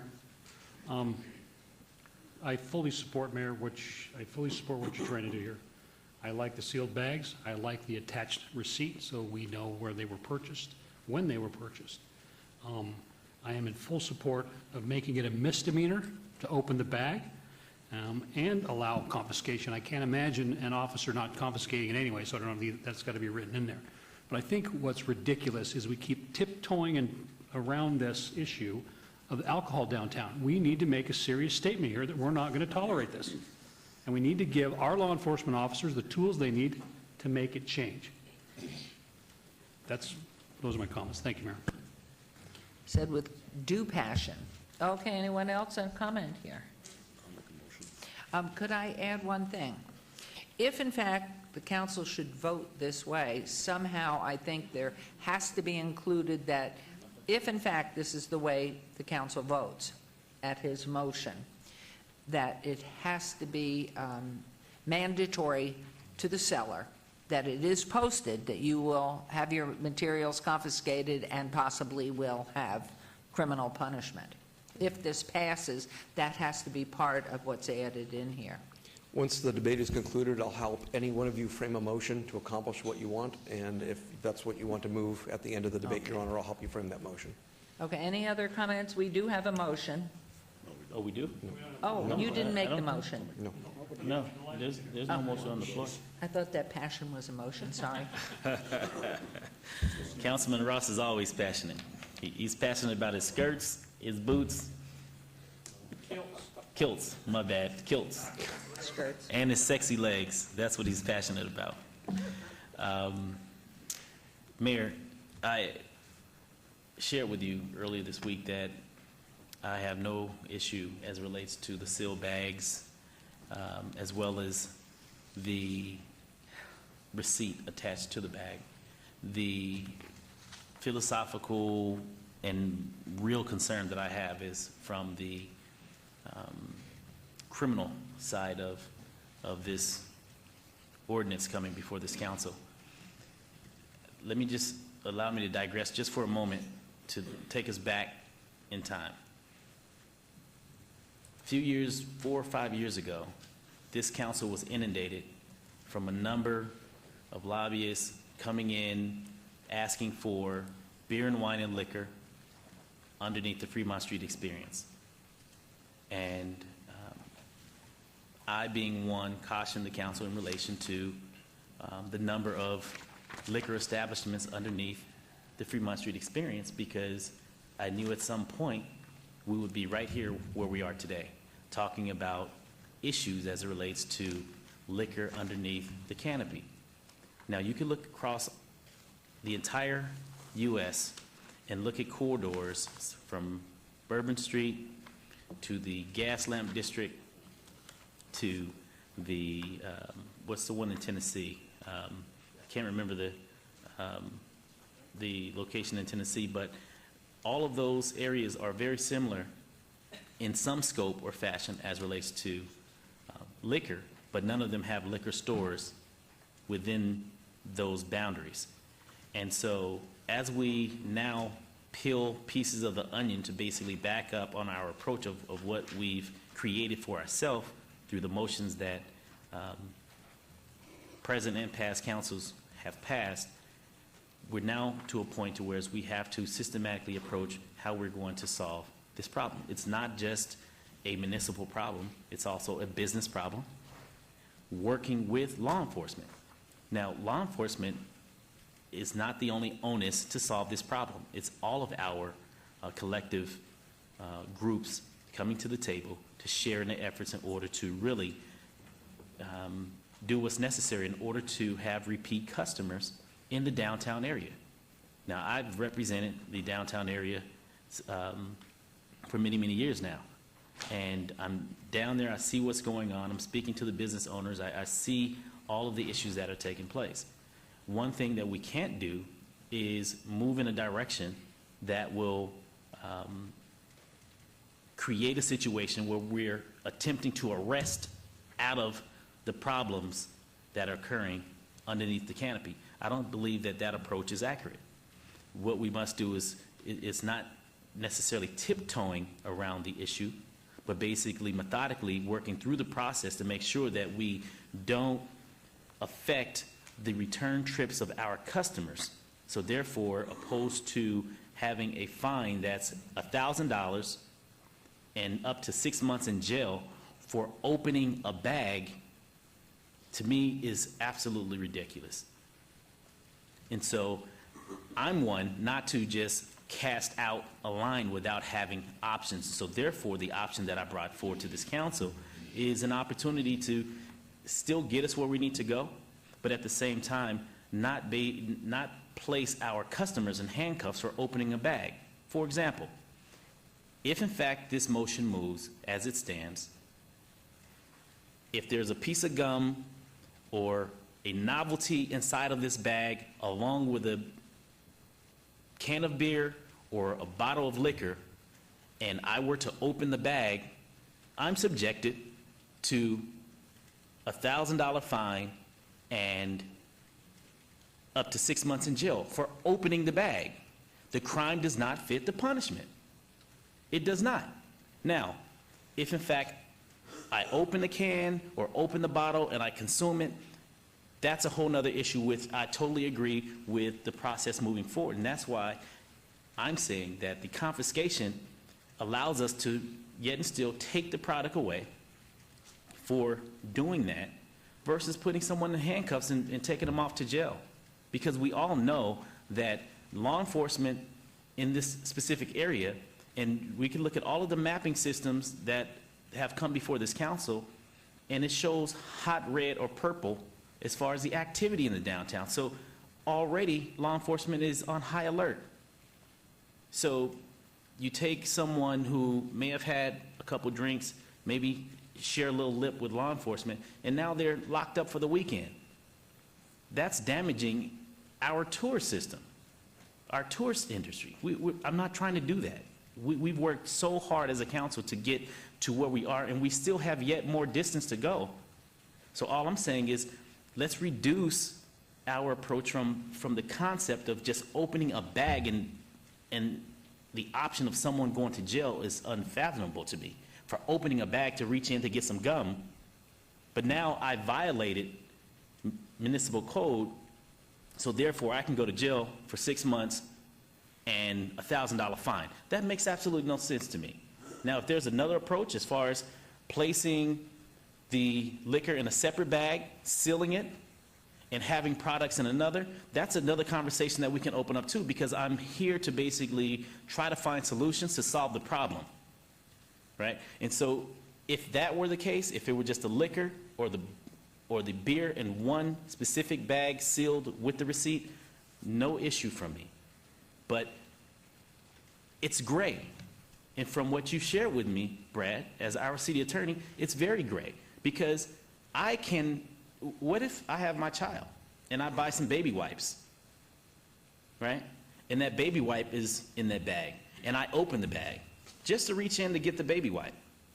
And we have a law enforcement who basically is, saying, hey, you just violated it. And we have a debate, healthy debate. And he just said, well, tell it to the judge, which we know happens. And now you've just spoiled my entire weekend. Are we really trying to do that to our downtown guests? Absolutely not on my watch. So I can't support it. I can't support it unless there's something less than the penalty that's on the table today. We have to basically pull that penalty down and really make it where the crime fits the punishment, or the punishment fits the crime. And that's my position on it. Thank you, Mayor. Thank you. Question, Mr. Jervik, on the M, well, there are two M's. Two M's. The second M, can it go and just in reference to what Councilman Barlow had said, so place any alcoholic beverage is purchased at the establishment in its own bag, its own and separate bag, which will take care of the bubble gum and the wipes. Just adding those few words. The other thing that would satisfy that, what are the range, or what is the range of fines? Is it just immediately $1,000 for the first offense, or what is there a range? Or an option not even to fine, but just confiscate? What do we have? There are several levels. The first level will be the officer will have the discretion to either warn or cite or take no action at all, assuming they take the maximum action, which is citation or arrest. If it's a misdemeanor in an officer's presence, they could technically arrest. That citation would then track to the City Attorney's Office Criminal Division for review. Upon that review, it would be approved for prosecution or not approved for prosecution, at which point in time there would be a recommendation by a prosecutor to a judge as to what the fine should be. It's a misdemeanor like any other misdemeanor. Speeding is a misdemeanor. Disorderly conduct is a misdemeanor. Petty larceny is a misdemeanor. There's a million misdemeanors out there, and they all have that range of up to 6 months and up to a $1,000 fine. So they're not going to, don't presume somebody automatically gets 6 months and a $1,000 fine. That's reserved, at least in our office, for the offender that is a wife beater, somebody who is doing something terrible, a chronic drunk driver, someone who needs maximum punishment. I think Councilman Barlow's point is that it's not so much the ultimate punishment, which potentially could be a $1,000 fine and or 6 months. It's what happens to the tourist even if the case gets dismissed. It's the interruption of their vacation by a citation, the interruption of their vacation by an arrest. And so rest assured that I could hardly see a scenario in our office where we would ask for anything near the maximum. But I think Councilman Bartlow's point is the tourist, before they even get there, they're going to suffer an arrest or a citation, and what does that do to commerce downtown? And I think that's the debate I hear going on here in the direction I'm trying to get. So, and that is, and from our officer O'Callahan, what is the history so far in these past 2 weeks? This is not in place, so at this point we've just been confiscating. Has anything else, what's happened in 2 weeks? Actually, Mayor, for the record, Brian O'Callahan, I put a email out to Sean Anderson. He's in a meeting right now, and I'm trying to get those answers for you. Okay. So I don't have that right now. Okay. All right. Thank you. If I could jump to phrase the other side of this. Councilman Beers?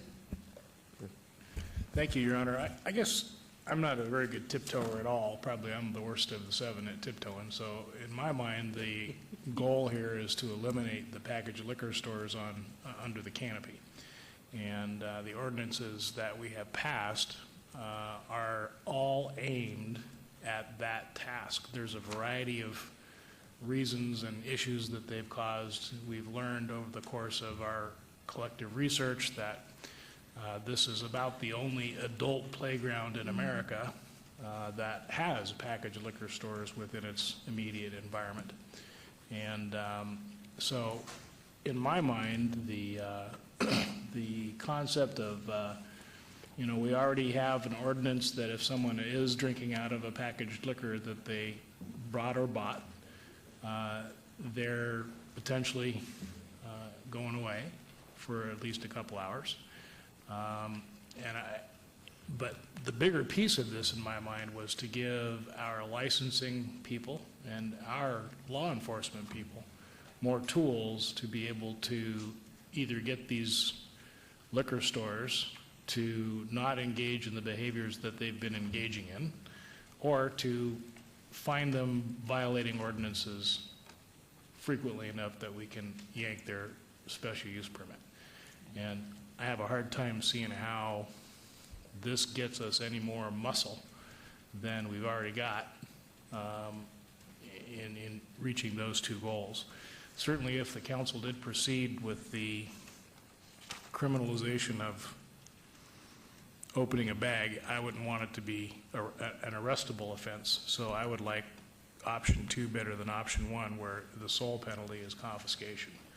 That would seem to make more sense to me. So you would be in favor of option 2 with no criminal offense? Yeah, I definitely don't like option 1 on the proposed amendment.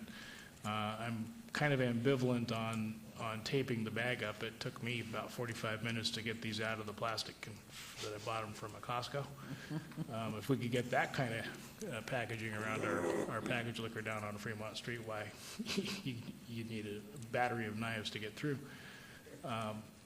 But again, we're aiming at those packaged liquor stores. We apparently don't have the authority to make them go away directly, and so we're building a case, I guess, is kind of the impression I had of the ordinances that we've already passed. Okay, thank you. Anyone else wishing to make comments? Yes, Mayor Pro Tem. Typically when we put an ordinance like this together, we make it a misdemeanor. That's the lowest crime penalty there is. It's misdemeanor, gross misdemeanor, and then felonies. And we're not putting this in place to to arrest a tourist that opens up a bag to get some gum out of it. The police aren't going to do that. They're not stupid. If the tourist says they opened up the bag to get their gum, the police are not going to arrest them. And even if they were arrested, the city attorney's not going to prosecute them. The judges are going to dismiss it, and the police officer is going to hear about it. And that stuff it's not going to happen. So this is directed towards the habitual offender on Fremont Street who is buying packaged liquor and drinking it on Fremont Street. And if it's in a bag, and if it's sealed, and the receipt's on there, and it's a habitual criminal who's causing problems on there, that person needs to go to jail. And that person needs to be prosecuted, and the judge is going to give them some kind of a penalty, and it's not going to be 6 months or $1,000. Nobody gets that unless it's a real serious deal. But that's what the whole point of this ordinance is, to get after the problem people on Fremont Street. I am very confident in the police officers out there exercising their discretion on whether to arrest or cite or warn. I have complete faith they're going to do the right thing. I have complete faith the city attorney's office is going to prosecute and not prosecute when it's appropriate, and the judge is going to handle what they need to handle. Under option 2, and in fact, confiscation doesn't always have to occur. If a police officer runs across somebody on Fremont Street that's a tourist and bought a bunch of booze and says, I'm sorry, I didn't know, I'll reseal it and go up to my room, we don't want the police officer confiscating that. It was bought legally. They made a mistake. If they spent $100 on booze to go up to their room, do we want to confiscate that from the tourists? They're going to be ticked. So under option 2, it's mandatory that we confiscate everything. So we're actually really, in my mind, harming the tourists more under option 2, because under option 1, they're not going to jail. Under option 2, all their stuff is getting taken away from them, and they're going to be upset, and they're not going to come down to Fremont Street.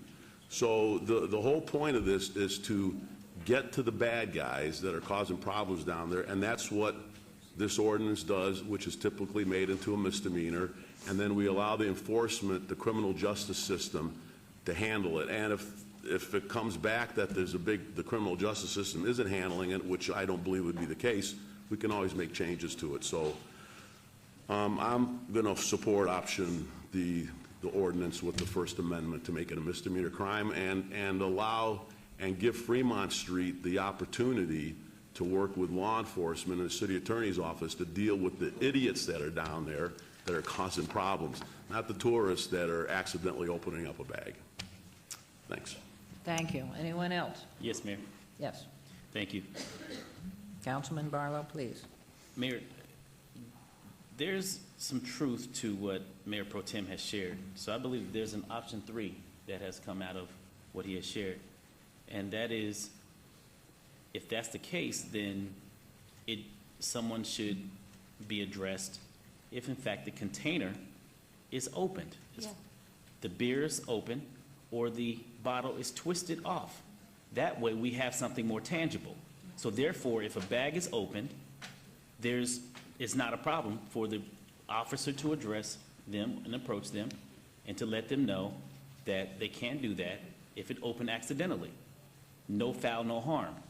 But if in fact the can is open or the bottle is twisted, now there's either a confiscation or a further action taken by law enforcement. So for me, that would make the appropriate sense. So therefore, we have something that is more tangible because an action was actually taking place versus opening a bag, because the bag is really the impetus as to how we're trying to solve this problem. In addition to that, he mentions habitual offender. Well, nothing in this ordinance speaks to a habitual offender. So I don't know how we address who that habitual offender is or how habitual offender is defined, because it's not spelled out in the ordinance. So I'm just dealing within the facts of what has been presented within the ordinance before me here today. So I would actually cast a motion that if in fact a liquor bottle or can of beer is opened in the midst of this, Brad, and I don't know how you would structure that, but if it's open, then either a confiscation, and going back to the mayor's point, a confiscation and/or fine be, or confiscation be attached to that. So how would I put that in a motion? Maybe it's better if I give you a little history first. That is currently already illegal and a misdemeanor. It is currently illegal without any action today to have an open container within 1,000 feet of packaged liquor. And because of your last vote on the last ordinance, it's illegal to have that open. It has to be in a plastic container.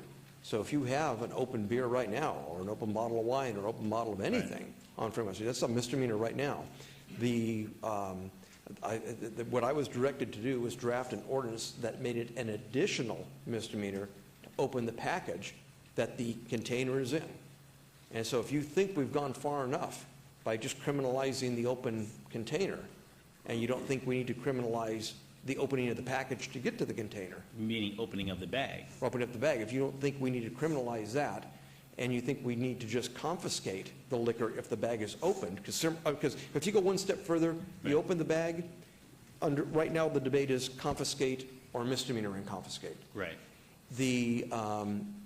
Right now, either way you go, or you go no way at all. If you open that liquor, it's a misdemeanor. What I'm not trying to do, Mayor, is pick apart your ordinance, because I understand where we're going and I support it. And I've shared that with you that I support it. So my motion would be for option 2.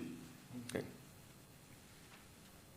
That would be my motion on the floor. Now, let me try and frame it so we get it accurately, because I need to give this direction to Mr. Steed to direct it. So you would be to adopt the ordinance with option 2, that would make it confiscation of the product, no misdemeanor punishment for it other than confiscation. That would be the only penalty.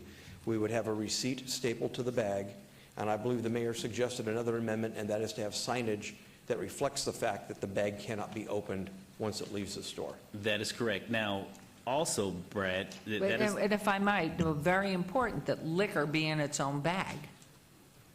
That the liquor that is purchased be in its own bag, not with the baby wipes, and its own separate bag with a receipt. Now, the other bag that they're going to buy the baby wipes and the bubble gum and toothpaste, they can open it and close it 50,000 times. The alcohol bag is the only one that has alcohol and the receipt visible, closed, and they may not open it. That's correct. Since there's a motion on the floor, do you accept that amendment, Councilman? I'm sorry? Since you've made a motion, do you accept the mayor's amendment to your? I accept the mayor's amendment. Okay. Absolutely. So let me reiterate, so Mr. Okay. Steve's got a list here, because he's the brains of the outfit, he's got to keep track of this stuff. So that would be to make it illegal to open the bag, but the only punishment is confiscation, to have the liquor put in a separate bag from non-liquor products, to have the liquor bag sealed with the receipt on the outside, and to have signage inside that alerts the consumer that not only is it illegal to consume, which is the law now, but additional signage that makes it apparent to them that it's illegal to open the bag containing the liquor. And their bag will be compensated. It's confiscated. Right, that's, Mayor we Goodman. got that. Let me point out that option 2 authorizes confiscation but does not mandate it. I think there was some confusion about that. So if we include option 2, it includes the authority to confiscate but not the requirement to confiscate. So I guess we have. That way it gives the Opposite opposite discretion. Correct. It's discretionary, right? Correct. So that would be everything with the exception of the misdemeanor punishment sought by Councilman Anthony. And we have a question, if we might, Councilman Barlow, or a comment from Mayor Pro Tem, and then we probably need all that information read back. So I'm just kind of thinking about how we would enforce this. So you're a Metro Police officer and you're on Fremont Street and you see somebody with a bag and it's open and it's got a can of beer and a $3 can of beer. So the officer says, well, you can't have that, and you're kind of a problem anyway. So I'm going to confiscate that from you. I'm going to take it, and then the guy gets another $3, goes back in and buys himself another beer and drinks it when the officer isn't around.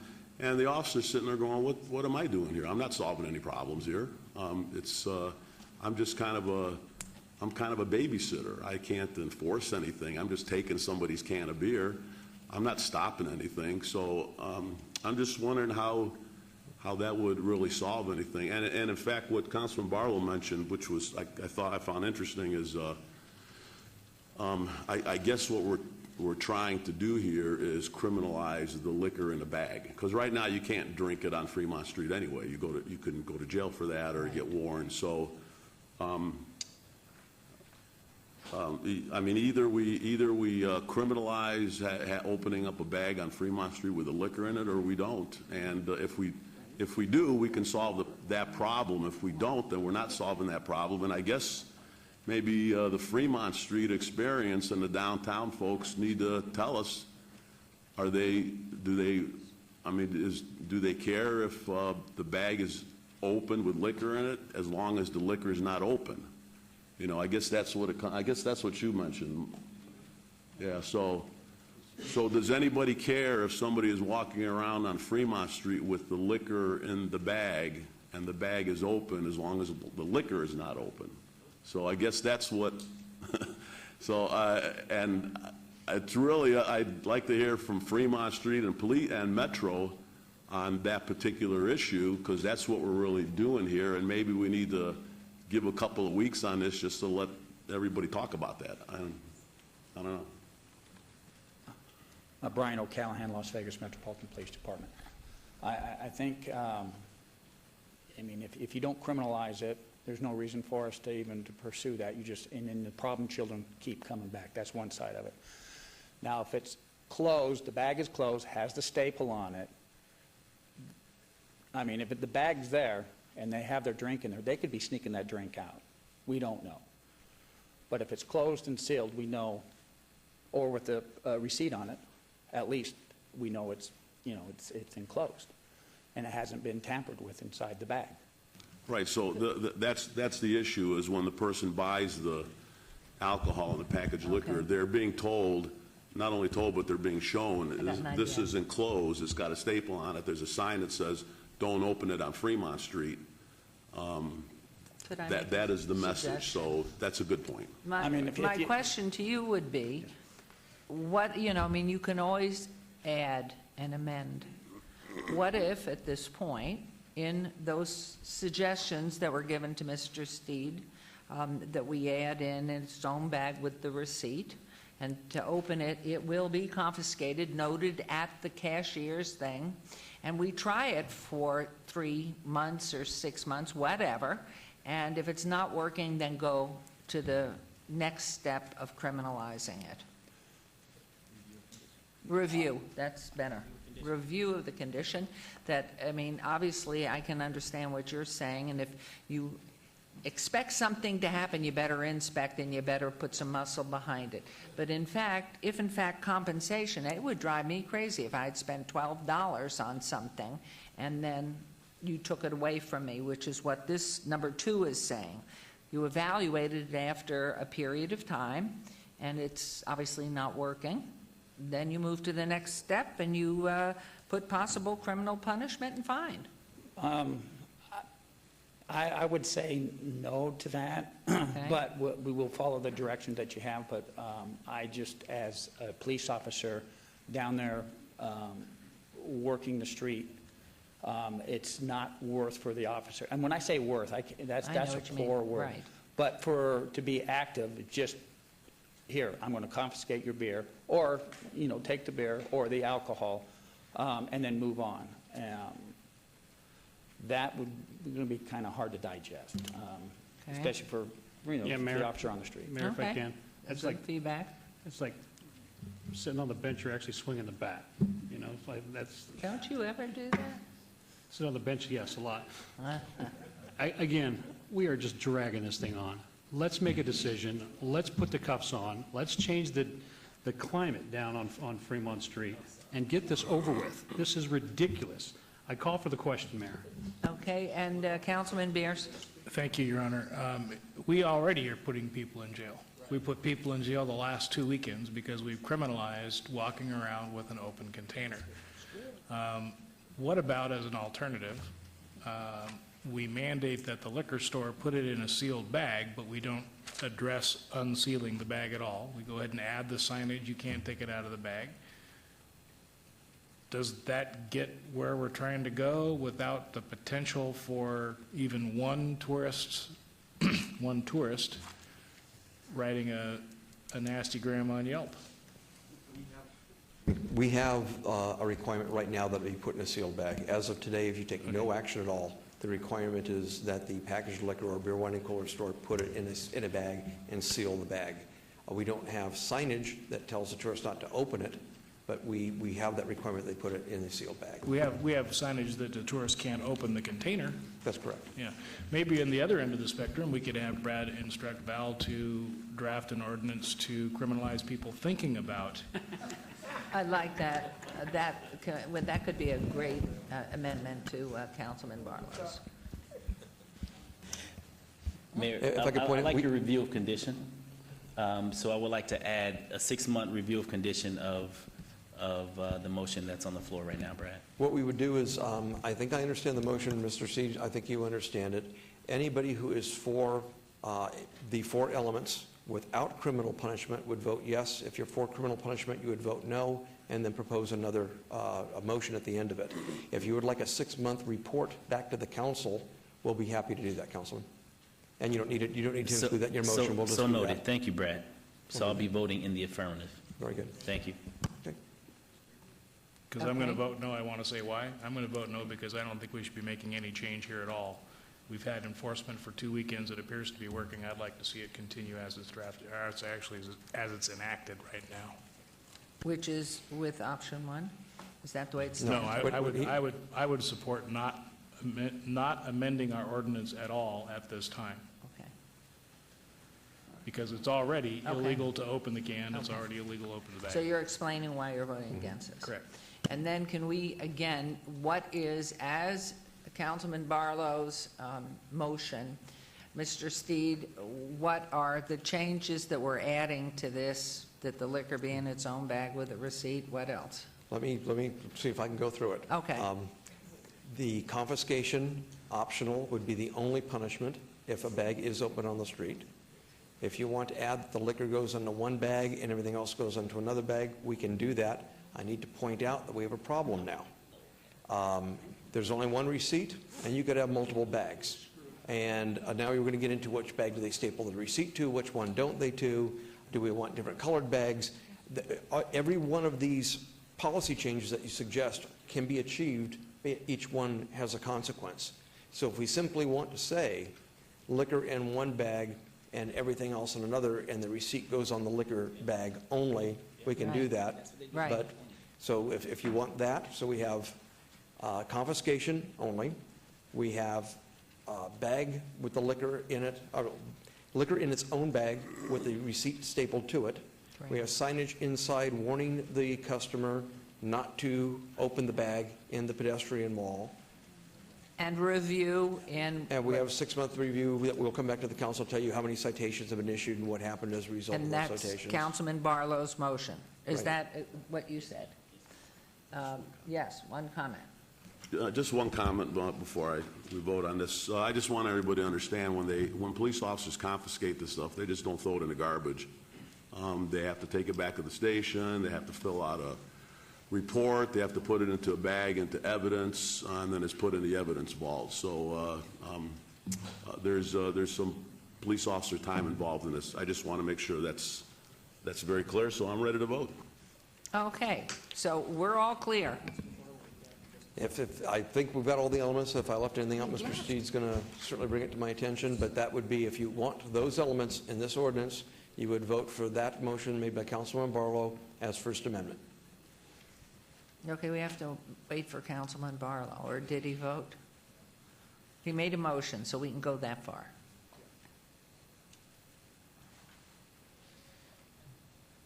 Could I just ask, it's a matter of curiosity on my part, since we have this pause, why would you have to take the liquor back as evidence if it isn't a misdemeanor, if it's not a crime? Why would the poor policeman have to carry it back?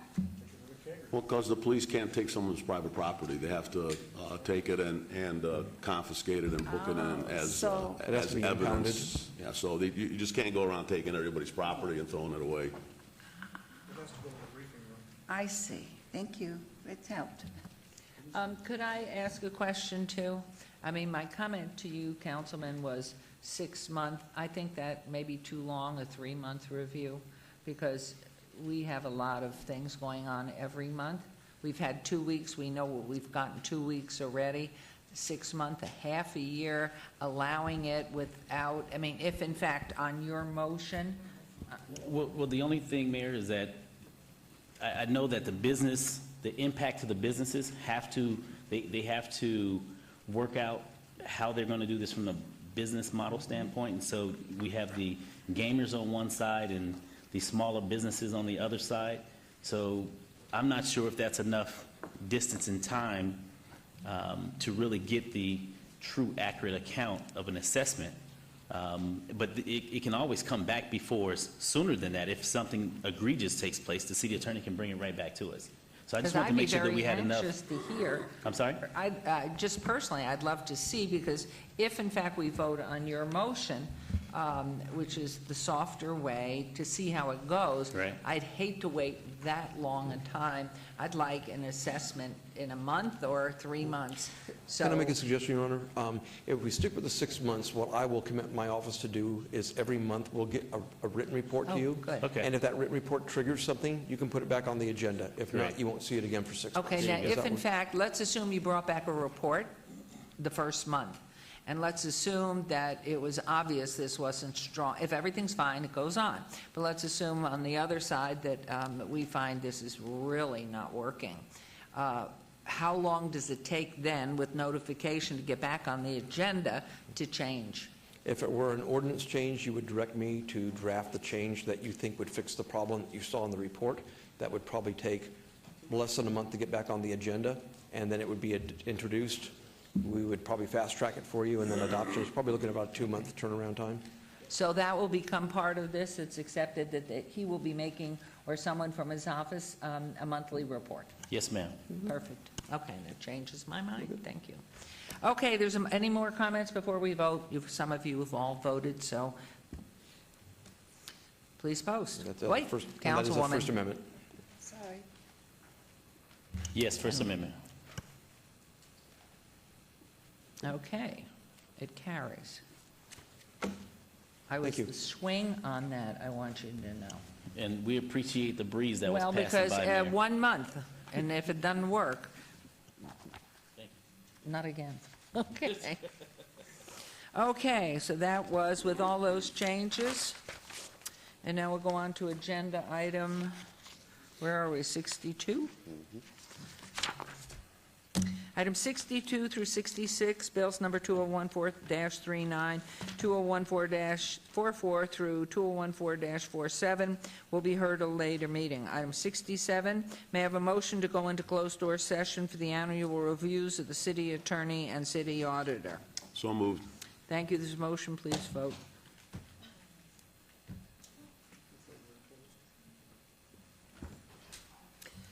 Please post. All right, lunch. What time do we come back? 2:30? Well, we got to review. We can do both, 2:30 and a half hour. Both in Yeah. half hour, okay. And please post half hour, we can do both a half hour. Okay. Councilman Barlow, will you vote, please?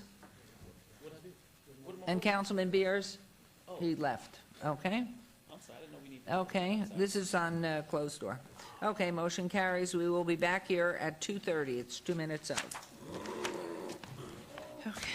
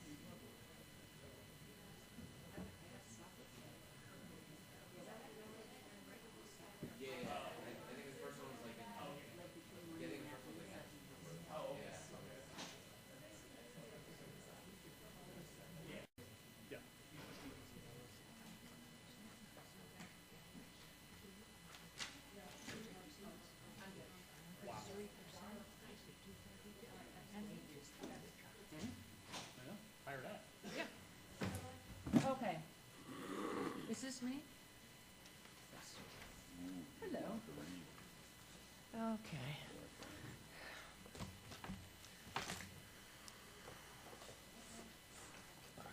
Okay. Okay, 1, 2, 3. Anyway, what you was told, I said, so what you do? He said, well, I didn't understand. I was told we would be matching Jacob's snow. Well, then why didn't he ask that? Oh, I said, but then of course this happened, so we'll get it. I want to bring it back and find out who you are. I want to bring it back, you know, after this period of time. Because look, 3%. He said 230 bill, 230. He misunderstood my listening to conference. He should have. Okay, so we are going to resume. We're in open session, please. And goodness, this is like a mirror. Ugh. Okay, we are, okay, that's taken care of. That puts us at agenda. Okay, I'm sorry we're late, everybody, and thank you for your patience. The council meeting is now back in session, and we will hear the 2 items trailed from this morning. We're doing Brad and... The 2 items trailed from this morning. Are we doing 53 and 54 now? Yeah, 53. Okay. And it's, before we get to those, just a very sad announcement. I'm sure many of you had heard that Councilman Barlow's niece was in a traffic accident a week ago, and she passed away this afternoon. So we obviously have excused him from the afternoon session, and I'm sure you all send your prayers, sympathies to the families and to Councilman Barlow and his family. Just very, very sad. And in a crosswalk, and just hit. And he's worked so hard on crosswalks, so hard. It's just very, very sad. 8 years old. So we will now, any comments from the city council? Now we will go ahead and first under, this is agenda item 53 we're on, and we are looking first to the contract on our city attorney, Bradford R. Jervik. And so, do you want to, he is here. Do you want to take leadership on it? Well, I think comments first from council, and please on our wonderful city attorney. So I've already set the stage there. I'll say a few words, Mayor. Please, I would like that. Thank you very much. Just for the public's benefit, Mr. Jervik's team has done a phenomenal job this past year, as in many past years. Has significantly saved the money, saved the city of Las Vegas a significant amount of money. Has done a fabulous job defending the city in many cases, and noted the criminal division is on the way up in regards to revenues, and you're still shorthanded in some of your departments. So I just wanted to share that, Mayor, before any motion was made for the benefit and transparency of the public. What would that amount to? Your Honor, Is that, yes, Councilman Coffin? are you accepting motions?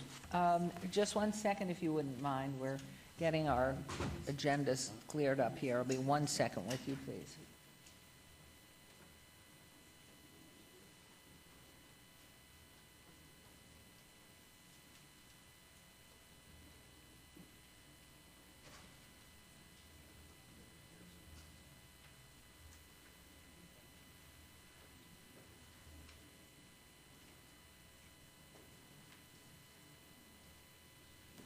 Okay. Okay, thank you. Thank you, Your Honor. Are you ready to receive a motion? Okay, thank you. Okay, Councilman? Thank you, Your Honor. I move that the council retain Brad Jervik as city attorney with the same pay and benefits structure. With the same, pardon? We retain our city attorney with the same pay and benefit structure he has today. And that's your motion? Yes, ma'am. Okay, there's a motion to retain our city attorney at the same rate. So please vote and please post.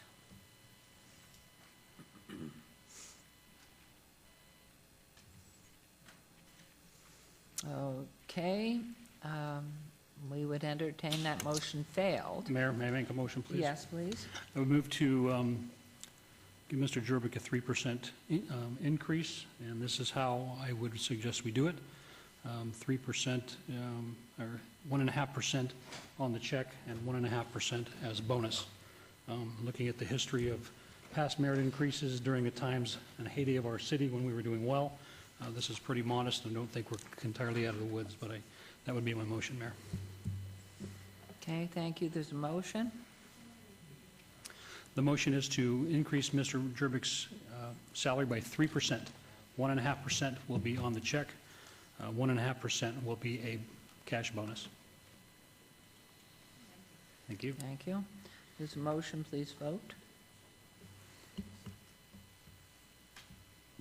And please post.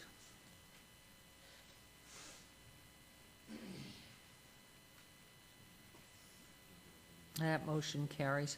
I would like to inquire, and if I could, from our attorneys, first of all, Mr. Jervik, I just think you've done a fabulous job, and hope you live for a long time and stay with the city as you move forward. It's just great having you and being able to trust you and your wisdom, your education, your experience, your connections, and your heart.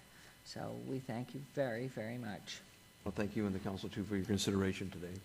Well, and two, I mean, we would like to do a great deal more, but we're just creeping out of this recession, as you know. And so hopefully as we continue to flourish again, that will get better. Now, one thing we did notice in conversation was as we were having the dialogue this morning on a new range on the city manager's position, we didn't even know when the dates of the last range were and when this new range that came before us. We find ourselves in the same position, not knowing, and you probably be the one to tell us, or maybe it would be Mark Vincent, to find out what was the date of that range, that salary range. Oh, it was Mr. Tarwater. Thank you. When was what we're working off of? What was the date of the establishment of that range? Dan Tarwater, Human Resource Director. Answer your question, we placed the city attorney, the city attorney has been on a salary range. We placed the city manager 2 years ago on a salary range. So we now have all of our employees on salary ranges. We're still working on the executive group, and as you saw with the city manager, we'll do so with all of the attorney pay grades, same fashion. So you will then continue to look at them and what's going on in other municipalities to make adjustments or come to us to say this range is not in keeping with other ranges in similar cities and situations. Yes, we will treat them similar to all of our other pay ranges and all of our other job titles within those pay ranges. Okay. Very same. And that would be, your comment would be then the same for Rad Snelding as our independent auditor, our auditor? Yes, it would be. Okay. Thank you very, very much. Appreciate that. Madam Mayor? Yes. Could I just ask, were those ranges put on the material that was given to us? I didn't see a range on those. No, we did, I think we did salary histories for Yes, you did. those three. We did Would you not show send you a us- range. I absolutely, I will, yes, I will send it to you today. Oh, that's what you read? Yeah, Councilwoman, that's what I had in my document, my backup documentation. I Oh, think I'm you sorry. probably have it too in your file. Okay, It's the same paperwork. okay. But I'll make sure you have it. Thank you. But I And think do you notify us when you find it necessary to adjust what you're seeing out there in the rest of the country? What we would do is typically go through my boss, Mark Vincent, to Betsy Fretwell make recommendations on what we have seen, and actions would go up from there. Yes, we would make it known. Thank you very, So, very Mayor, much. if I may, I either wasn't listening or didn't understand. So their ranges are current today? Yes, they We're are. not looking at old ranges that should have been reviewed 5 years ago. They're current in today's standards. They are in a current salary range today, and when we're doing our reviews are done every 6 months, if not sooner, and anytime we see that we believe a structural change should be made with any job grade, we would roll it up through the system that I just spoke about. Thank you, Mayor. Thank you very much. So we posted that, and that motion carries, and as I say, Mr. Jerbick, we wish we could give you a whole pot of gold, but we appreciate what you do and just hope you do with us for a long time to come. Thank you. And so we'll move on to agenda item 54, discussion for possible action regarding annual review of our city auditor, Radford K. Snelding. And comments here from city? I'll just, one more time, Mayor, with your Yes. permission. Also, for transparency and the public's benefit, Mr. Snelding is our city auditor. We've gone through this a few times since I've been on this council. Mr. Snelding, his department has done a phenomenal job. And just to kind of give everyone an idea, he audits different departments for the benefit of the public, so that to make sure we're spending tax dollars the best way we can. His report was concise, and he's done a phenomenal job along with your teams. So this goes out to your entire department. With that, Mayor, I'm prepared to make a motion. Please. I would move to also give Mr. Snelding a bonus only of 3%, as he is topped out in his range. Thank you very much. There's a motion. Please vote. And please post. Madam Mayor, Yes. I just want to say something nice about Mr. Snelding. Well, you go first, and I was going to come right after I saw the vote, which carries. Thank you very much. I chair the audit committee, and I can tell you I'm just most impressed with the integrity and the work ethic that's shown by Rad and his staff. They've done a tremendous job in many different areas under many different difficult circumstances, and I just have the highest praise for him. Thank you, Councilwoman, and I absolutely agree with that statement, but just think it's been wonderful. You're so informed, your staff are so hardworking, so thorough, and when any questions asked, if they don't have the answer immediately, which they usually do, they've got it back to us. You've solved so many problems for the city in your thoroughness, and it's just wonderful that you work for the city council. And Mayor, we're just really proud of the effort that you have made, and two, we would give you the other half pot of gold if we had it to give you, but just know you're so appreciated and how professionally you conduct yourself and your staff does it, and the enthusiasm they have. It's just wonderful to work with you, and we are very, very grateful. So thank you, Mr. Snelding. Okay, and with that, we'll move on to, why is this not marked? 67? Is that where we are? 69. 69 for possible action. Any items from the afternoon session that the council staff and/or applicant wish to be stricken, tabled, withdrawn, or held in abeyance for a future meeting may be brought forward and acted upon at this time. Yes, Your Honor. I have a whole list here first. Good. Okay? Okay, got a pretty long list here. Item number 78, SUP 49574, applicant Arlene LLC, owner Schiff Enterprises, 21 Fremont Street. Staff has asked that be stricken. Item 79, applicant Crazy, so SUP 49543, applicant Crazy Eli Western, owner HS Family Limited Partnership, 316 Fremont Street. Staff has asked that be stricken. Item number 80, SUP 49540, applicant owner Laheim Fremont Associates Property, 300 Fremont Street. Staff has asked that be stricken.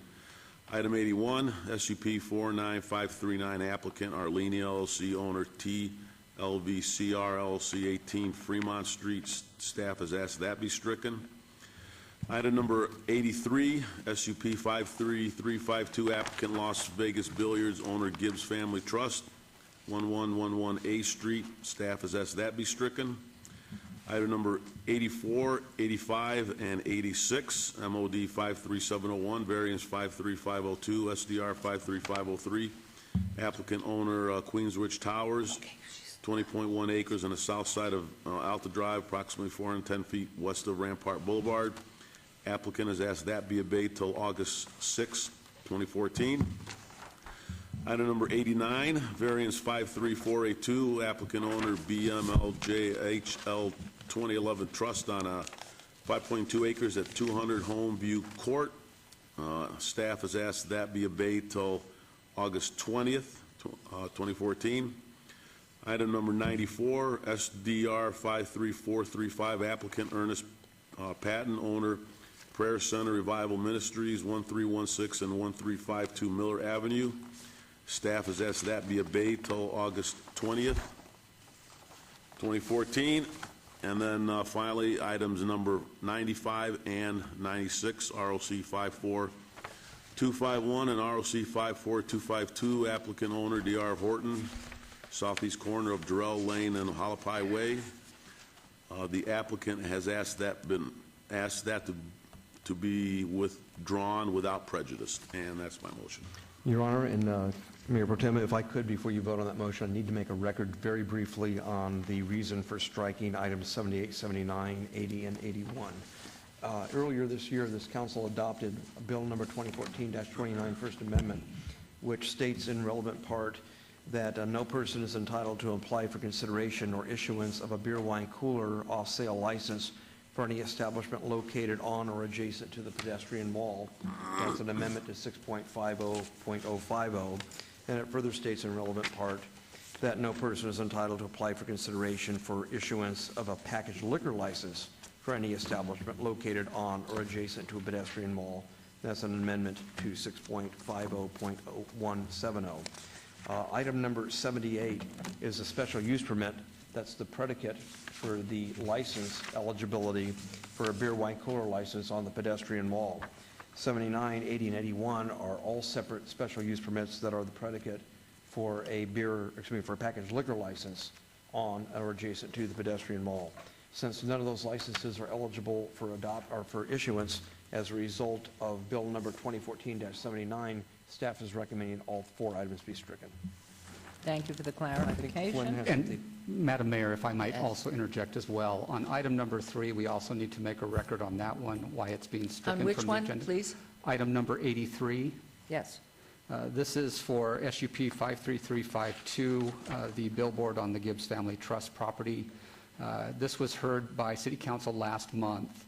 There was some information presented at the meeting relative to a billboard on the adjacent property owned by the Ewing brothers. Yes. The city attorney has reviewed that information and has noted that the sign on the Ewing brothers property is indeed an off-premise sign or a billboard.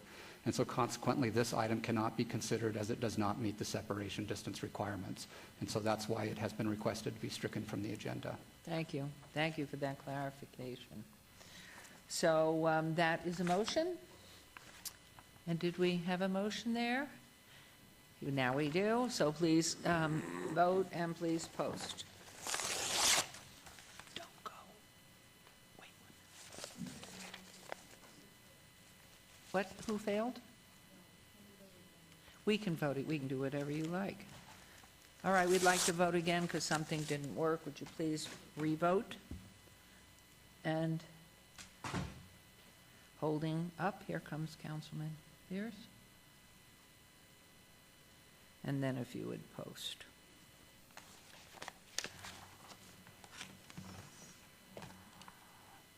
Thank you.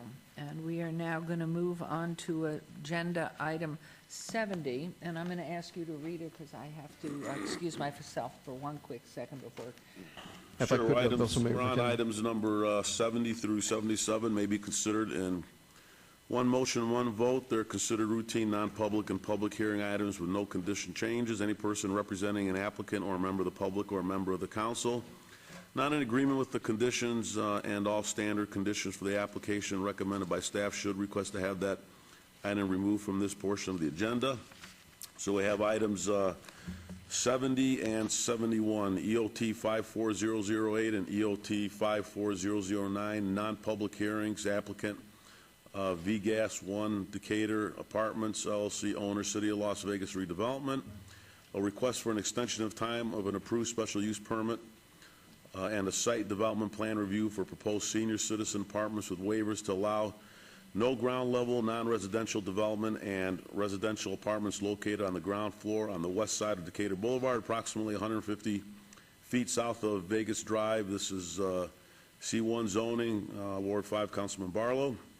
Item number 72, RQR 53818, applicant Clear Channel Outdoor, owner Mini Masters, a required review and of approved special use permit for a 40-foot tall, 14-foot by 48-foot off-premise sign at 6900 West Craig Road. This is C1 zone, Ward 4, Councilman Anthony. Item number 73, RQR 53823, applicant Clear Channel Outdoor, owner Fisher Brothers, Las Vegas, a required review and approved special use permit for a 40-foot tall, 14-foot by 48-foot off-premise sign at 2900 Cyrus Avenue. This is industrial zone, Ward 1, Councilwoman Tarkanian. Item number 74, SUP 53827.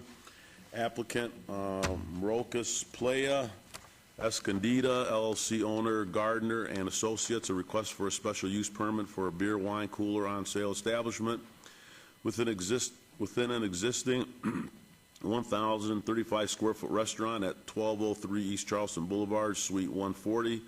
This is C2 zoning, Ward 3, Councilman Coffin. Item number 75, SDR 53792, applicant at Bernstein, owner Cross Hills 1 LLC, a request for a site development plan review for a proposed 600 square foot expansion to an existing 1962 square foot office building on 0.15 acres at 516 South 4th Street. C2 zoning, Ward 3, Councilman Coffin. Item number 76, SDR 53862, applicant owner Cox Communications, Las Vegas. A request for a site development plan review for a 12,024 square foot building and a 3,344 square foot generator yard expansion to an existing 3,450 square foot utility installation on 3.9 acres at 2451 Ernest May Lane. C1 zoning, Ward 5, Councilman Barlow. And item number 77, VAC 54050, applicant owner City of Las Vegas. Request for a petition to vacate public right-of-way on Leon Avenue north of Iron Mountain Road, Ward 6, Councilman Ross. 70 through 77 are recommended for approval by staff. Items 70 and 71 are non-public hearings, and items 72 through 77 are public hearings, which I now declare open. Anyone wishing to be heard on either items 72 through 77? All right, seeing none, I will close the public hearing, and unless any council comments? Would move to approve. Okay, there's a motion to approve the one motion, one vote. Thank you, Councilman Ross. Please vote.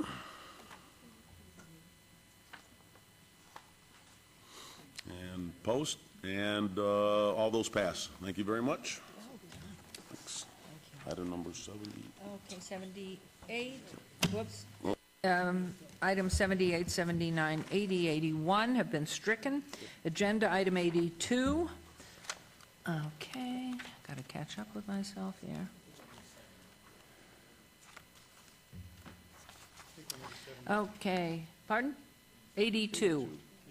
Right, ROC 53918, abandons item, public hearing, applicant MLK Food Mart, owner Lucky Champ, Inc., for possible action or request to review condition of an approved special use U0091-99 to delete condition 3, which states the sale of individual containers of any size of beer, wine coolers, or screw cap wine is prohibited at 1420 West Bonanza Road, CM Commercial Zone, Ward 5, Councilman Barlow, who we have excused, of course. And so I think Councilwoman has all that information, correct? Yes, I have his recommendation for a motion. Okay, so do you want to introduce yourselves by name, please? And it is a public hearing, so we'll hear from the public. And you have to turn on the little button.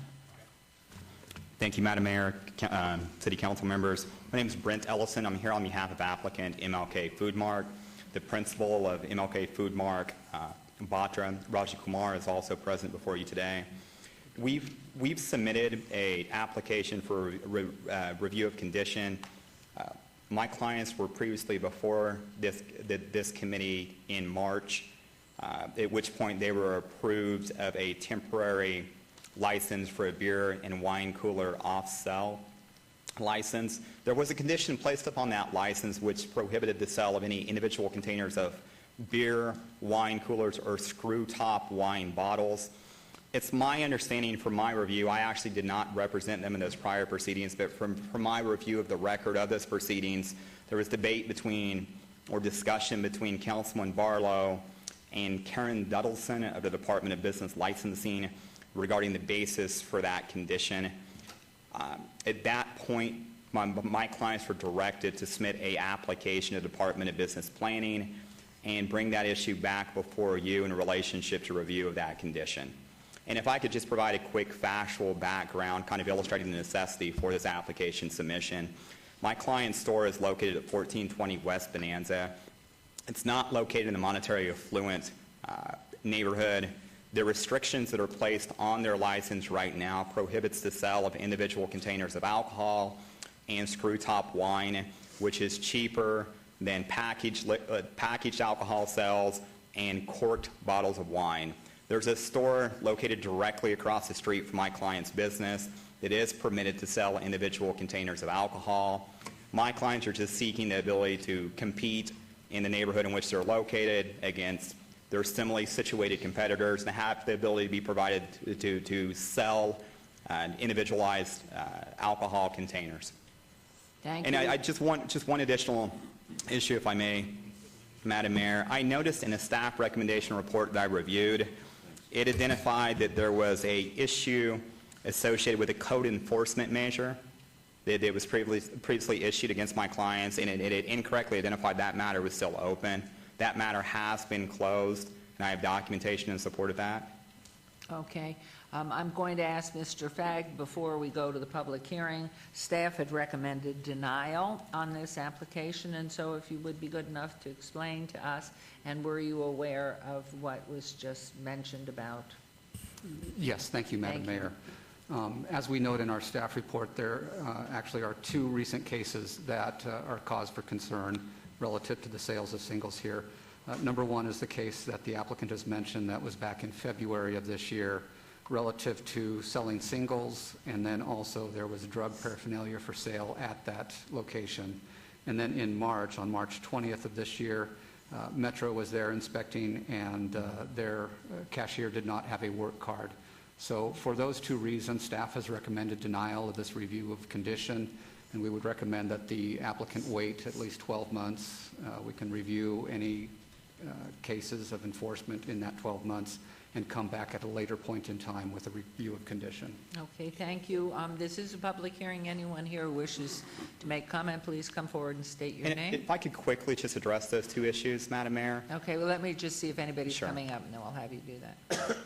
Okay, there is no one coming up, so I'm going to close the public hearing. Yes, you may make comment if you wish. Thank you, I appreciate it. In relationship to the notification of drug paraphernalia being located on their property, my clients moved into this business location in February. The item that they're referring to, I can't even conceptualize what this item was. My clients identified to me it was a small rose flower, which apparently constitutes a type of drug paraphernalia. And that item was not held out for sale, but was physically located on the property beneath the counter when they moved in this property location. My client didn't purchase that item. He didn't hold that item out for sale to the property, to the general public. He wasn't trying to engage in the sale of any items in relationship to, I guess, items that constitute unlawful or drug paraphernalia items outside the scope of his permissive license. And in relationship to the employee who was cited for not having proper paperwork, that employee was an employee of the prior leasee of this property. Upon notification that his paperwork was not sufficient, he went out the following day and obtained proper paperwork in order to perform that employment position. So, I mean, once again, just to reillustrate, my client's financial sustainability, their viability as a business, is predicated upon their ability to compete within the neighborhood in which they're located. So I would respectfully request that city council members reconsider the report that was submitted and the recommendations contained within that report, and issue a decision in favor of our respective request here. Thank you very much. Thank you. Councilwoman Tarkanian, if you would proceed, since Councilman Barlow's been excused. Right, could I just ask, Mr. Fegg, were you aware of these other things too when staff made their recommendation? In terms of the change of ownership, Well, yes, a change that the person worked previously. no, we weren't aware of the change of ownership other than the fact that the license had transferred to a new owner. On behalf of Councilman Barlow, and at his direction, the motion is to follow staff's recommendation, Which was denial. which was denial. Okay, so So that's from Councilman Barlow, that's his written direction. Okay. And Do we have the ability, because obviously Councilman Barlow, I mean, he can only go on the information that he has before him. He hasn't had the ability to hear our respective position in relationship to those issues. And it seems like his recommendation, I mean, in fact, it expressly states that his recommendation was based upon those issues. Is it possible to obey or continue this matter until such time the Councilman Barlow is back present? Can we do that? I turn to legal on that. You can obey the item, or you can, the applicant can withdraw his request, either way. Excuse me? He can withdraw his request, or you can obey the item to a later meeting when Councilman Barlow's here. So I withdraw it for a month. I have to take the action that Councilman Barlow told me to do. So on your behalf, you can withdraw and then bring it back. Okay. And then just for clarification, would that entail additional application submission? Because there's Yes. a $1,100 fee associated with that application. I'm sorry. Go I was going to say, ahead. the denial would require that the applicant can't come back for a year. A Yes. withdrawal, he can come back at any time, and an abeyance, he can come back at a later time. Okay. So I am going to move a little bit from that recommendation and have it obeyed Thank for you. I 1 appreciate it. month until Councilman Barlow can be here. Thank you. I appreciate it. That's August 20th. August 20th, so there's a motion to obey this item for a month so that Councilman Barlow can participate. So that's a motion, and please vote, please post. And any information that you have that motion carries, that Mr. Fagg might not have, that you have in your possession, Sure. would you please be sure that he gets it, as Will do. well as Councilman Barlow? Will do. Right. I appreciate it. Thank you. Thank you. Okay, agenda item 83 has been stricken. Agenda items 84, 85, and 86 have been obeyed to the 6th of August.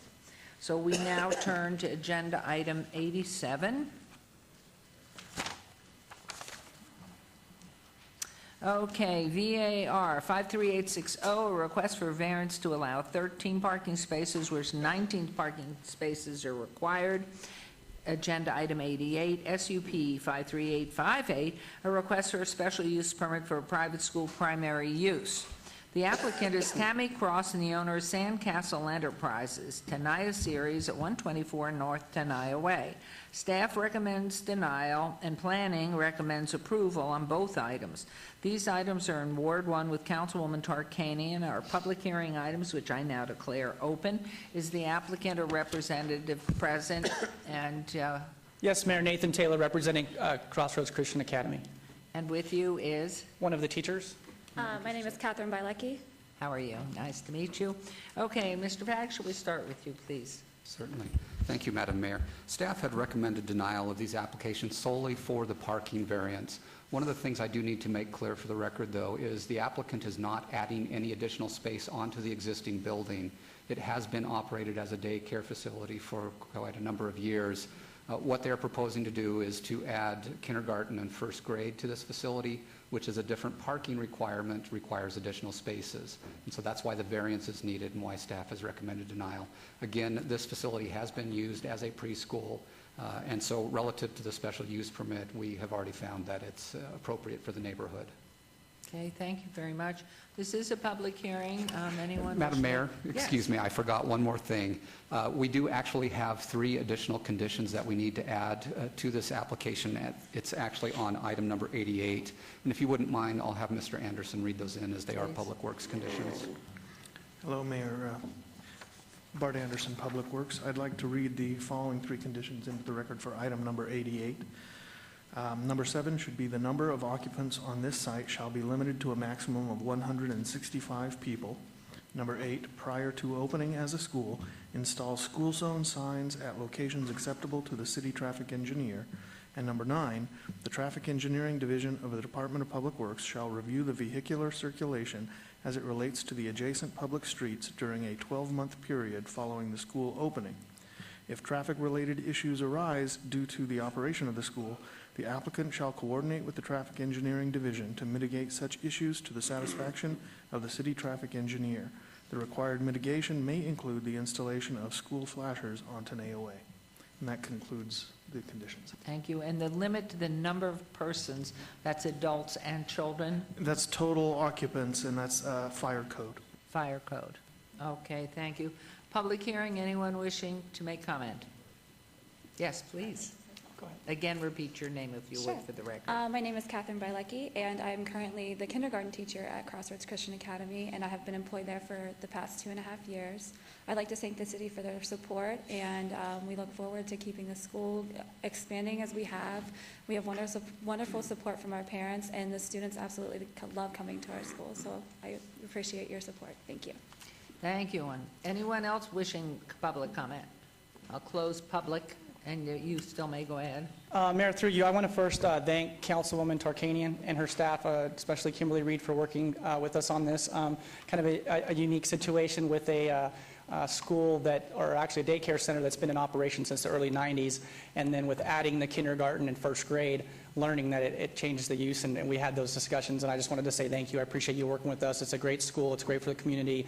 And as Director Fagg said, you know, this has been a daycare center since the early 90s. Actually, I think my sister used to teach there at some point in time in the 90s. So the location, obviously, as I said, is suitable. We are okay with the conditions. We did talk about the issues related to the signs, and we understand the importance of the signs. We've accepted those conditions, and we would just ask for your approval here today. Thank you. All right, Councilwoman on agenda item 87. Before she does, Mayor. Okay. Councilwoman, if you'll indulge me. On agenda items 87 and 88, Ms. Cross in the audience there is my wife's first cousin, so in the abundance of caution, I will disclose that and be abstaining from agenda items 87 and 88. Good to see you, Tammy. Thank you. Okay. I would just like to say your school has a very excellent reputation, and we're very proud to have that in Ward 1. The parking, I believe, because it's existed so long without any problems whatsoever, you have great recommendations from your neighbors. I move to approve item 87. Okay, there's a motion. Please vote and please post.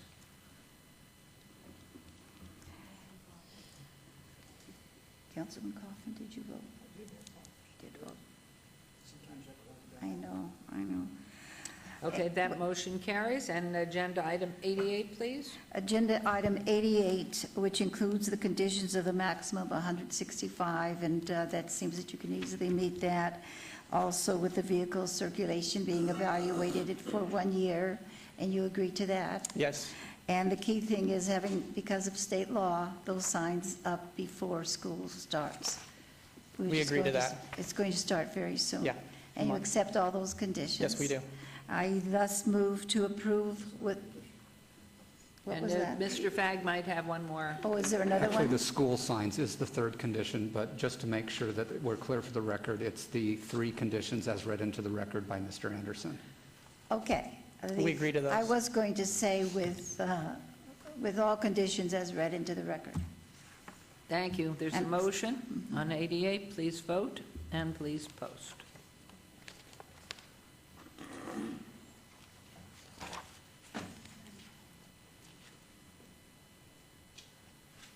That motion carries. Thank you, Mayor and very much. Council. Thank you. Good luck to you. A good summer. Okay, the item 89 was held in abeyance to August 20th. August 20th. Agenda item 90, VAR 53705, public hearing, applicant owner Cesar Maurlit, for possible action or request for a variance to allow a 1-foot side yard setback where 3 feet is required for an existing 472 square foot accessory structure, Class 2, and to allow a 1,079 square feet of accessory structure floor area, or 525 square feet is the maximum allowed on .15 acres at 2210 Poplar Avenue, R1 Single Family Residential Zone. This is in Ward 3 with Councilman Coffin. The staff recommends denial. The planning recommends approval. This is a public hearing which I declare open. You are the applicant? Do you want to turn your microphone on, please? There you go. Hi. Would you say that again, please? Yes, my name is Santos Aguilar. I'm the representative for Mr. Maurlit. Okay, and do you want to make your comments? Yes, thank you very much for allowing us to voice our opinions, and thank you so much for all your support. Mr. Maurlit has lived in this home. He purchased the home from his in-laws, which has been passed down to him, and he's still continuing to live there. He's having family members coming live with him as well, and basically, that's basically the use of that they're going to have for the home. Storage sheds, and also he has one of the structures here that is like a small casita type. So, and we agree with all the restrictions that were placed on the acceptance of the variance. Okay, thank you. Mr. Fagg, would you care to comment on this, the denials? Certainly, Madam Mayor. Staff had recommended denial of this application because one of the accessory structures does encroach into the required setback area, and then the combined area of both of the accessory structures in the rear yard exceeds that which is permitted by code. You will note, however, that Planning Commission did recommend approval of these items. They did add some additional conditions which are contained in the conditions of approval of the staff report here. One is relative to the fact that the applicant needs to obtain building permits within 60 days for the structures that were built, and that final inspections be completed within 180 days. Yes, we agree.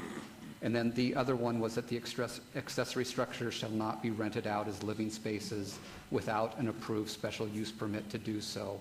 And so those were the conditions that were added by the Planning Commission. Again, they are in the staff report in your backup and would be the conditions of approval here today. And as far as fixing this lethal block there, was that part of the condition that it be fixed? That was not part of the condition, but I'm sure that the applicant would be happy to fix that as well. Yes, we will. And we have lost children from walls falling on them. Yes, Not yes. proper rebar and just even one piece like that. Yeah. So that would be added to the condition, for sure. We'll definitely take care of that. Okay, this is a public hearing. Anyone wishing to be heard on this item? Hearing none, I'll close that and turn this over to Councilman Coffin. Thank you, Your Honor. This, yes, Planning Commissioner Schlottman drove the area and then actually looked at a satellite view of the area and realized that nearly everybody's out of compliance with code on the street. But we've got to start somewhere, so Mr. Maurlit is the first, and unless anybody raises the issue, it'll stay the way it is. So these two conditions are doable, and we appreciate Mr. Maurlit trying to set things right and agreeing to those two conditions. So please convey to him our best regards, and I will move for approval with those two conditions. Thank you. There's a motion to approve. Please vote. And please post. And the motion carries. Thank you very much. Thank you very much for coming down. Mayor Appreciate Goodman, it. also, we're going to be having, I think it's breakfast with the mayor. My son really wants to meet you. Well, 12 years lovely. old. I look forward to that. So thank you very much. Thank you. Thank you. Okay, agenda item number 91, RQR 53934, public hearing, applicant owner Johnny Pappas, possible action or request for required review of an approved variance VAR 41321 to allow an existing 595 square foot accessory structure class 2. Is this what I just read? Seems the same. With a 0-foot side yard setback where 3 feet is required, 0 feet of separation from the primary structure where 6 feet is required, and which is not aesthetically compatible with the primary structure on .48 acres at 1125 Cashman Drive, RE Residence Estate Zone. This is in Ward 1 with Councilwoman Tarkanian.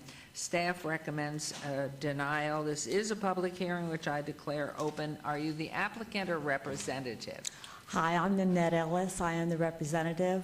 I have the applicant with me here, Johnny Pappas. He has had a number of calamity of errors in getting his building complete, this little structure, and he has asked me to take over and get it completed for him.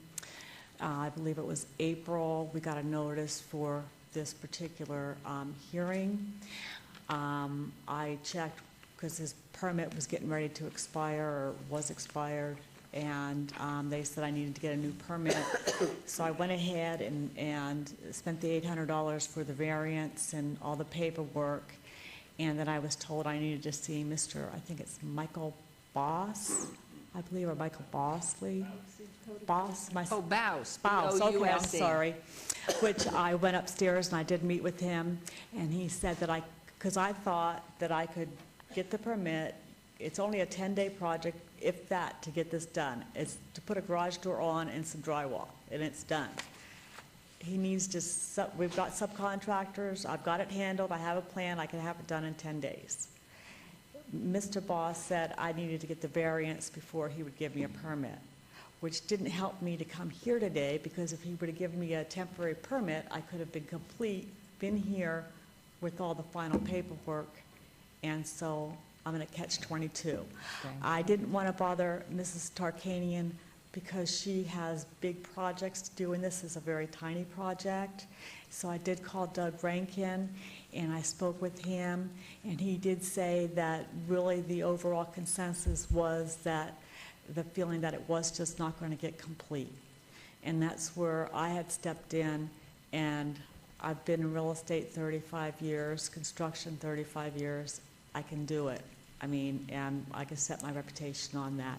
So what I came up with was a couple of possibilities, but I don't know if it's Mr. Boss. Am I saying it? Bouse. Bouse, I'm sorry.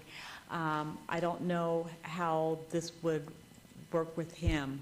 If you were to give us 30 days to get the permit and get it done, or 20 days, whatever you saw fit, but if you gave us what would you call it, an extended period of time, I don't know that he'll give me the permit. Do you know what I'm saying? Without having the variance. He said, you get the variance, I'll give you the permit. Okay. So I'm going to catch 22. Let's hear from Mr. Fagan Planning, please. Okay. Let me go through the case history just to give you a little bit of background, and then I'll speak to what the process is from this point forward. First of all, the variance for this structure was first approved back, I believe, in August of 2011. A building permit was pulled in 2012 to work on the structure, and they were fine there. However, they didn't make progress on the structure, as you can see in the photos, and their building permit actually expired in March of 2014. That leaves them out of compliance with the conditions of the variance. You have before you what is called a required review application. This is something, a condition that was placed on the original variance when it was approved. If you are to approve the required review today, what that will do is that will allow the applicant to apply for the building permit, which has expired, get a new building permit, and finish construction on the structure. What you might want to do is put a time frame to complete construction on the structure. If you deny this required review, then essentially the applicant will either have to remove the structure or would need to apply for a new variance for the structure. So those are basically your options today. Is number one, to approve the required review. That will allow the applicant to finish the structure. You might want to put a time frame on that. Or number two, deny the required review. They would have to tear down the structure or come in for a new variance. So those are the options that you have before you. Thank you. Okay. I'm going to open the public hearing and see if there's anyone in the public first that wants to make comment to this item. Hearing none, I'm going to close the public hearing, and then you can go ahead. Yes? Okay, these are two letters that I would consider them public. One is from Dr. Hopper, who's right next door at 3233. He's also his doctor. He got in a major motorcycle accident where he thought he could build the building himself. He's not capable of doing so. There's a letter here, and also a letter from his neighbor across the street. You want to give those to our city clerk for the record, please? Yes. Okay, Councilwoman. Mr. Pappas is a nice man. I've been by there several times, and, you know, each time I've been by there, if he's outside or if I've made an arrangements to meet with him, I've told him that he has not been following through on what he needs to follow through. I have had several complaints in that area about the number of cars parked in his driveway. He told me that he could take care of that problem by building this other area into a garage. And then in order for it to fit into the neighborhood, that's a nice neighborhood with very nice homes. Yes. In order for him to do that, he was supposed to build that side so it identically matched the other side of the house where the original garage is. That has not been done. And what was started was more like, you know, metal tubing, working a little here and there. It was not a type of addition that matched the other side of the house. Now, I'm willing to go 30 days. You said you could get this done. Oh, within, absolutely, ma'am. I'm willing to go 30 more days, but I will tell you this is 3 years now, and the number of cars in the driveway are still the same, and so that hasn't improved. Well, that's going to change. I've taken charge. He's given me total permission, I've taken charge. I get things done. I don't work in the same manner that Mr. Pappas, and his personal situation is his. I'm here to get something done and to make the community happy and to make the neighborhood happy, because those cars will go inside that garage as soon as it's complete. And, you know, Mr. Fagg, what I'm saying now matches what you said we could do. Correct.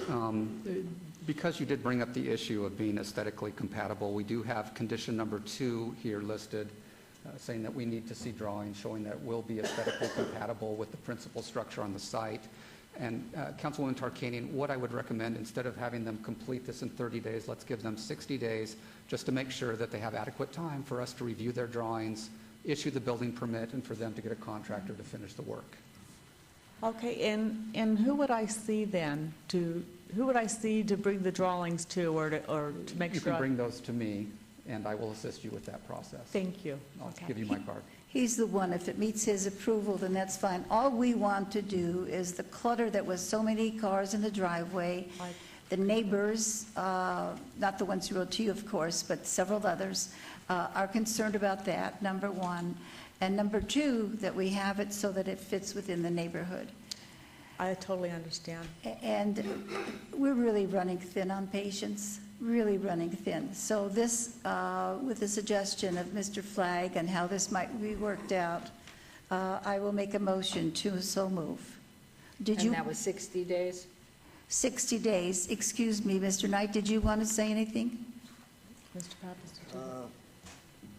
Mayor. No, is this Mr. Yes, Mr. Pappas? Councilman. No, somebody was talking. Good afternoon, Mayor and City Council. Chris Knight, Director of Building and Safety.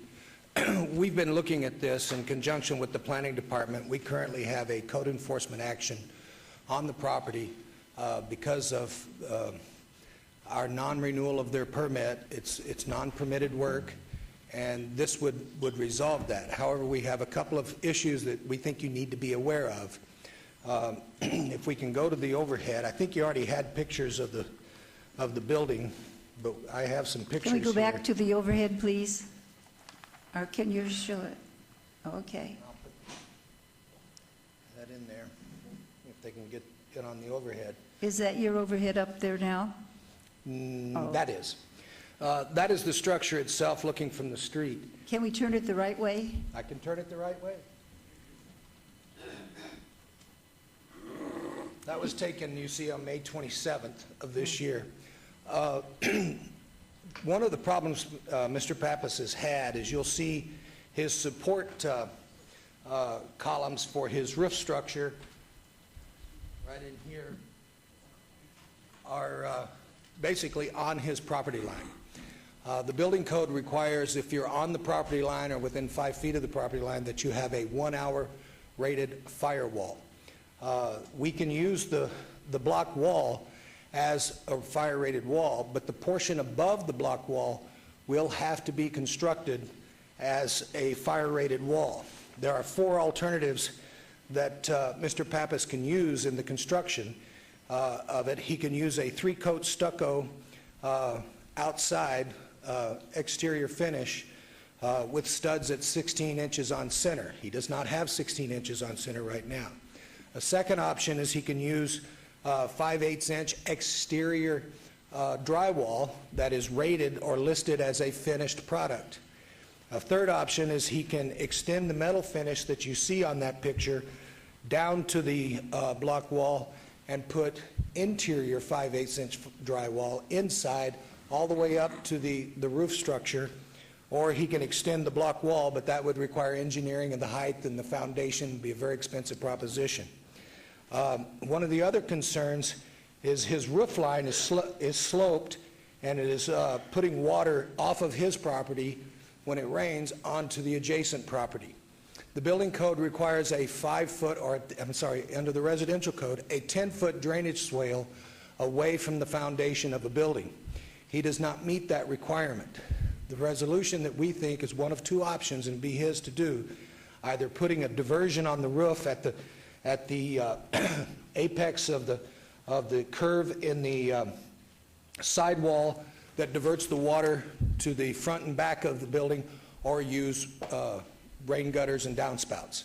So that is a concern we have, and before we make the decision, I just wanted you to be aware of those things, because that's been part of the problem with this issue that's taken so long, is that he does have to have a fire-rated wall. He does have to manage the drainage off of his property and not let it go onto other property.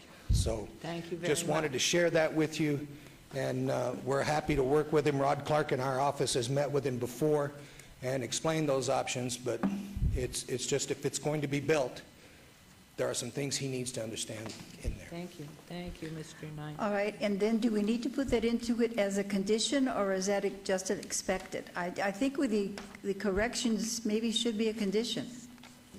Those are,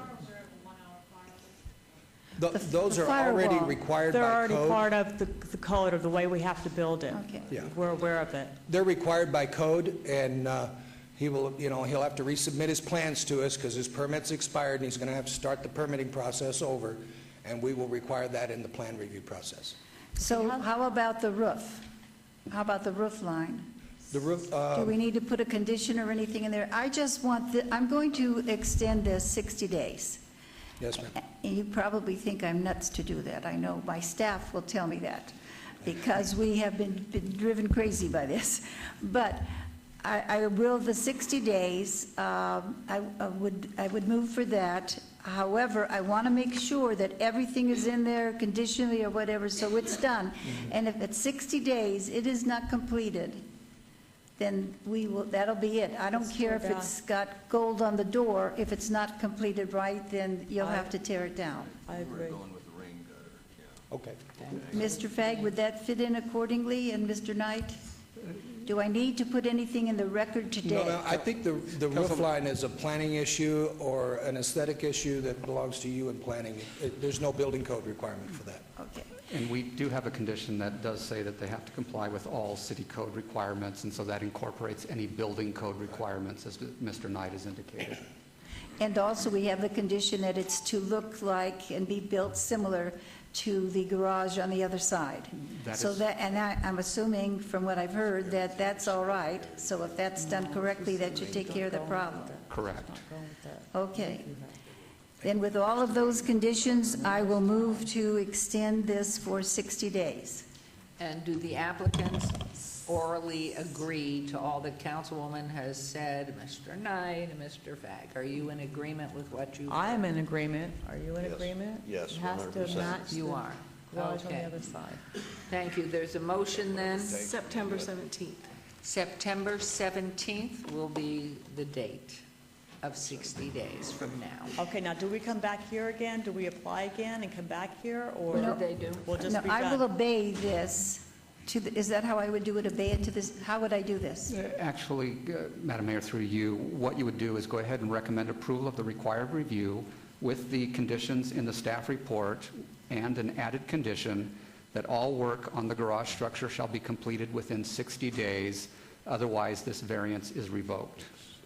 And that's really revoked at that time, nothing Understood. further. I know he was injured, he showed me his injuries, and I realize that problem, but that's 3 years we're talking about, so. And just for the So- record too, Mayor, Yeah. and that means once that variance is revoked, the structure would have to be torn down, so. Yes. Yes, it will have to be torn down. Correct. Once it's revoked. Okay, there's a motion. Please vote and please post.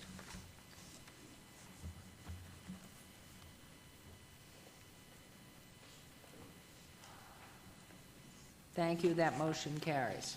60 days. Thank you, Mayor. Thank you, you. Councilman. And a Thank you. special thanks to Ms. Tarkanian. Thank you, Ms. Tarkanian, You're welcome. for your understanding. 60 Okay. days. 92, SUP 53557, public hearing, applicant New L Portal LLC, owner Oxford Technology, Inc., for possible action on a request for a special use permit for a proposed retail establishment with accessory packaged liquor, off-sale use within an existing 2,000 square foot general retail store at 2310 South Las Vegas Boulevard, Suite 100, C2, general commercial. This is in Ward 3 with Councilman Coffin. Both planning and staff recommend approval. This is a public hearing. I declare it open. Are you the applicant? I'm representing the applicant. And your name, please. Nelly Alvarez, 6130 West Flamingo Road. Thank you. Bruce Stoker, representing the landlord. Representing, pardon? The landlord, Oxford Technology. Okay, thank you very much. Do you want to make your comments, the landlord first? It is a public hearing, and I will hear from the public. I don't have any additional comments to what the planning staff has in their report, other than I'm glad after sitting through some earlier discussions today that we're not closer to Fremont Street. So this is right down near Sahara. So I think it's a good location for them. They're a good tenant. Great. I'm here just to see if you approve for us, and we're willing to do any recommendations or under any conditions that you will give us. Okay, thank you. Anyone from public who wishes to be heard on this item, please come forward, state your name. Hearing and seeing none, I'll close that. Mr. Fagan, do you have any comments you would like to add before I turn this over to Councilman Coffin? Both planning staff and the planning commission have recommended approval of this item. Thank you very much. Councilman? Thank you, Mayor. This is Rick Truesdell's, right? Pardon me? Is Rick Truesdell the owner? Is he an owner or an operator? Rick Truesdell? Yes. No. Oh, okay, good. This is Oxford Technology, Okay, I was which is confused. owned by the... Oxford, I thought, well, it's a good thing, and you're lucky to be there at the hot corner. That corner's on fire. You know, we've been watching that. I get a lot of calls, a lot of letters, a lot of emails, and it's really nice to see that area all of a sudden becoming a hot corner. This particular location, we have 3 commercial suites on the strip, and then attached to that, behind it, is the El Mirador Motel, which I put a couple $100,000 into improvements in the last 18 months in that motel, with still the parking lot to go. So we've done a lot of work to upgrade that property there, and so it's good to see it happening down there. Yeah. I want you to be part of a business association we're setting up for businesses of all kinds from Sahara North. I would love to. And so very much on the boulevard. Okay. All right, thank you very much. Your Honor, thanks for that extra privilege. I move for approval. Thank you. With the conditions as outlined by the Planning Commission. And you agree with those conditions? Thank you. Yes. Yes? Yes. Thank you. So motion, please vote, and please post. I thought Truesdell went out. Thank you. Motion carries. Good luck. Thank you. Thank you. Thank you. Thank you. Councilman, you want my Okay, card? agenda item number You want my card? 93, SUP 53863. Public hearing, applicant Dollar Loan Center, owner Lamanza LLC, possible action or request for a special use permit for proposed 2,649 square foot auto title loan use with waivers to allow 100-foot distance separation from a residential use where 200 feet is required, and to allow 130-foot distance separation from a similar use where 1,000 feet is required at 4700 Meadows Lane, Suite 110, C1, Limited Commercial, Ward 1 with Councilwoman Tarkanian. Staff recommends denial. Planning recommends approval. And this is a public hearing. I declare it open. Are you the applicant or representative? Applicant, Dave Gallion for Dollar Loan Center. Here to answer any questions. I'll keep it that easy. Thank you. Thank you. Would you please give us a report, Mr. Pegg? Madam Mayor, the planning staff had recommended denial of this request because it doesn't meet the separation distance from residential properties.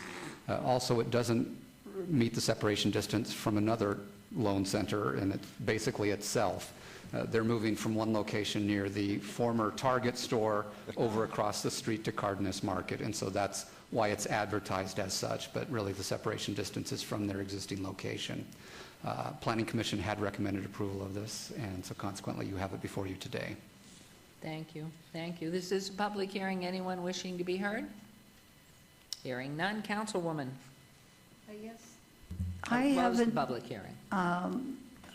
you haven't been in to discuss this with myself or members of my staff, and we have some concerns about it, so I'd like to obey this for 60 days.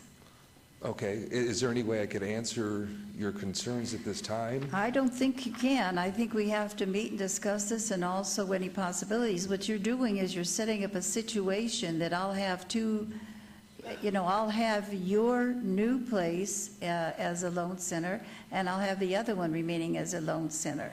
And I don't want two loan centers that close together there. But there might be a possibility, we've worked this out with others, and in fact, we might be able to work it out in 30 days. But we do need to talk with you. It's nothing we could do here. Okay. Okay? So your recommendation? My recommendation is to obey. Tell me, Flynn, do you think we could do this in 30 days? I think that should be adequate, yes. Obey for 30 days. Okay. August 20th? August 20th. Obey to August 20th. And in the meantime, would you please call my office, and then we'll set up a meeting with you and go over some of the problems. But we can't, your distances are really, you're infringing, and I understand it's only one, but if you leave, somebody else can take that over and have another one, and there'd be nothing we could do. So we have to be careful about that. Thank you. All right, thank you. So I move to obey for the 30 days, August 20th. So please vote. This is for abeyance to August 20th. And please post. Motion carries. We'll see you on the 20th, but you will call Councilwoman's office. Thank you. Thank you very much. Item number 94 has also been obeyed to August 20th. 95 and 96 have been withdrawn without prejudice. So we are into agenda item number 97. I would instruct the city clerk to set the public hearing dates and appeals in the City Planning Commission meetings, dangerous buildings or nuisance litter abatements. Thank you. We'll move on to agenda item 98. Okay. Citizens' participation. Public comment during this portion of the agenda must be limited to matters within the jurisdiction of the City Council. No subject may be acted upon by the City Council unless that subject's on the agenda and scheduled for action. If you wish to be heard, come to the podium, give your name for the record. The amount of discussion on any single subject, as well as the amount of time any single speaker is allowed, may be limited. Any member of the public who wishes to speak under this portion of the agenda? Seeing, hearing none, we'll move on to agenda item number 99. And City Council member recognition. Comments made by individual City Council members during this portion of the agenda will not be acted upon by the City Council unless that subject is on the agenda and scheduled for action. Is there any member of the Council who wishes to speak under this portion of the agenda? Councilwoman? Yes. Free life jackets contributed by Kohl's Company will be given to children at the Garside Pool at 250 South Torrey Pines Drive on Thursday, July 31st, the last day of the month, from noon to 4 p.m. as long as the supply lasts. So for a lot of fun for the children and perhaps a needed life jacket, be sure to be there. It's compliments of Kohl's, and it's a new swimming pool. I'm sure you'll enjoy yourself. July 31st, noon to 4 p.m. And then on August 5th, we are having our National Night Out King Safety Fair at Clark High School. That's Tuesday, August 5th at 5:30 p.m. Clark High School's at 4291 Penwood Avenue. We'll have health and safety community vendors, and we'll have 500 school supply bags handed out as long as the supply lasts. And finally, on Thursday, August 7th, from 6:30 to 8:30 p.m., we will have a safety fair and an end-of-summer pool party at the YMCA on the Meadows Mall. Well, I should say across from the Meadows Mall on Meadows Lane. The sounds of the DJ Brando, community vendors and refreshments while supplies last. And I'm supposed to emphasize that swimwear should be required, is required. It's a surprise to me you have to say swimwear is required. And finally, if you want to have contact with me, I have a face page that you can find on the Las Vegas City web, and be glad to communicate. Thank you very much. Thank you. Councilman Beers? Thank you, Your Honor. We will be having Beers with Beers Thursday night, 5:30 to 7:30 at Distill. Distill is the old Agave there across the little side road from Costco's gas station behind the Coffee Bean. On Friday, August 8th, will be our next Coffee with the Councilman. 7:30 to 9 in the morning. We'll be at Avery's Coffee, 9440 West Sahara. It's kind of the inside corner of the Village Square Shopping Center. And also new since the last time we had Coffee with the Councilman, they're now actually roasting their own coffee beans there. I've been working my way through a pound of espresso ground beans over the last several weeks, and it's pretty tasty. A couple of city council meetings ago, you were all introduced to Isabel Richardson, you'll recall. She is the young lady who was the national champion in rhythmic gymnastics. She was on her way to España, where she won 5 gold medals in the World Championships last week. She's coached and trained by Euro Gymnastics, which is one of our tenants up at the Veterans Memorial Services Leisure Center in Summerlin. She's now in training for her next level. I think she's 12, if memory serves. So she's got a few more age groups to get through, but it does appear that this is a Las Vegan who may well be headed to the Olympics. That's pretty exciting. Rampart Sewer Project begins August 4th. This is going to be kind of a mess for the next 10 or 11 months from Lake Mead south to Alta up on Rampart. There will be 4 phases. We'll be emailing updates to folks who ask us to on the project, as well as the traffic flow that's going to surround those phases. Also, we'll have updates on our Ward 2 webpage, so if you'd like to stay up to date, please send us your contact information. Our email address is ward2@lasvegasnevada.gov. Dive-in movie night will be up at the swimming pool at the Pavilion Center on this coming Saturday night, July 19th, 7:30 p.m. Doors open at 7:30 and the movie starts at 8. You can take a dip in the pool, lounge on a raft, get dunked by your children, or I guess variously dunk your parents while watching a movie on the big screen. Light refreshments will be provided for a small fee. All pool rules apply. 229-1488. Finally, this day in music history, the Lovin' Spoonful Summer in the City was released in 1966, and in 1981, singer-songwriter Harry Chapin died in a car crash at the age of 38. He was on his way to a benefit concert. Very talented songwriter and storyteller. That's all we got for Ward 2. Councilman? I'm the only one left.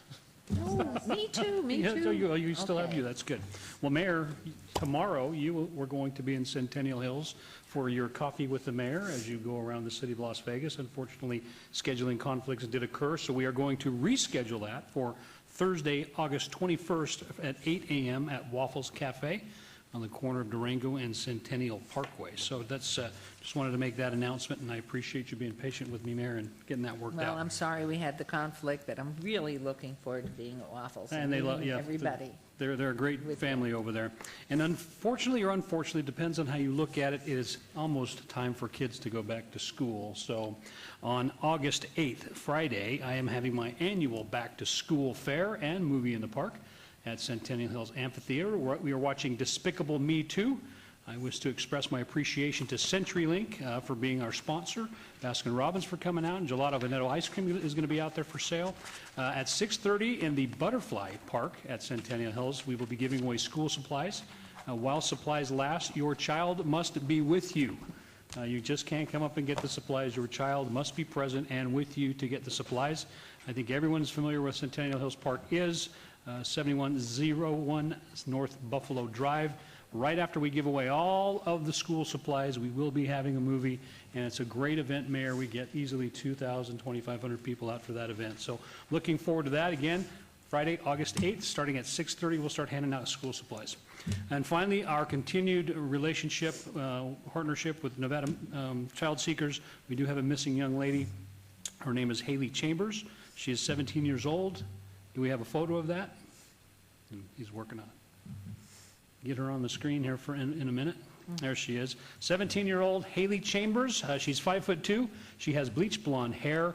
She was last seen July 8th wearing a gray shorts and or gray shirt and blue shorts and a brown leather purse in the area of Cactus and Decatur. That's the Southern Highlands area, southwest side of town. She may be carrying a backpack with personal belongings. Please help us get her back to people who love her and want to care for her. If you know the whereabouts of this young lady, please contact Las Vegas Metropolitan Police Department 702-828-3111 or Nevada Child Seekers 702-458-7009. And that's all I've got, Mayor. Thank you. And Councilman Mayor Pro Tem said he had nothing. Councilman Coffin also.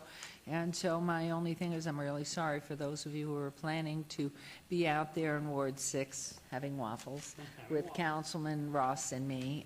But we look forward to seeing you on the 21st, Thursday. And our next council meeting is on Wednesday, August 6th. And we look forward to seeing you then. And what is this? August 3rd, Bluegrass in the Park, next Bluegrass concert. Did you announce this?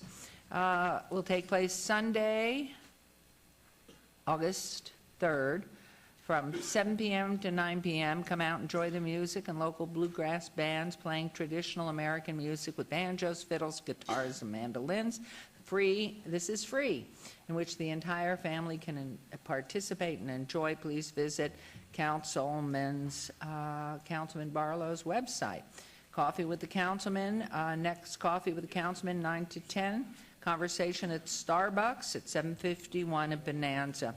But that's August 7th, and so hopefully Councilman will be there again to mention that he just lost his niece today. And so hopefully our prayers and sympathies being with him and his family and the parents of that beautiful little girl will help just a little bit. But his coffee is scheduled for August 7th. And he has August 16th as a back-to-school fair and at Lorenzi Park from 8 to noon. So with that, I am going to adjourn our city council meeting and thank you all very, very much for participating.